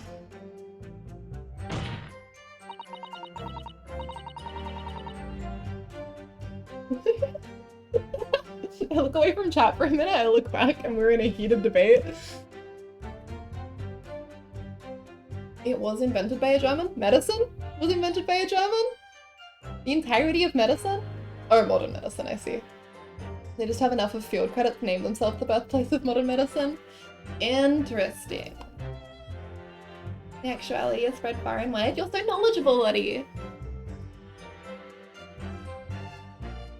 Do you swear before this court that you actually saw the precise moment when the stabbing took place? Precise moment? I didn't see just that. I saw the whole hellish scene play out, from start to finish.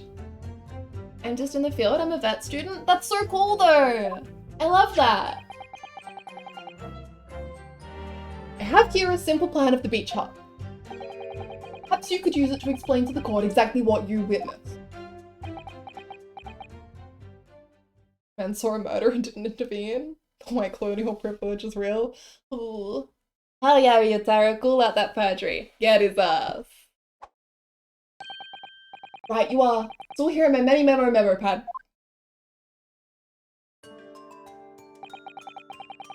When I first peered into the hut, I'm sure that the English woman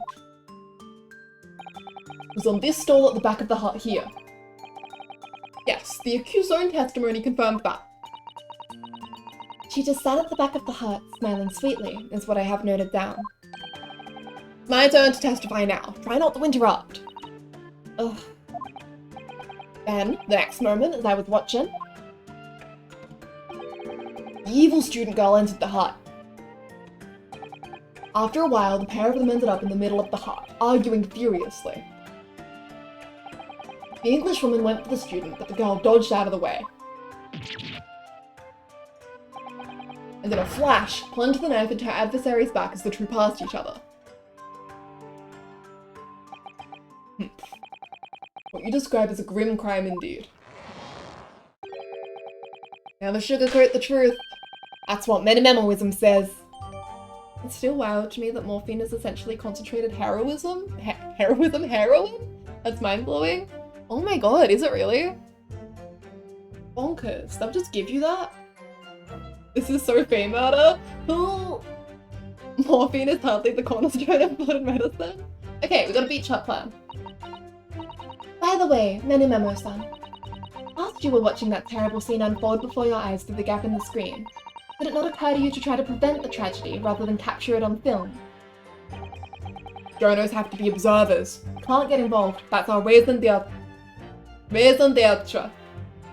My French is bad. I don't know the French pronunciation rules anymore. Pull his ass out! Get him! So you didn't converse with Miss Brett at all? Obviously not. An observer always remains on the outside looking in. And that's something to be proud of, is it? Your Excellency, if I may. Yes, Professor? I think the witness's last, expertly phrased statement should perhaps be added to his formal testimony. Father, what are you... This is a murder trial. Surely he can get accused of something here? Raison? Interesting. Who the hell doesn't intervene on a murder and just lets it and gets let go? I will grant the defense's request. Memo-san, you will supplement your formal testimony with the aforementioned statement. Hell, nihilism is the founder of many memoism, but I'll gladly prove that my words aren't meaningless.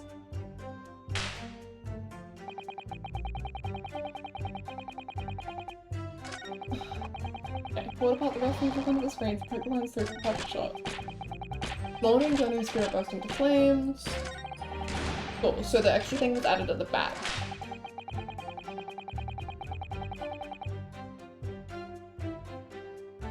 What's our evidence say? Okay, we've got a post-mortem report. Lots of people in this series apparently, it's criminal. No, they are not criminal. Usually they are the criminal, often they are the criminal. Okay, you're right, you're right. Okay, she died around 2 p.m. Single deep stab wound from behind piercing a lung, resulting in a fatal hemorrhage, and the death would have occurred within minutes. I hate it here. You love it here, Josh. Okay. We've got the crime scene photograph. There's spilled wine. Got her pen. Got her glasses. We know that she didn't actually get up and move around. We know that she was sitting on the stool when she collapsed. Because we trust our client. Okay, we've got the Sasaki Natsume album. Article. We've got the fountain pen.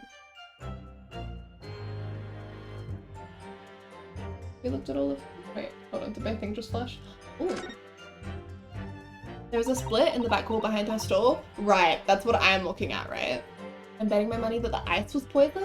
That's interesting. It's always the ice instead of the drink. Good thinking. There's some sort of emblem here, look. But it isn't a Yume University one. It must belong to some other organization, I suppose. A business of some kind. But that would seem to imply that the pen doesn't in fact belong to Rei. Right in Many Memo! Oh my god! RM! It's not Remember Me, it's Red in Many Memo! Does he have that? Can we find that emblem anywhere else? Is it on the papers?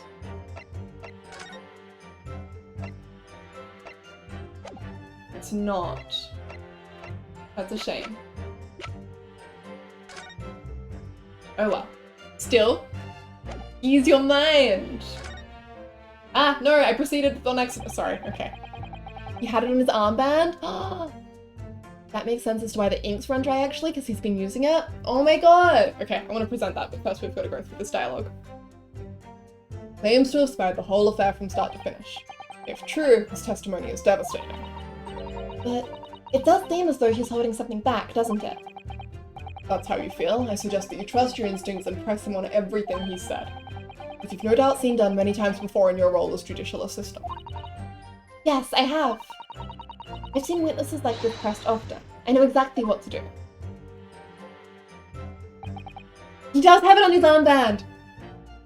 We've got him now, chat!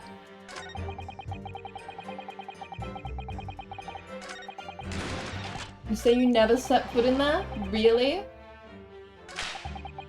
Never once set foot in the hut nor spoke with the Englishwoman. I was there only as an observer.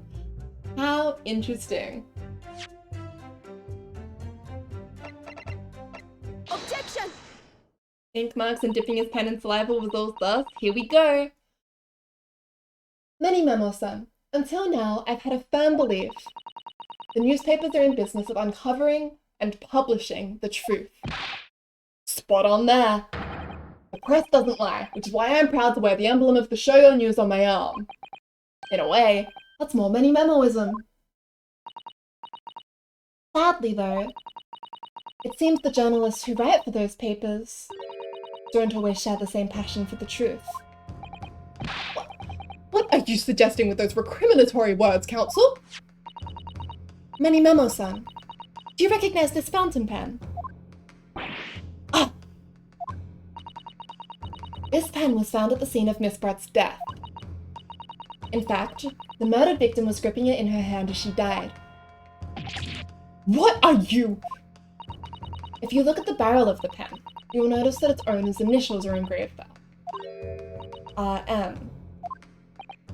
Yes, thank you for bringing that up, Counsel. The initials of the accused, Remember Me. Remember Me. Is it a coincidence, I wonder, that your initials are also RM? No.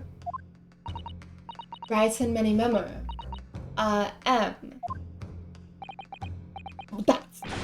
That's horse dung. Can't you see? One of the central tenets of Many Memoism is being a pencil user. Then why are you covered in ink? And yet, as the court will clearly be able to see on your right hand, there is a very obvious blue ink stain. It would appear that you must have rather carelessly left it somewhere recently. Your favorite fountain pen, that is. The horsey horse dung! Many Memo-san, is it not the case that before she died, you met with Josiah Brett in that beach hut? Objection!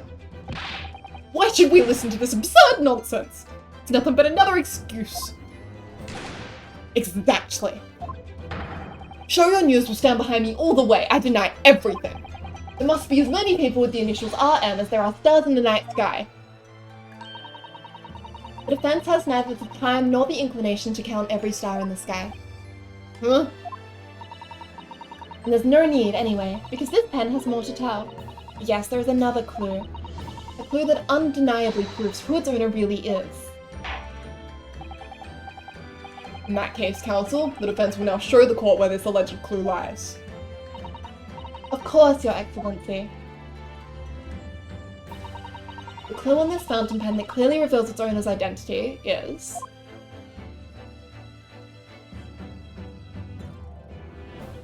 Got it! As well as the initials, there is also an emblem on this fountain pen. An emblem that you will, of course, recognize, Many Memo-san. Goodness me, it's the emblem of the Shoyo News. In other words, the owner of this pen is an employee of the Shoyo News, whose initials are RM. Suddenly, the stars in the night sky don't seem so numerous, do they? Well, Many Memo-san, how do you respond? No! Ryuutaro has got it! She's really good at this. Order! Order! Explain yourself, witness.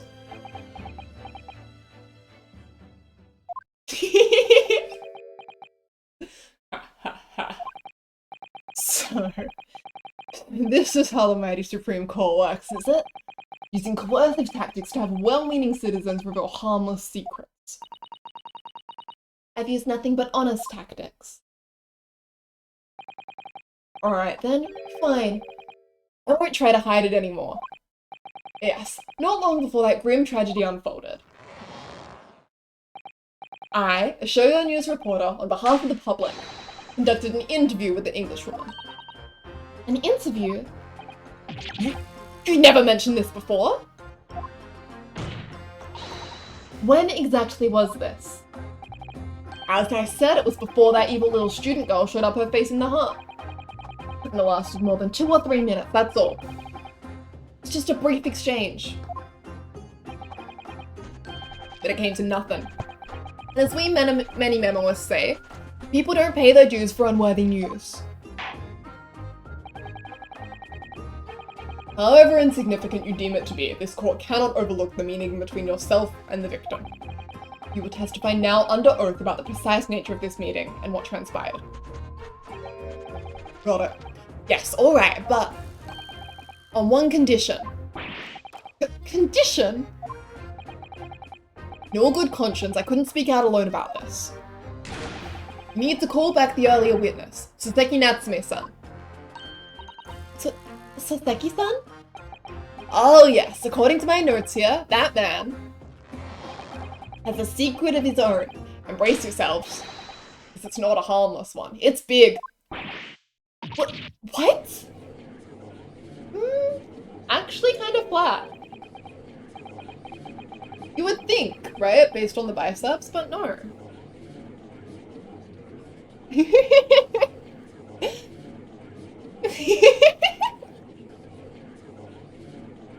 Many memoism states that one man's secret is every other man's front page story. Very well. I will grant the witness's request in this instant. Officer, summon the earlier witness back to the stand. Saseki-san. Hiding something?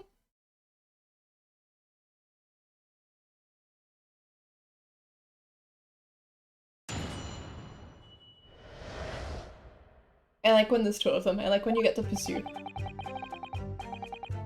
I asked the Englishwoman for an interview, but she declined. We left the hut without making a fuss. Then, watching secretly from outside, I saw the woman being stabbed and the other witnesses come running. The detective realized that the victim still had a pulse, so he ran off to fetch help. That's when this writer man here asked the woman a very significant question. But he didn't say anything about that in his testimony, which is why many memoism demands I reveal it now. He skipped leg day. Sometimes angles can be deceiving. We'll see. You mean to say the victim? The victim regained consciousness. And when she did, you decided to ask her a question? That's, true, yes. He did. And that's not all. The woman gave him a very definite answer. An answer that incriminates the accused. This is preposterous. Why am I only hearing about this now? Why didn't you mention this before, you're a cool hack? It wasn't even a conversation. Yes, I did pose the Withering English Rose a question. I don't deny it. She could no longer speak. She was barely conscious even. Counsel for the defense. I expect a thorough cross-examination to be conducted here. This court must and will know the truth. Absolutely, Your Excellency. The reporter is claiming that Miss Brett implicated Ray somehow. What on earth could have happened in that hut? Okay, even if it incriminates our client, we have to do a thorough cross-examination. We are lawyers. Witness secrets. Okay. English woman for an interview, she declined, so we left. And then spying on her, he saw the woman being stabbed and the other witness come running. Detective realized that the victim still had a pulse, so he ran off to fetch help. That's when this writer man here asked the woman a very significant question. What was the question? What question? What exactly did he say? Well now, you should hear that from the horse's mouth, I think. Don't you, Mr. Riderman? Lawyers? Why would she die clutching his pen if he made no fuss? Yeah, I'm pretty suspicious about all of this. Man's probably tried to stab her with the pen. I have a sneaking suspicion he might have stabbed her with the knife for some reason. Not sure who else would have done it here. We are posing as a lawyer, Celeste. I'm sure this in and of itself is a crime. Maybe so. But we've got a good heart. We're doing it for a good reason. And I think sexism is the real crime here. Out with it, you yokel hack! What did you say to her? What did you say to the dying Englishwoman?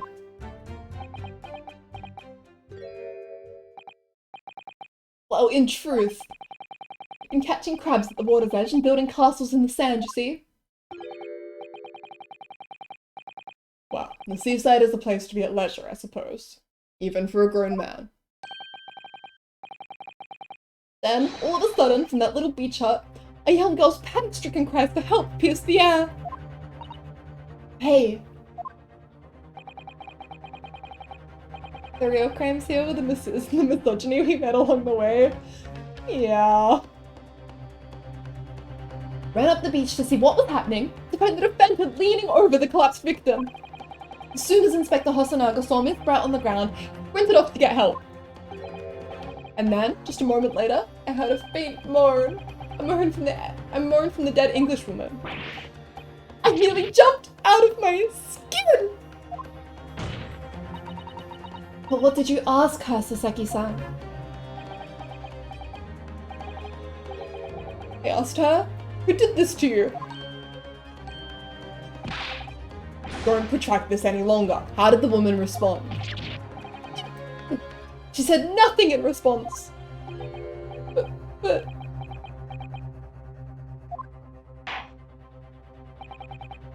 When in the stand, you will answer the questions asked of you unambiguously. Now, without evasion or reticence, I demand that you amend your testimony.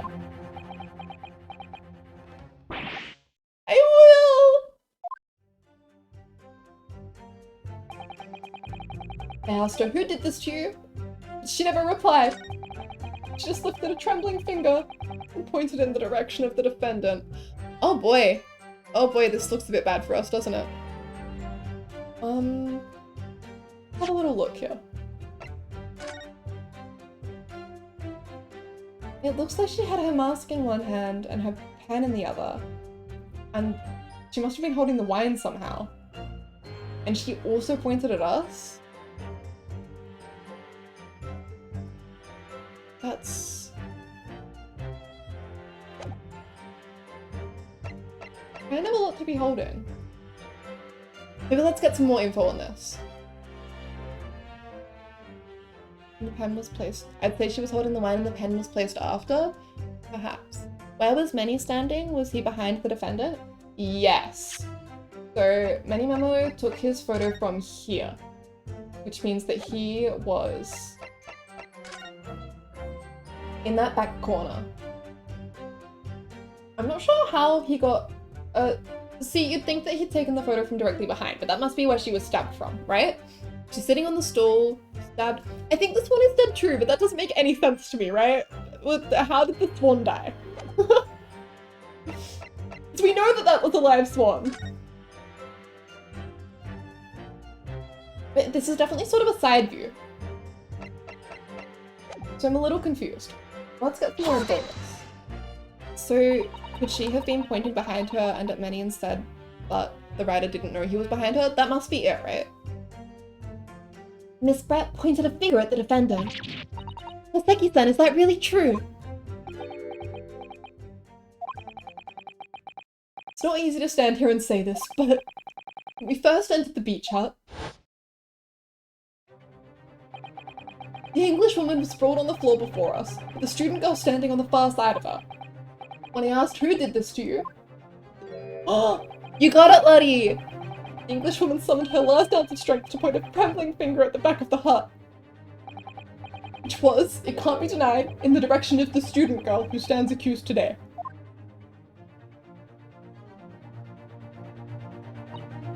No. Seki-san, why on earth did you neglect to mention this in your original testimony? Fiddlesticks, I say! This is not a British court of law. You will respond in Japanese. She's a student? Man, students can catch a break. Yeah, it's a rough time to be a student. Yes, of course. The Englishwoman did point her finger towards the back of the hut, but I was trembling, and she was trembling, and everything was a blur. Thinking about it, I feel as though perhaps she was pointing in a slightly different direction. Back of the hut! Actually, no, not slightly, in a very different direction to where the student girl was standing. To somewhere at the back of the hut where nobody was standing at all.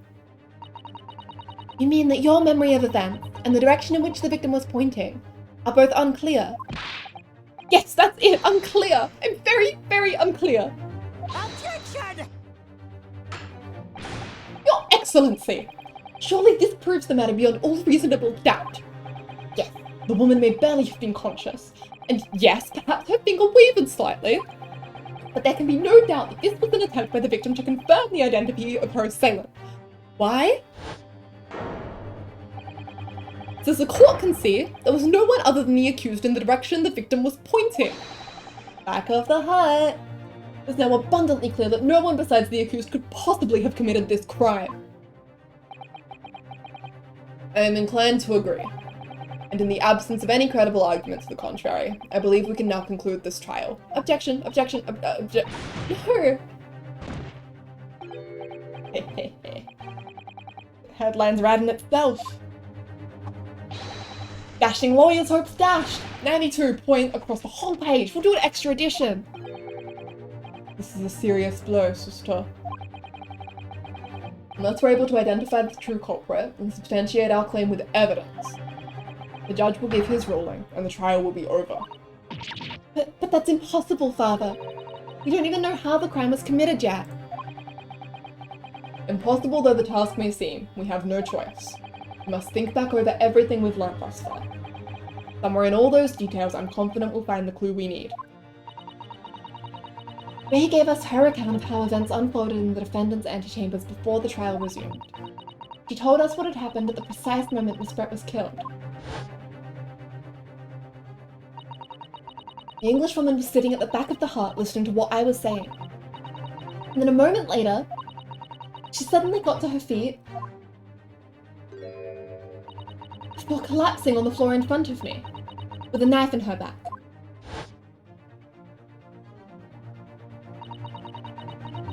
How could Miss Brett have been stabbed in the back in a beach hut that was empty but for herself and Ray?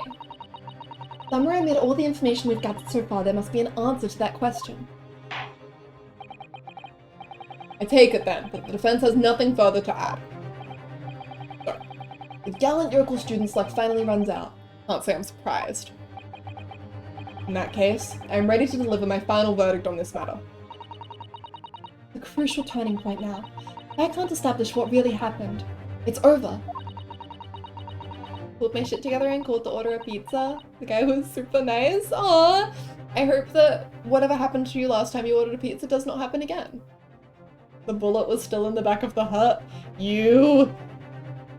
Okay, where was the real culprit hiding and how did he or she stab the victim? I know how! Objection!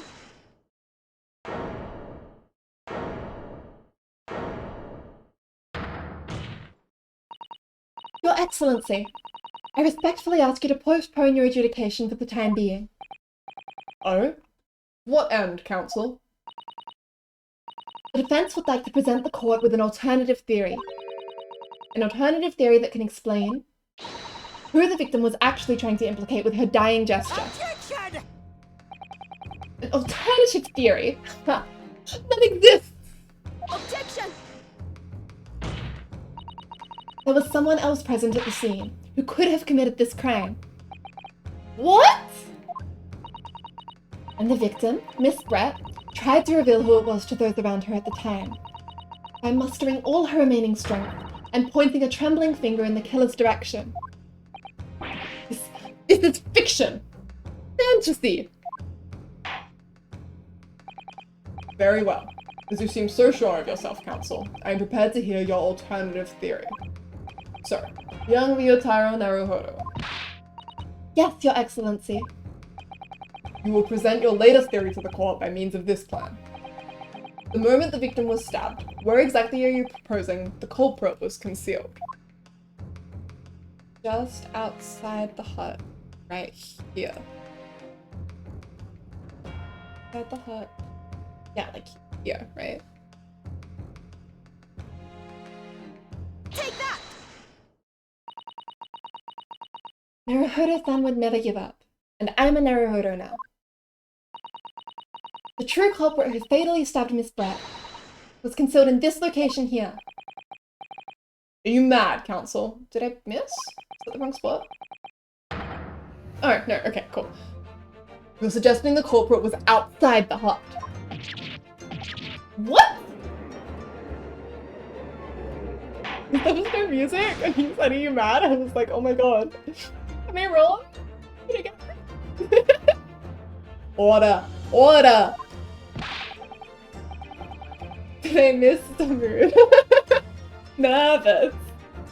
I've missed so many times before. There was a hole in the hut!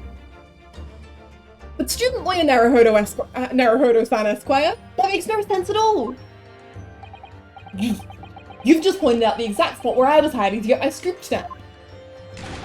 I didn't see any suspicious individuals loitering about, I can swear to that.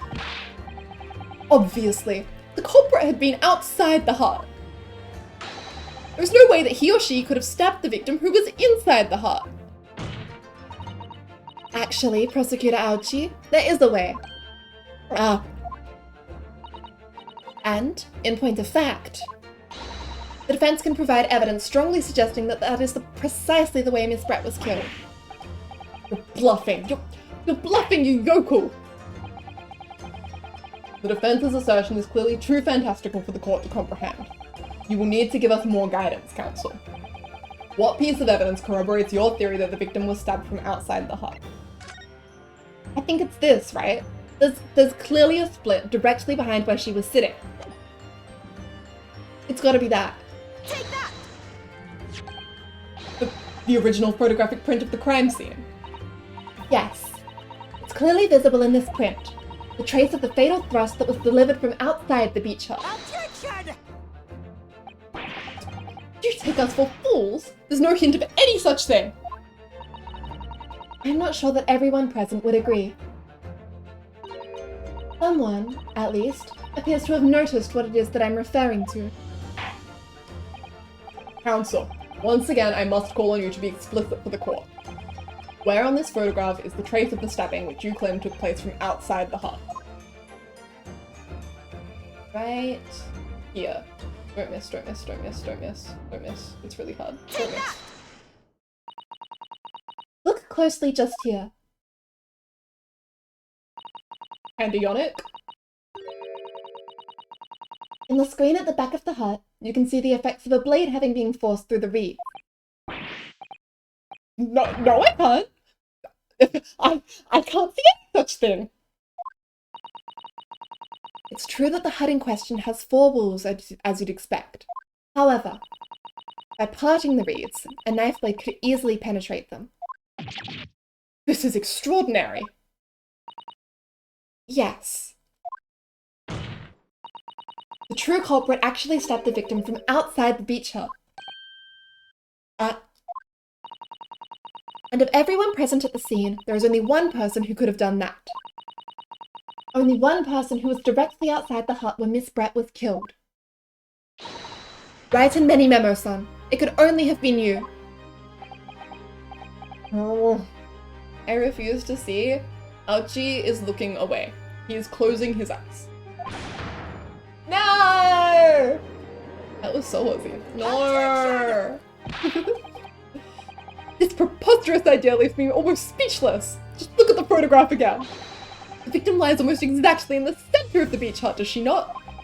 Are we to assume, as part of this farcical scenario, that the assailant was a knife thrower? Objection! No, of course not. We're not? That book! If you recall the testimony of the defendant about the offense just before the victim's death, inside the beach hut, I confronted Miss Brett. But she just sat on a stool at the back of the hut, smiling sweetly at me as if she knew she was untouchable. A stool. Have another look at the photograph. The slit in the reed screen would align perfectly with the back of a person who was sitting on that stool. My word.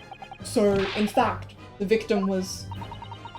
killed while sitting on that stool by a stab wound to her back delivered through the reed screen. That is that man ain't shit. For real! Get him, girl! Having been attacked, Miss Brett rose to her feet instinctively. But then, unable to speak, she collapsed on the floor in the middle of the hut.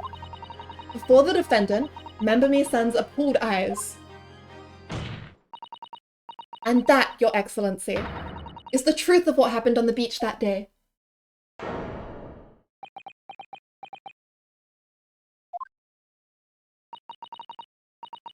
By your silence, Many Memo-san, I take it that you don't deny the charge? This is...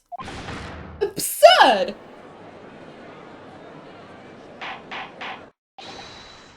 That will do. It would appear that we have a tacit admission of guilt from the witness.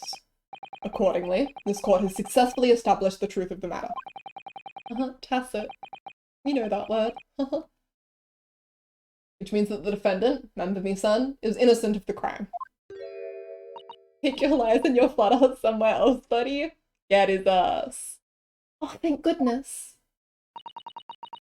I finally made him cave. I must say, I've never been more proud. No, this can't be. Yachi clan can't. What of my growth? My growth of hope? It wasn't all an apparition. I can't accept this. I see no reason for the continuance of this trial. Will therefore move to conclude proceedings by delivering my final verdict and...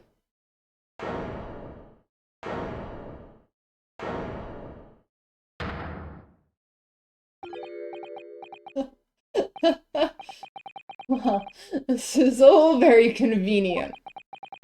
This is how the highest court in our mighty empire delivers justice, is it? Oppressing well-meaning citizens' freedoms to speak and branding them as criminals.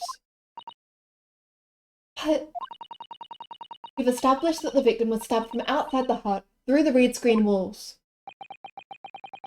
And no one but you was in place at the time to have his hand on the hilt of the blade. Oh my god. Post attack twice? I am safe. I was sitting like a normal person. And thank you for the hydrate. I will drink up.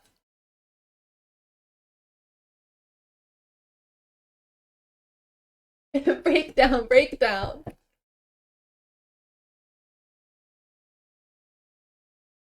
More hydrate? Yes, sir. Self-care time. Nearly finished my water bottle. Prepared for this stream. This stream I've got 2 water bottles. Alright, okay. You know, thinking back, Manny Memo seems genuinely surprised when we said that they would have been struck from behind. He was like, but that's where I was. And I thought that he was just lying well, but I wonder if there was sincerely something else at play. Take a shot of water every time there's an objection, but that's when I have to talk. Breakdown, but it's a showdown, throwdown. And we're gonna get a breakdown no matter what. Alright. No one but you was in place at the time to have his hand on the hilt of the blade. The perfectly logical deduction. So, your argument hinges on the location of whoever stabbed the Englishwoman, does it? Well, seems a little irrelevant now. Irrelevant? Where she was stabbed, how she was stabbed? Doesn't matter. I mean, whether she was stabbed at all makes no difference if you think about it. After all, this trial's already shown the whole thing hinges on something else. Huh? What are you talking about? Brace yourself, little man. I'm talking about the fact that everything's changed. The dirt you dug up. What? Enough obscurity. Explain yourself, witness. What's to explain? I'm talking about the poison, of course. The poison? Let's ask the professor for a comment on the situation, shall we? I understand that a deadly poison you were developing was stolen from your laboratory, correct? And it's been shown that this poison was administered to the victim, Miss Brett. Is that right? That is correct. The unusual constriction of the victim's pupils are a sure sign that this particular poison was used.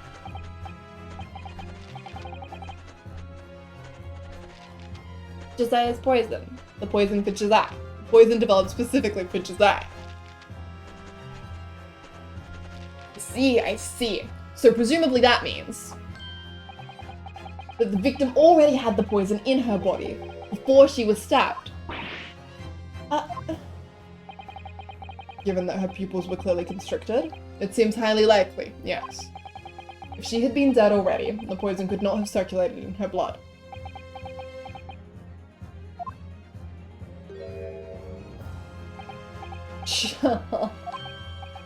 How refreshing to hear the argument of a metropolitan mind. Precisely. It matters not a jot who stabbed whom in whose back and with whose blade. Because, quite simply, the Englishwoman's life was taken not by the knife, but by the poison. Objection! I mean, it was taken by the knife. But that can be explained by the poison being on the blade, as I already... Objection! Forgotten already, have we, yokel? During these very proceedings, the laboratory of the professor at your side assisted in proving the blade of the weapon used to attack the victim had no trace of poison on it whatsoever. So let me get this down. The facts, as skillfully established by the defense in this trial, turn out to be a headline-making red herring. Is that about right? Well... I did feel like there was still evidence in the record that we hadn't had a chance to bring up yet. It would be the poison. The reagent. I mean, depending on the poison, it could kill very slowly, so either way she died of a blade wound. I believe this one does kill fast, but yeah, I mean, she died because she was stabbed. Where are our notes on the poison? Maybe we had some... in here? Would prove fatal in minutes. So she would have died anyway, but she did die from being stabbed. She did very much die from being stabbed. Like, I get where you're coming from, but the being stabbed is very much something that happened from Mr. Manny Memo. Order! Order! But where does this leave us? How, in that case, did the poison enter the victim's body? There is an undeniably obvious answer to that. The lady most likely imbibed it. You mean she drank it? Have another look at the photograph here. As you can see, a bottle of carbonated water and a glass had been knocked onto the sandy floor of the beach hut. Carbonated water, you say? Did they have carbonation back then? We're in the 1800s. We've got carbonation? I mean, depending on the poison, it could kill her. From the glass? Yeah! And Ray said she didn't see her drink anything. That's a good point. Poison could have been slipped into either. So somebody made Miss Brett drink it. Hell, what do you know? Look at those dashing eyes. This will make a great front page shot. Hey, why the bewitching stare? After all, I'm the last person you should be looking at. It would make no sense at all that I poisoned the woman, would I? I mean, that's been established already. Hold it! Established? What are you talking about? Huh? Don't tell me you've forgotten. That's a little hard to believe, given that the person who established it was you. Me? What on earth does he mean? Okay, modding memo, you shouldn't even have a camera in court, you're on trial here. Yeah, it is us. It's specified that John H. Wilson only drank carbonated water at the restaurant. That's true. I just feel like perhaps it's a stand-in for something else. Oh, let me capture those wide eyes. This is prime press fodder, this is. It would seem that this trial is not destined to end yet after all. I hereby call upon the witness to give further testimony. That's great, that is. Let me get a shot of that magnificent beard, Your Excellency. Carbonated water sucks? Yeah! Carbonated water hater squad. Like Animal Crossing's very clear whiskey labeled as vacation juice. I like this judge, to be honest. Me too. The judges in the Great Ace Attorney games are so competent. I'm not used to it. Cheap ass thing to mix with cheap ass wine so you have more to drink. Got it. Oh yeah, Ace Attorney 4 grape juice. Claim it to be impossible that you were the one responsible for administering the poison to the victim. You will explain to the court in your testimony the basis upon which you make such a claim. I don't know why people find it fancy, it's like 80 cents for 1 liter here. Yeah, I'm fairly sure you can get like carbonated water for cheaper than you can get normal water here. Soda water has been around since 1783? Okay, never mind. I retract my comment. Carbonated water is good and I'll fight on this fact. I think, theoretically, right, it's good. I like that it's carbonated. Carbonation is fun. It tastes bad is the problem. The carbonation is like bitter, and because water is flavorless, there's nothing to hide it. Like when you have like lemonade, like, sorry, Australian lemonade, like Sprite, like it hides it. You don't have to taste the carbonation. But when it's water, it's like sour, bitter, bad. I'm a journo and I'm a man, and I never tried to run or hide from anything in my life. And I'm not about to start now, because that's many memoism. For a brief moment, I thought I'd illuminated the truth, but it slipped right back into obscurity again. So where is this trial going to take us? No, I like it. Give me the angry water. You can have all of the angry water. I will give it all to you gladly. I only use carbonated water when making soda stream stuff. Yeah! Probably earlier, but Schweppes started its production of it in 1783. Look at that. The angry water is angry just like me. Well, you are welcome to all of it, Keys. Oh yes, I stabbed the Englishwoman, and it's that very fact that proves I'm innocent. Good lord, what a way to start a trial. Because why would I bother to stab the woman if I'd already poisoned her? When I heard the student girl and that pompous English murderer arguing, it got my goat. The courts weren't going to punish Brett for what she did, someone else would have to see justice done. What a way to start that. So, you admit it then? That everything happened as I described? But you are the one who stabbed Miss Brett in the back through the reed screen? And blame this miserable country of ours. A country that bows to the pressure of foreign powers and lets murderers walk free. What kind of future can a country like that have? That's why I did it. I did what our pathetic leaders didn't have the guts to do. Bang in the middle of that charming lady's back, I plunged the blade of sweet justice right in there. Whew.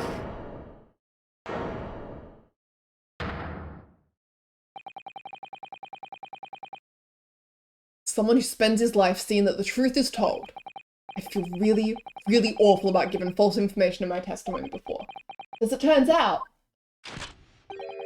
there was somebody else who had it in for the victim and got to her before me.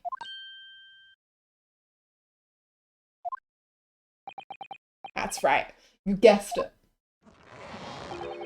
That pretty little student girl. Now there's a woman after my own heart. You're implicating Ray again. She is the one who gave the poison to the Englishwoman and ended her pitiful existence. And suddenly, snap! This journal here is off the hook. The argument is sound, certainly. If the witness had administered the poison himself, he need only have waited for it to take effect. Subsequently stabbing the victim in the back would have been entirely nonsensical. To be honest, maybe it's even more more common here. My gran had a reusable container to make carbonated water. You would put water in and then kind of screw a small gas unit into it. That's interesting. Yeah, there's definitely a lot of carbonated water enjoyers in Australia. Sorry, not South specifically. I was thinking about my family in South Australia who drink it. It does feel like a older person thing though. Like not necessarily elderly, but certainly like 50s plus. I suppose that is elderly. It's the same idea with like ginger beer. Okay, I really like ginger beer. Therefore, this reporter had nothing to do with the poisoning. Yes, it's all quite logical. Don't be mean to me, I'll drink all the sparkling water so you don't have to. Thank you for your hard work, Keys, we appreciate it. That's right, it is logical and true. I'm glad you've all seen the light. Justice at last. This is unbelievable. And after I've made so much progress in proving his guilt, you're going to get away with it now.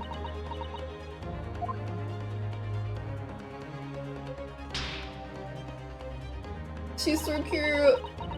Think of Kazuma-sama and Naruhodo-san. They never stopped looking for a way forward until the judge's final gavel. Very well then, counsel. Proceed with what I assume to be your final cross-examination in this trial. Yes, Your Excellency.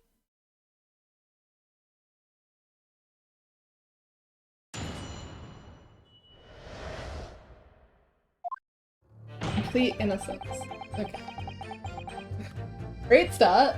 Stab the Englishwoman. Why would he have bothered to stab the woman if he had already poisoned her? Had the student girl in that pompous English murder arguing, it got his go. Courts weren't going to punish Brett for what she did, someone else would have to see justice done. Okay, he didn't actually say anything useful about, like, how she might have been poisoned. So, we know that she was drinking carbonated water, that's what started our whole discussion in chat. However, we also know that Ray said that she saw that she didn't imbibe anything. The knife came back clean, but the reagent wasn't actually...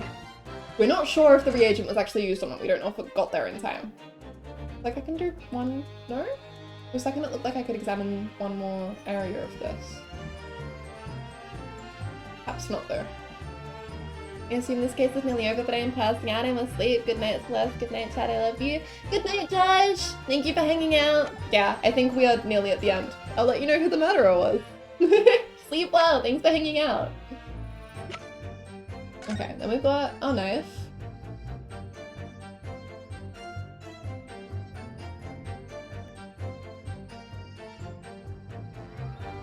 Which I guess we've already looked at in detail. Nothing on the edge of the hilt or the tip of the blade. The stopper of that bottom looks made of rubber. I want to squish it. Right? I think it's like a pipette, right?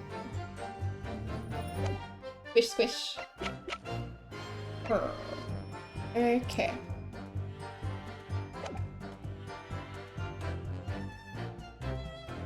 Alright. Let's just start pressing, I guess. What exactly were they arguing about? About what happened in that restaurant 9 months ago, that's what.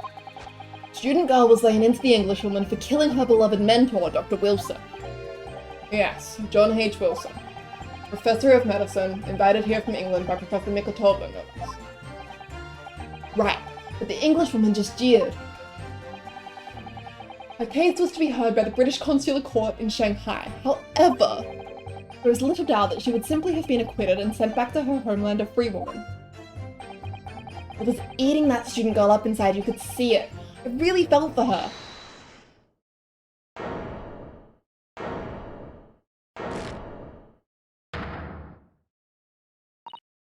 I can't stand here and listen to this track. Ray! Young girl, you stand accused here. You can't just blurt out whenever you feel like it. No, you can't. Sorry, but I'm in the middle of some very important testimony here. Just keep quiet and listen. But this awful man is making all of this up. Just Haru, please, you have to make them listen. I really felt for her, so I decided to frame her for murder. Yeah, not a great take, to be honest. Return to the dock at once, Nandini-san. We're in the middle of a cross-examination. Hold it! Your Excellency, please, I implore you. That journalist is clearly not a trustworthy witness. Exactly! He's a filthy, rotten, black-hearted, bigoted, dirty, great, peeping Tom! Also, Raider who blows this out of his cover. Please, please, please. Well, take it easy there. Please, I really think the court should hear what the defendant has to say. Your Excellency, I see no need whatsoever to entertain the accused's remarks. I will grant the request of the defense. But Your Excellency! This is likely to be the final cross-examination of these proceedings. As such, I believe it would be ill-advised to stifle the defendant's obvious concerns. So, whilst recognizing that this contravenes regular protocol, I hereby call upon the defendant to speak. Oh, thank you so much, Your Excellency! Oh. It was nothing to do with Dr. Wilson. We were discussing the stolen poison. Interesting. Okay. Is that the only interjected statement? Yes. Cool, okay. Let's get more info on this then. Right, she mentioned that before. Yeah! Hold it! The stolen poison that killed the victim, you mean? I suspected her of being the one to steal it. I mean, just think about how she killed Dr. Wilson. Because she was sure Brett stole it. Yeah, exactly. That's true. Additionally, Miss Brett certainly had knowledge of the new poison. And surely it would be no easy task to steal a highly secret toxin being developed for the government. Indeed, all visitors to the laboratory are thoroughly searched when they leave. Even if a thief managed to avoid being seen by myself or a colleague, getting the poison out would be very difficult. That's true. I pestered Professor Mikotober until he agreed to show me the poison when I visited the laboratory. But as soon as I left, I was searched from top to tail. Miss Brett rather bluntly revealed the existence of the toxin we'd been developing, you see. And since Soseki-san expressed such an interest in it, I felt unable to refuse. I know where he hid it? Interesting. Obviously, I gave nothing away other than the fact that it was an extremely potent substance. Very ashamed of myself. Just that I've had a singularly terrible experience with a deadly poison. Wanted to look my own enemy in the eye. Surely you can understand that? To find out if my suspicions were true, I confronted Miss Brett about the poison. I told her that if there were to be an incident involving it somehow, it wouldn't just be the university. The military would be dragged into it. The whole government, even. It would be a complete disaster. And how did Miss Brett respond to your concerns?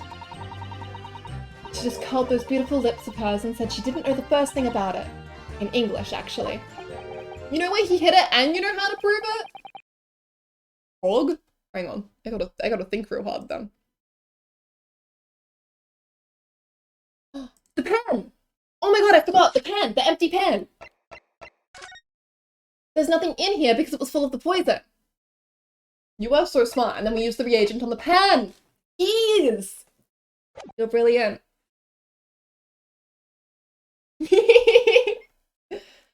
Ah, yes. Many Memo-san, one small question if you don't mind. I do mind. Can't you see I'm busy? Clearly you were outside the beach hut listening in whilst the defendant and Miss Brett were conversing. Presumably then, it was you who wrote this article about what you'd heard.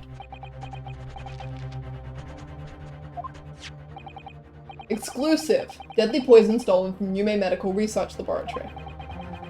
The story was published in this morning's edition of Shoujo News. The details are too accurate for it to have been written by anyone else. Sorry, don't know what you're talking about. Yes, look at this. The entire article is almost what I said to Miss Brett, word for word. Well, Memo-san? As a journo, and as a citizen of a free country, I don't have to reveal my sources. That's a founding principle of Memo-ism. Father's clearly right about this. That reporter did write that article and he based it on what he overheard from outside the hut. Details of the poison article have been updated. Awesome. So that's what it was all about. You were trying to cover up the fact that you were listening in. So you're on a witness stand? Yeah, you do have to talk, actually. That's why you came up with that stinking story about me arguing with her. Shut up. My stories never stink.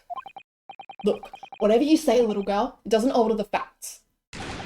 Your Excellency, there's something I want to say, and I want it to go on record. You literally have to say everything. Yes. Very well. You may amend your formal testimony.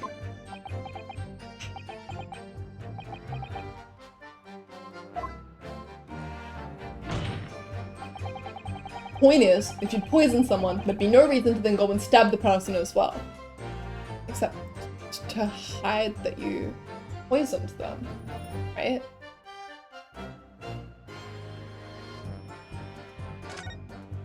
If you stabbed them, it would be really easy to tell, right?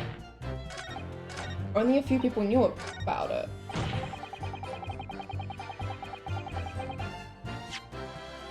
Huh.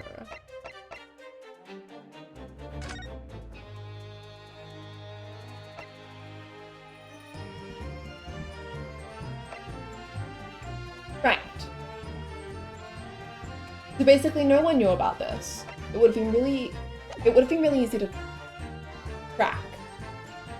Like, it narrows the suspect list down. I'm just gonna go ahead and present this. Objection! Well, I can think of one reason. What? But before I explain, I'd like you to confirm something for the court. Did you glean all the information for this newspaper article from what you overheard outside the hut? Of course he did. There can be no question of that. After all, when we were in the laboratory together, all we were told is that it's a terrible toxin. And there is one more important fact to consider.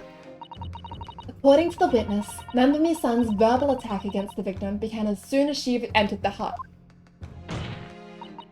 In other words, it would have been impossible for her to have slipped the poison into Miss Brett's drink. Objection! Where are you going with this, counsel? Memo-san has made it quite clear that he observed every single thing that happened in the beach hut. If the defendant had somehow found an opportunity, this man would have seen it. Which means that Miss Brett couldn't have imbibed the poison while the defendant was present. In fact, it must have been administered to her before Member-mi-san entered the hut. Yes, very articulately put. When I walked into the hut, I immediately started to press Miss Brett about the poison. At which point, Memo-san overheard some worrying information. Sorry, gotta drink water real quick.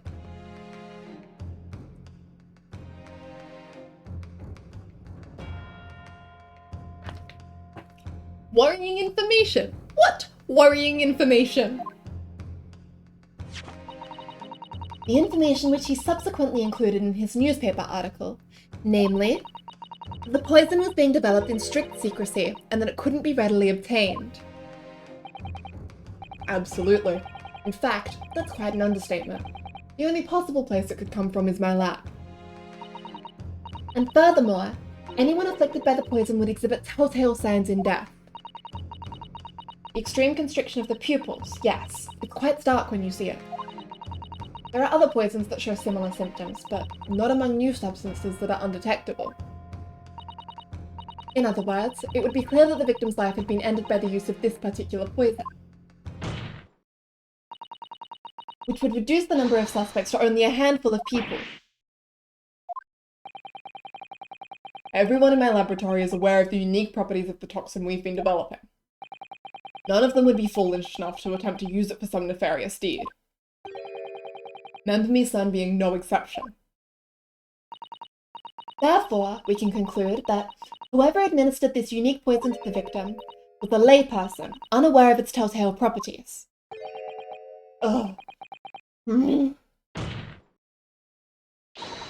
In other words, someone like you, bright in many memo. Give it up for Ryuutaro! It was you who stole the poison from the laboratory that day. And it was you who administered it to the unwitting victim.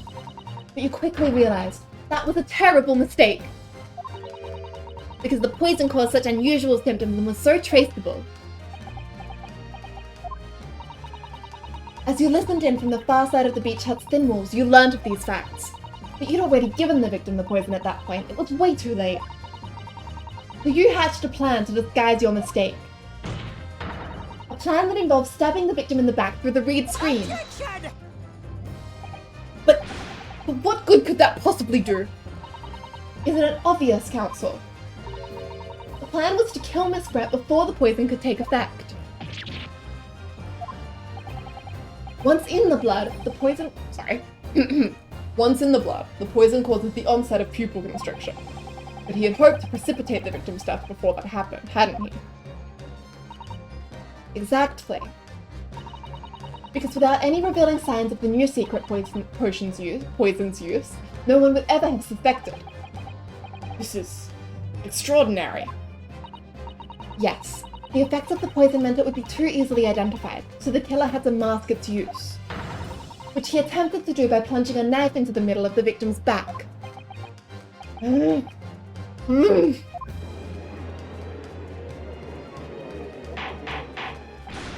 Order! Order! Order! The argument presented is sound. The court is satisfied that it warrants consideration. Does the prosecution have a counter-argument it wishes to put forward? Well, there are a number of... I mean, yes. I counter completely. Objection! Hefted. The prosecution's evasive response clearly shows that in much the same way he nurtures the remnants of his top knots, he is clinging to lost hope. It is us! Lost hope? Objection indeed!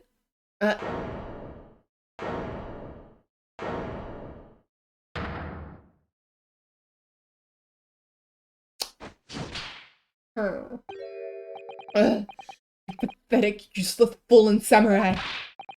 Fallen? What are you calling fallen? My burgeoning growth. I don't need a counter-argument. What are you talking about? It should be blatantly obvious. I stole the poison, you say. Gave it to the victim, you say. Stabbed her, you say. Lots of fine theories. You don't need a counter-argument because you don't have an argument yourself. Where's your evidence? It's in the pen. The poison was still in the pen. Yes, you make it all sound so plausible, don't you? But without evidence, it means nothing. Whereas I base my news on facts. Facts? What do you mean? Explain yourself. I mean, what the professor said earlier in this trial. It's all here in my many memos, every word, every slip of the tongue, all noted. That's what the Shoyo News is famous for. It's the power of the printed word. Surely it would be no easy task to steal a highly secret toxin being developed for the government. Indeed, all visitors to the laboratory are thoroughly searched when they leave. Even if a thief managed to avoid being seen by myself or a colleague, getting the poison out would be very difficult. How's that then? Blowing the story wide open? See, I write in many memo, and the reporter for the Shoujo News couldn't possibly have stolen that poison from the professor's laboratory. But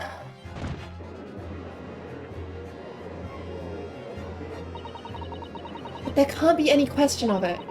He must have stolen the poison that day. He stole it and used it to kill. And if that's the case, as you've identified, the poison itself is the definitive evidence we need. Because whoever stole it from the laboratory that day is the true culprit here. What's your point, you annoyingly handsome country bumpkin? My point is this. There is one way that you, Many Memo-san, would have stolen the poison that day. I have heard enough verbal conjecture now, thank you. What the court must be shown is evidence. What proof do you have that this witness stole the poison on the day in question? Can I just present this as is? Can I get away with this? I think I can. I already examined the inside. I know. Stupid, sexy ryuutaro. Yeah! If Susato gets hurt in any way, I will personally get into the game and throw hands. Right? Keep her safe. The proof, Your Excellency, is this fountain pen. Oh, a fountain pen. How can that possibly be relevant? These magical pens somehow seem to have enough ink to write many thousands of kanji characters. I believe they arrived in our country for the first time some 15 years ago now. I swear by a weasel hair calligraphy brush and nothing else. These newfangled pens are merely a fad. Well, as a forward-thinking man of words, obviously I love my fountain pen. Like up a soupçon of sumptuous ink. A soupçon of sumptuous ink, and one's work is awash with words in the blink of an eye. That's right. Fountain pens have a small reservoir in the barrel, into which ink is sucked up through the nib of the pen in order to write with later. What does all this talking of sucking up ink have? Ah! And just as it's possible to suck ink up into the reservoir, it's also possible to eject it through the nib again, of course. My word, can this really be? Well, Many Memo-san?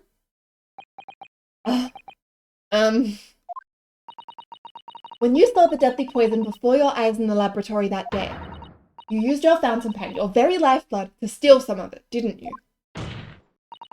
By siphoning the poison up through the nib and into the pen's reservoir. Ugh. Good job, baby! More absurdity! That never happened! True, we've heard that there were procedures in place to prevent thefts like this from the laboratory. But would anyone have thought to look inside a fountain pen of all places? No, I'm a little ashamed to say, but for fear of offending our guests, such a detailed search would not have been conducted. Well, this is quite startling, I must say. I remind the court that this pen was found in the clutches of the victim when she died. In other words, was dropped at the scene by Many Memo-san. So the crucial question is, when exactly was the pen dropped? Are you suggesting? The natural conclusion is that in your haste to act whilst the victim was distracted for a moment, you dropped the pen after you emptied the poison from it into her glass. Objection! There could be any number of alternative explanations. For example, the witness could have been using his pen to write down details of his conversation with the victim.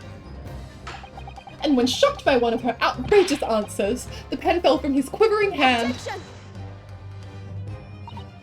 No, that can't be. If it was, how do we explain why the pen was devoid of ink? What? As you can see for yourself if you examine the evidence, there would appear to be no ink present in the reservoir. What newspaper reporter goes to interview someone with nothing in his pen? No, the pen was dropped after the poison that filled its reservoir had been emptied into the victim's glass. Witness, what do you have to say in your defense?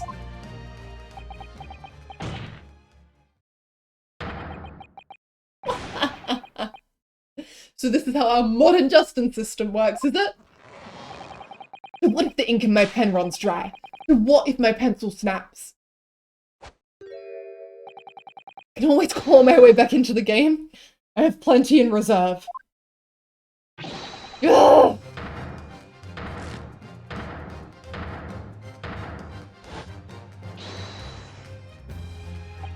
You claim I sucked the poison up into my pen. That's wild speculation, nothing more. If you thought I could bring down a fine, upstanding citizen with a trick like that, think again. It looks as though it's going to take one final decisive blow to finish this matter.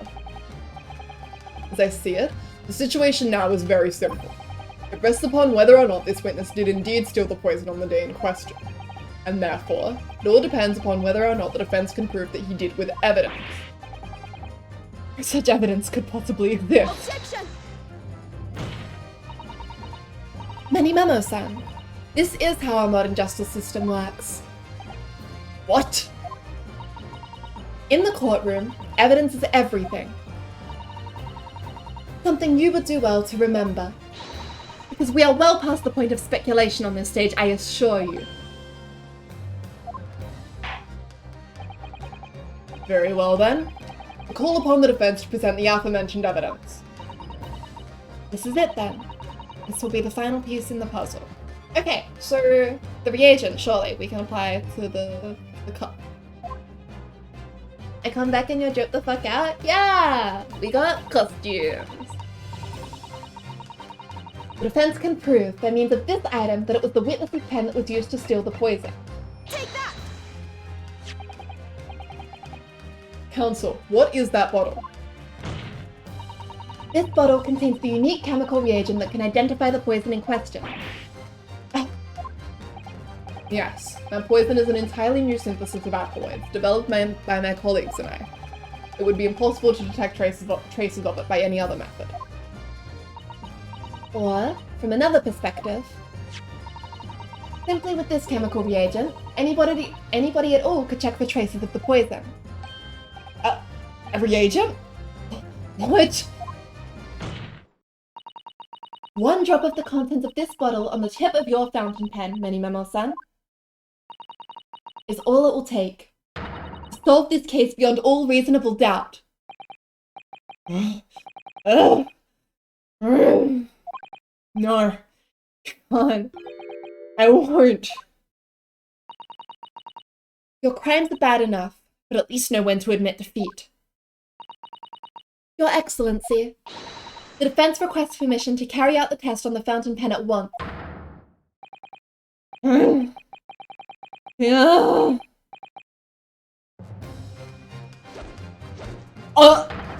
This isn't my fault! The Empire drove me to this, trying to hold its head high as a civilized nation, but bowing its head to every foreign whim. I took on arms in the form of the mighty pen. I have been used all of justice and righteousness. Chisato, with me! I'm there! Hiya! Susato takedown. Did I do it right? That was a Susato takedown, wasn't it? Not quite. That was a ryuutaro takedown.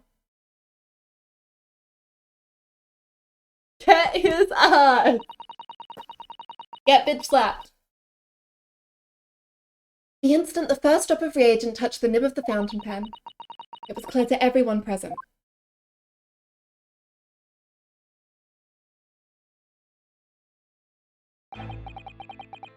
When I saw it there in the lab, the poison, the devil got hold of me and I decided to do it on a whim. I excused myself and emptied all the ink down the sink in the bathroom, washing the reservoir out carefully.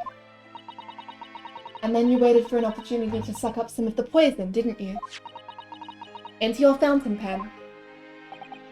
Yes, that's right. Answer me one thing, Many Memo-san. Why did you steal it? For what purpose? Isn't it obvious? Find out what it was made of and expose it in an article. I mean, it was a secret project after all. Too juicy for a journal like me to pass up. Then why did the Englishwoman end up dead?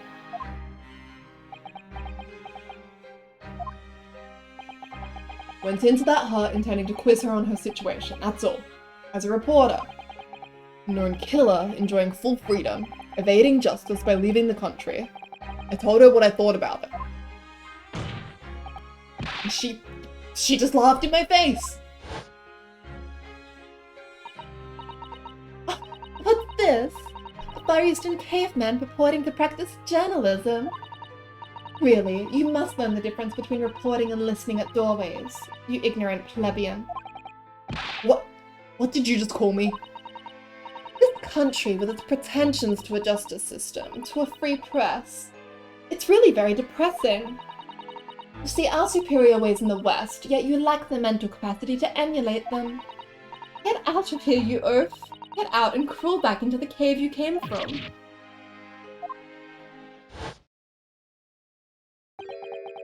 That's when I remembered about the deadly poison I happened to have in my pen at the time. A terrible tale. In my head, I knew I should just get out of there as quickly as possible, but I couldn't let her get away with what she'd done, when she clearly had no remorse at all. That bitch really woke up and chose racism and murder. That's why she was killed twice. Suppose it was my journo spirit, getting all fired up.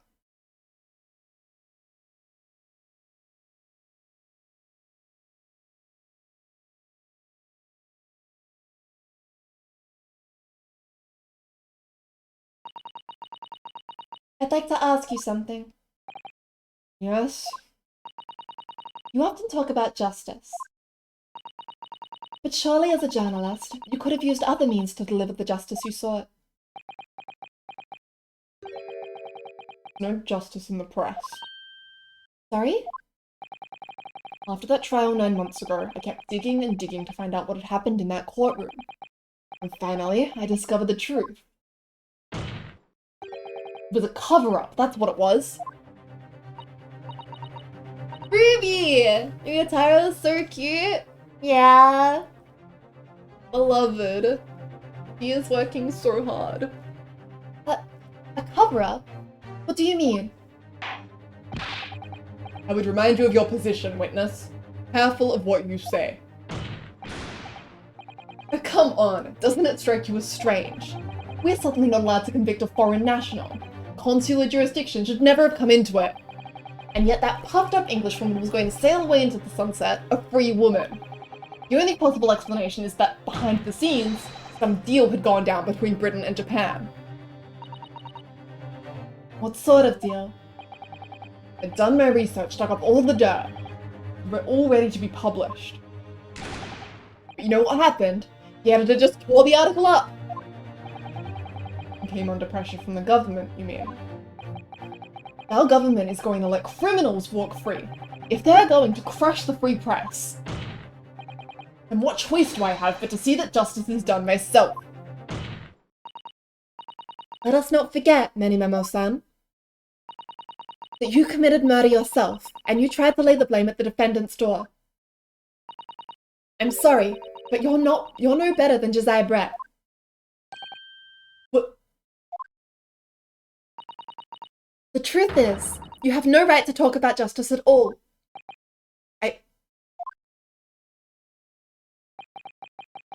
I suppose...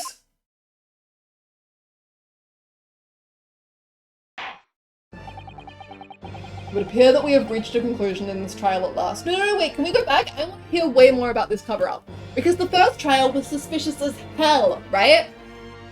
John H. Wilson is a prominent figure, right? That's Shom's friend, that's Mikakoba's friend.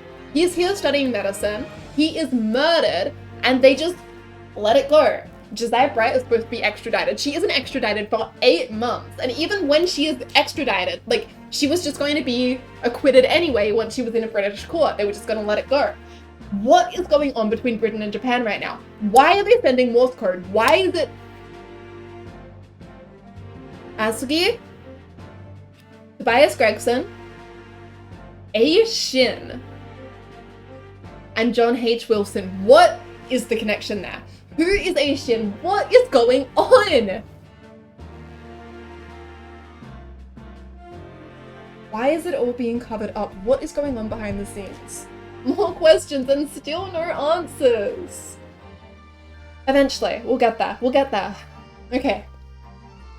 It would appear we have reached a conclusion in this trial at last. Counsel for the defense, Ryuutaro Naruhodo. I finally went to check what Josiah Brett's name pun was. Please tell me, I have not caught on to it. Oh. Yes. Sorry, Your Excellency. Just using it in a manly way here. It's almost unbelievable that this is your first experience at the Supreme Court. It was an excellent performance. In truth, it very much reminded me of your cousin's exploits. Naruhodo Ryunosuke, you mean? The way he handled the trial 9 months ago, and the way you handled this one, it gives me hope that we are genuinely entering a new era of justice in this land. It's very flattering, Your Excellency. Hearing the defense you put forward today made me feel most keenly that the future of our justice system will be forged by you and your contemporaries. Thank you. So, Prosecutor Alchi, do you have any final thoughts?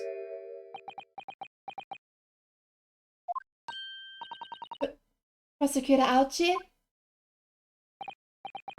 I, the Katsuchi of the Aochi clan, have been bested by a callow youth not once now, but twice.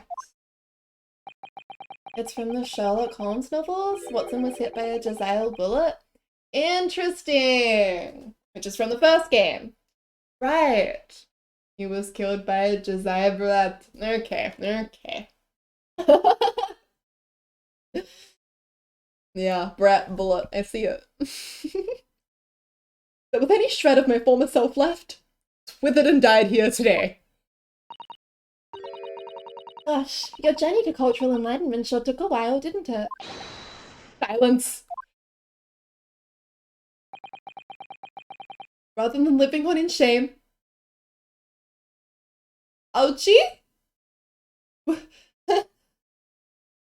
Like you're a dick, but you're not gonna. You're just gonna cut your top knot again, right? Right? I will end it all now with this blade. That is the true path to Ouchieism. Ouchieism? One hopes that's the only way in which he'll be modelling himself after the witness.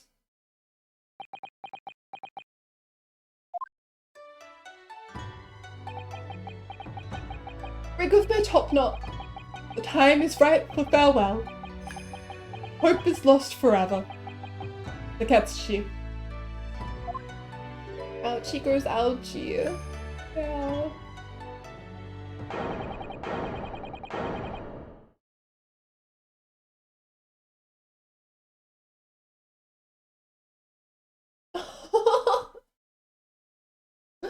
Aww. A little bit moving. Perhaps you should try being a better prosecutor. Just get good. Looks better? It does look better, you're right.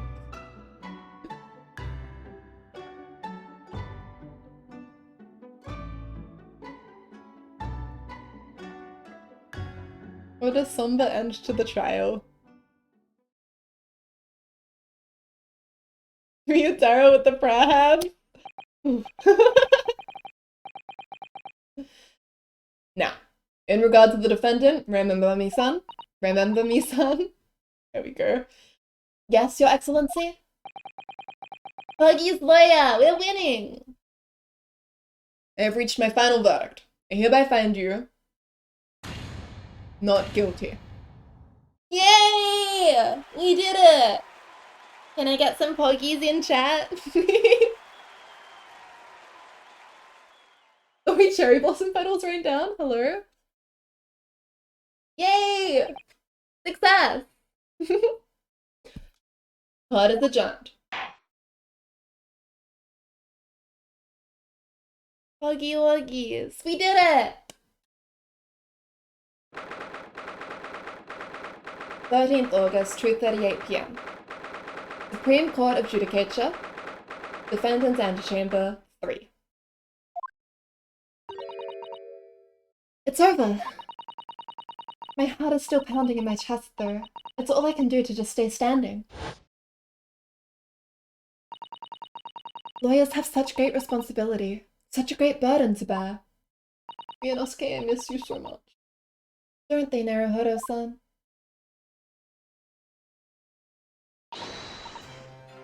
Susato! Susato! Thank you! Thank you so much! You were so dashing in there! Hey! And father! Sorry, choking. Inhaled and immediately choked on a bit of dust. Honestly, I'm so touched by everything you've... Oh, I think I'm going to cry! It wasn't easy, but together we made it. I was on the verge of tears at the end too. The only reason I'm still here is because of you. Oh no, I can't take all the credit. It took courage to tell the truth in there. You did wonderfully, Ray. So I would have to say that the congratulations belong to you. I want Ray and Susato to hold hands. Yeah, that's so cute! Best friends! We love lawyer duos defending each other. Susato, don't be so standoffish! Sorry? We're friends, equals, and the trial's over, so no more of this formal super humility nonsense. It's time to celebrate with swagger, to throw caution to the wind. Caution to the... What? I'm the great defense lawyer, Ryuutaro Naruhodo, and I'm taking you out to the milk bar tomorrow. Or something. Right, I see. I'll think about it, Ray. At any rate, we really knocked the wind out of that horrid man, and it felt so good! Yes, it was very satisfying. It really was! Isn't there anybody else we could throw together? I hope you're not looking at me, Ray. Oh my goodness, no! Of course not! Of course not! Ah, here it is at last. Ray's lovely smile.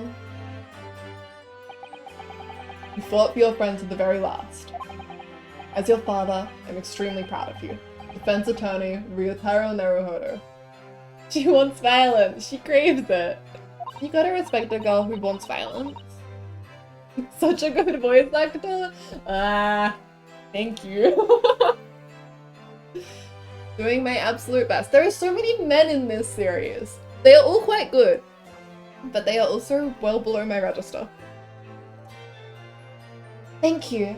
I couldn't have done it without your help. Anyway, it's time to bid farewell to Ryuutaro, I think. I shall miss him in a way, but it's back to Susato Mikotoba now. So, I'll never see him again then. What a terrible shame. Okay, hang on. We'll take this moment to hydrate. Thank you, Ricky.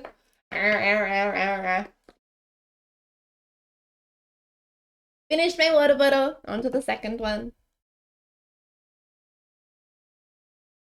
Alright, who's yelling?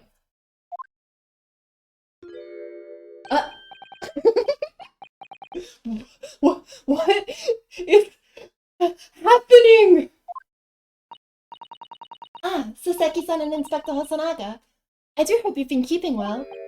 Is that really you? Yes, I had to change my appearance for, well, obvious reasons, I hope. Susato Mikotoba. I don't... So dashing. So divine. No! Doubly dashing! Yes, and devilishly divine. Just look at you!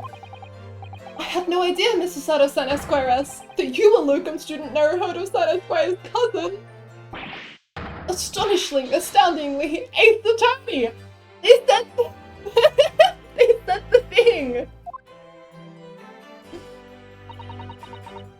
Poor Saseki-san. So confused. I still remember the first time I ever met him. He was in a prison cell in London. What an extraordinary conundrum it was that the unwitting student from Japan found himself embroiled in. But after Naruhodo-san's skillful defense at the Old Bailey, Soseki-san was free to return to Japan. And now he seems to have earned himself great fame as an author. I'm stunned. Truly impressive disguise. Even I had no idea, and I'm a chief inspector at the police bureau. You came up with Mr. Chad, no less. I'm not sure you should be admitting to that, Inspector.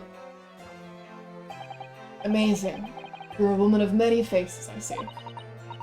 Just true, really. This was a once-in-a-lifetime event. I hope. Oh, I'm not a patch on you though, Inspector. Well, I am a professional, of course. Hosonaga! Beloved. I do worry about Inspector Hosonaga sometimes, I really do. 9 months ago, when he appeared here at the Supreme Court to testify, he was undercover, disguised as the head waiter of a restaurant. And then on the steamship to Great Britain, of course, disguised as a sailor to keep us safe on the journey. But that didn't help you, did it? Kazuma-sama.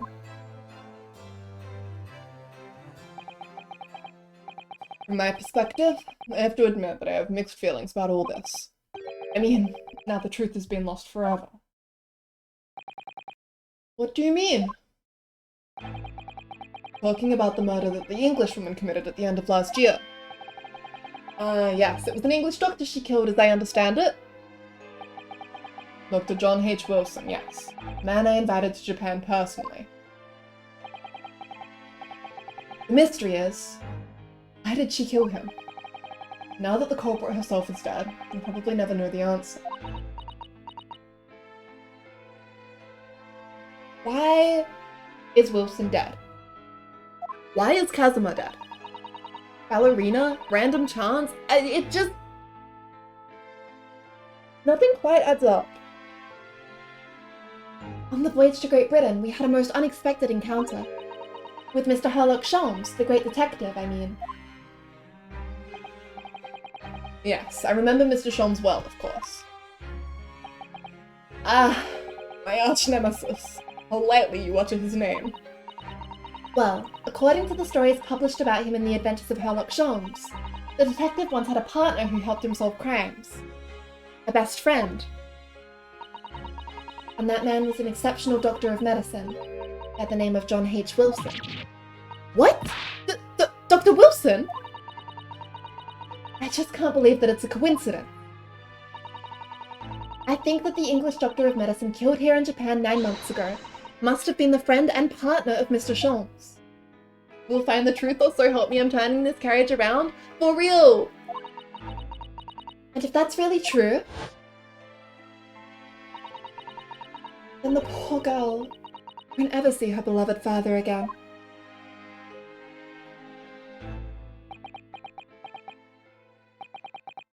As you know, I travelled to Great Britain once myself to study. It was around the time you were born. Yes, grandmother told me about it. On returning to Japan, I took up my professorship in the Imperial Yume University. But I also serve another role as an advisor to the government on diplomatic affairs. Yes, I was aware of that as well. In that case, I'm sure you understand that there are some confidential matters I cannot divulge to you. Hello? So it does go deeper. Could you just tell me one thing? Why did you summon me back to Japan? It's been 2 months now since I returned. When I left England, it was because an urgent telegram had arrived from Japan. It said that you'd collapsed with a high fever and you were growing weaker by the day. What? Where did that news come from? I was wondering about this, because he seems really well, right? What I'd like to know, because after that long sea voyage, I found you in fine health, Father. Was there something in Great Britain that you perceived might inconvenience me in some way? Or harm me? That's really the only explanation I can think of. Dear me. You reserve your most cutting glares for your father, Suzato. I'm sorry, my dear. I simply can't... Let me go!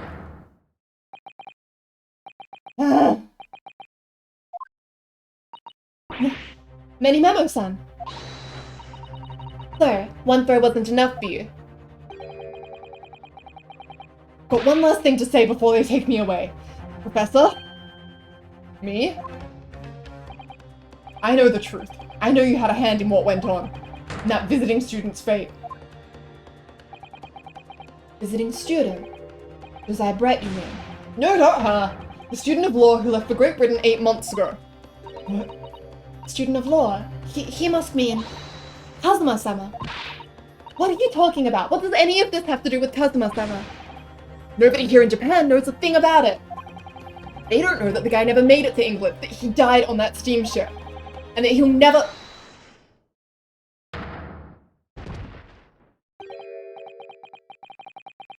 Well, I didn't expect to find him in here. What were you officers playing at? Terribly sorry, Your Excellency. He will never what? The Kazuma will never what? They covered up Kazuma's death? They covered up Kazuma's... They didn't tell anyone? Huh? What?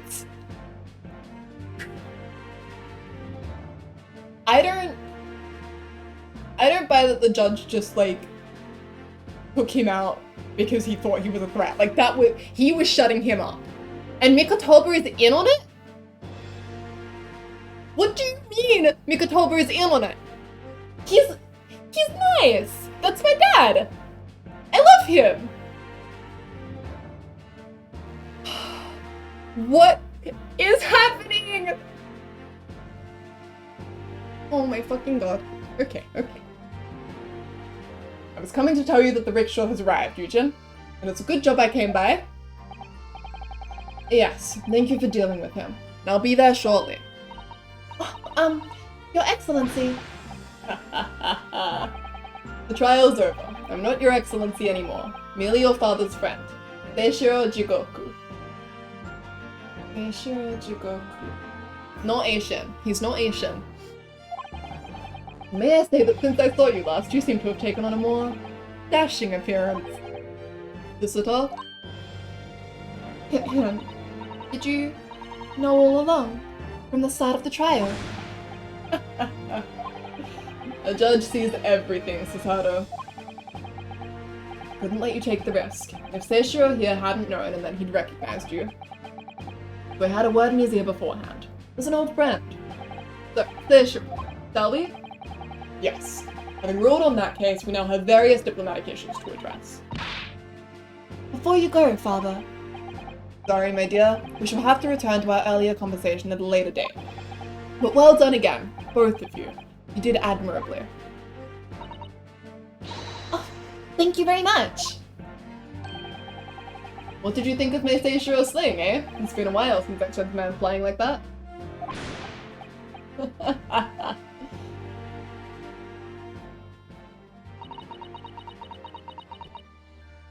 Never could Father be hiding from me. Get back here and answer us!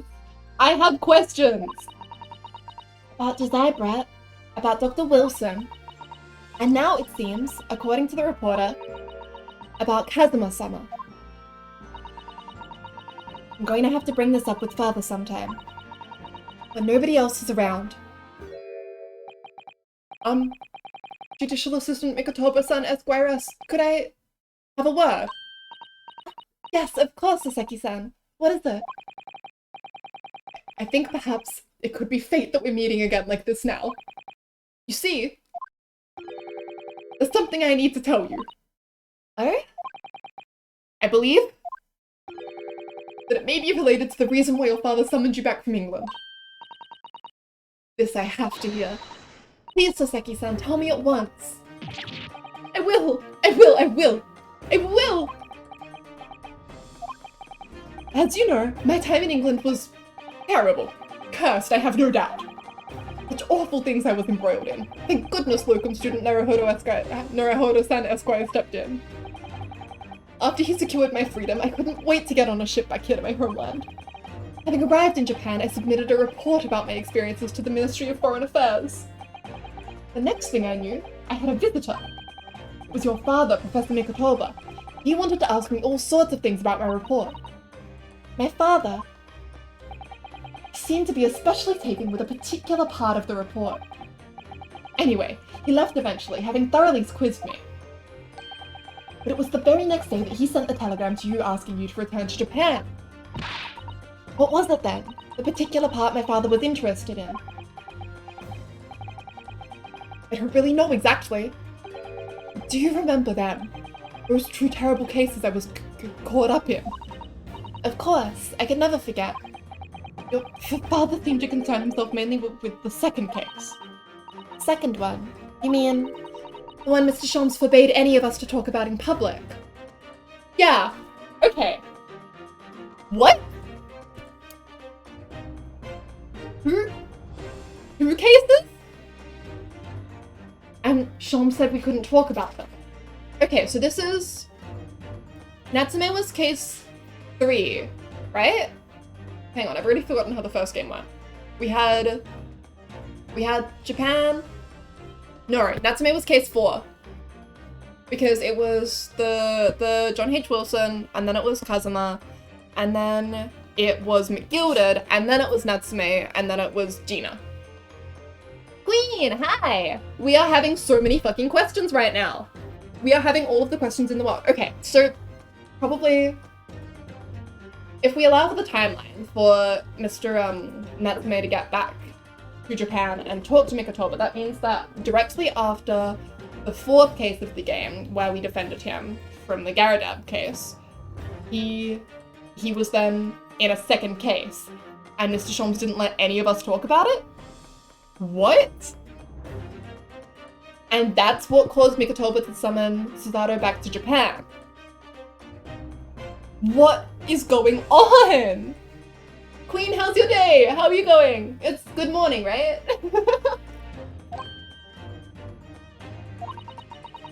Which is why the only case involving you that any member of the public is aware of is the first. Well, I don't care. I don't have to listen to what that dastardly detective says. Anyway, the point is, it seems that case somehow holds the key to all these curious unanswered questions. That horrific, hideous, heinous case, the case of the haunted lodgings.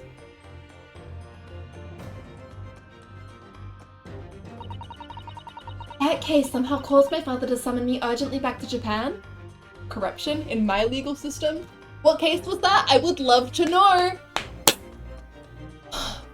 What is going on? Still in bed? I hope you're cozy. I thought that whole business was over, but it seems I was wrong. Perhaps that was only the start. Perhaps the story is not yet told.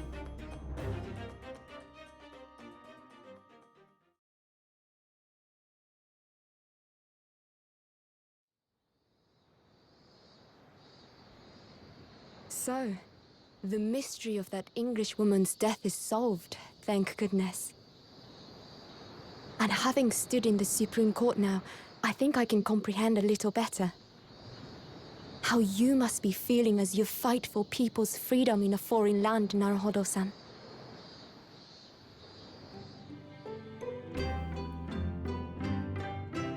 But actually, I'm writing to you today because of another matter.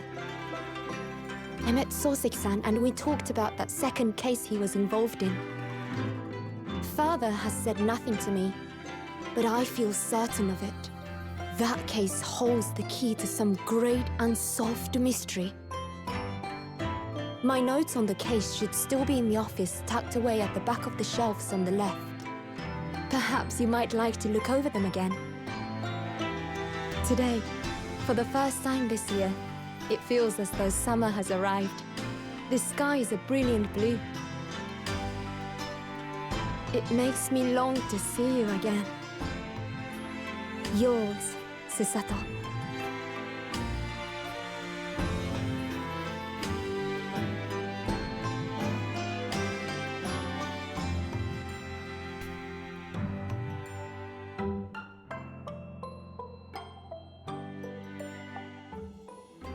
Well, we did it! we finished that case with more questions than I had when we started. We still don't know anything about why Susato knew about the Hound of the Baskervilles. I guess we know that Mikatoba isn't sick, so that's good. We don't know anything about the telegram, the Morse code one. We don't know anything about Van Ziek's his old grudge against whoever that involves. I have to assume it's... No, I won't say that. We do know that there was a second case involving Soseki Natsume before he departed from Japan that was so wrapped up in everything that Mr. Sholmes forbade us from talking about it in public. Bonkers. So how did you like NB Icon Susato and her girlfriend? I really like them. They were really cute. She looks really good in the uniform, right? I like that all throughout the trial, people kept being like, oh my god, the defense attorney is so dashing, so handsome. Like, they don't say that about Ryu, you know? No one even says it about Phoenix. Misery. Does. And Ray's cute, right? Like, oh my god. I hope we get to see Susato in uniform again. I'm a big fan. Oh man. I have so many questions. Like, what on earth is all of this about? This is so much. Okay. As much as I want to play through the next case immediately, I'm going to end it here. We will see how busy I get throughout the week. I have, like, a job, so sometimes instead of streaming, I have to work and then do things. But hopefully I have a really quiet week. If all goes well, I will stream tomorrow. But regardless, I will be streaming throughout the week because I really want to push through this. A cutie pie. Ryu is sitting there like, why does no one call me a handsome boy? Ryu's cute, right? I bet people call Kazuma handsome. Call me pretty boy. Tell me I'm the prettiest boy you've ever seen. Take care. Thank you. Okay. Good night, everyone. We will do a little raid. Let me pick a channel. Oh, music's going. Cool. We can go visit her, see what she's working on, some kind of art it looks like. Thank you so much for dropping by. Hopefully I see you tomorrow night. Love you guys. Good night.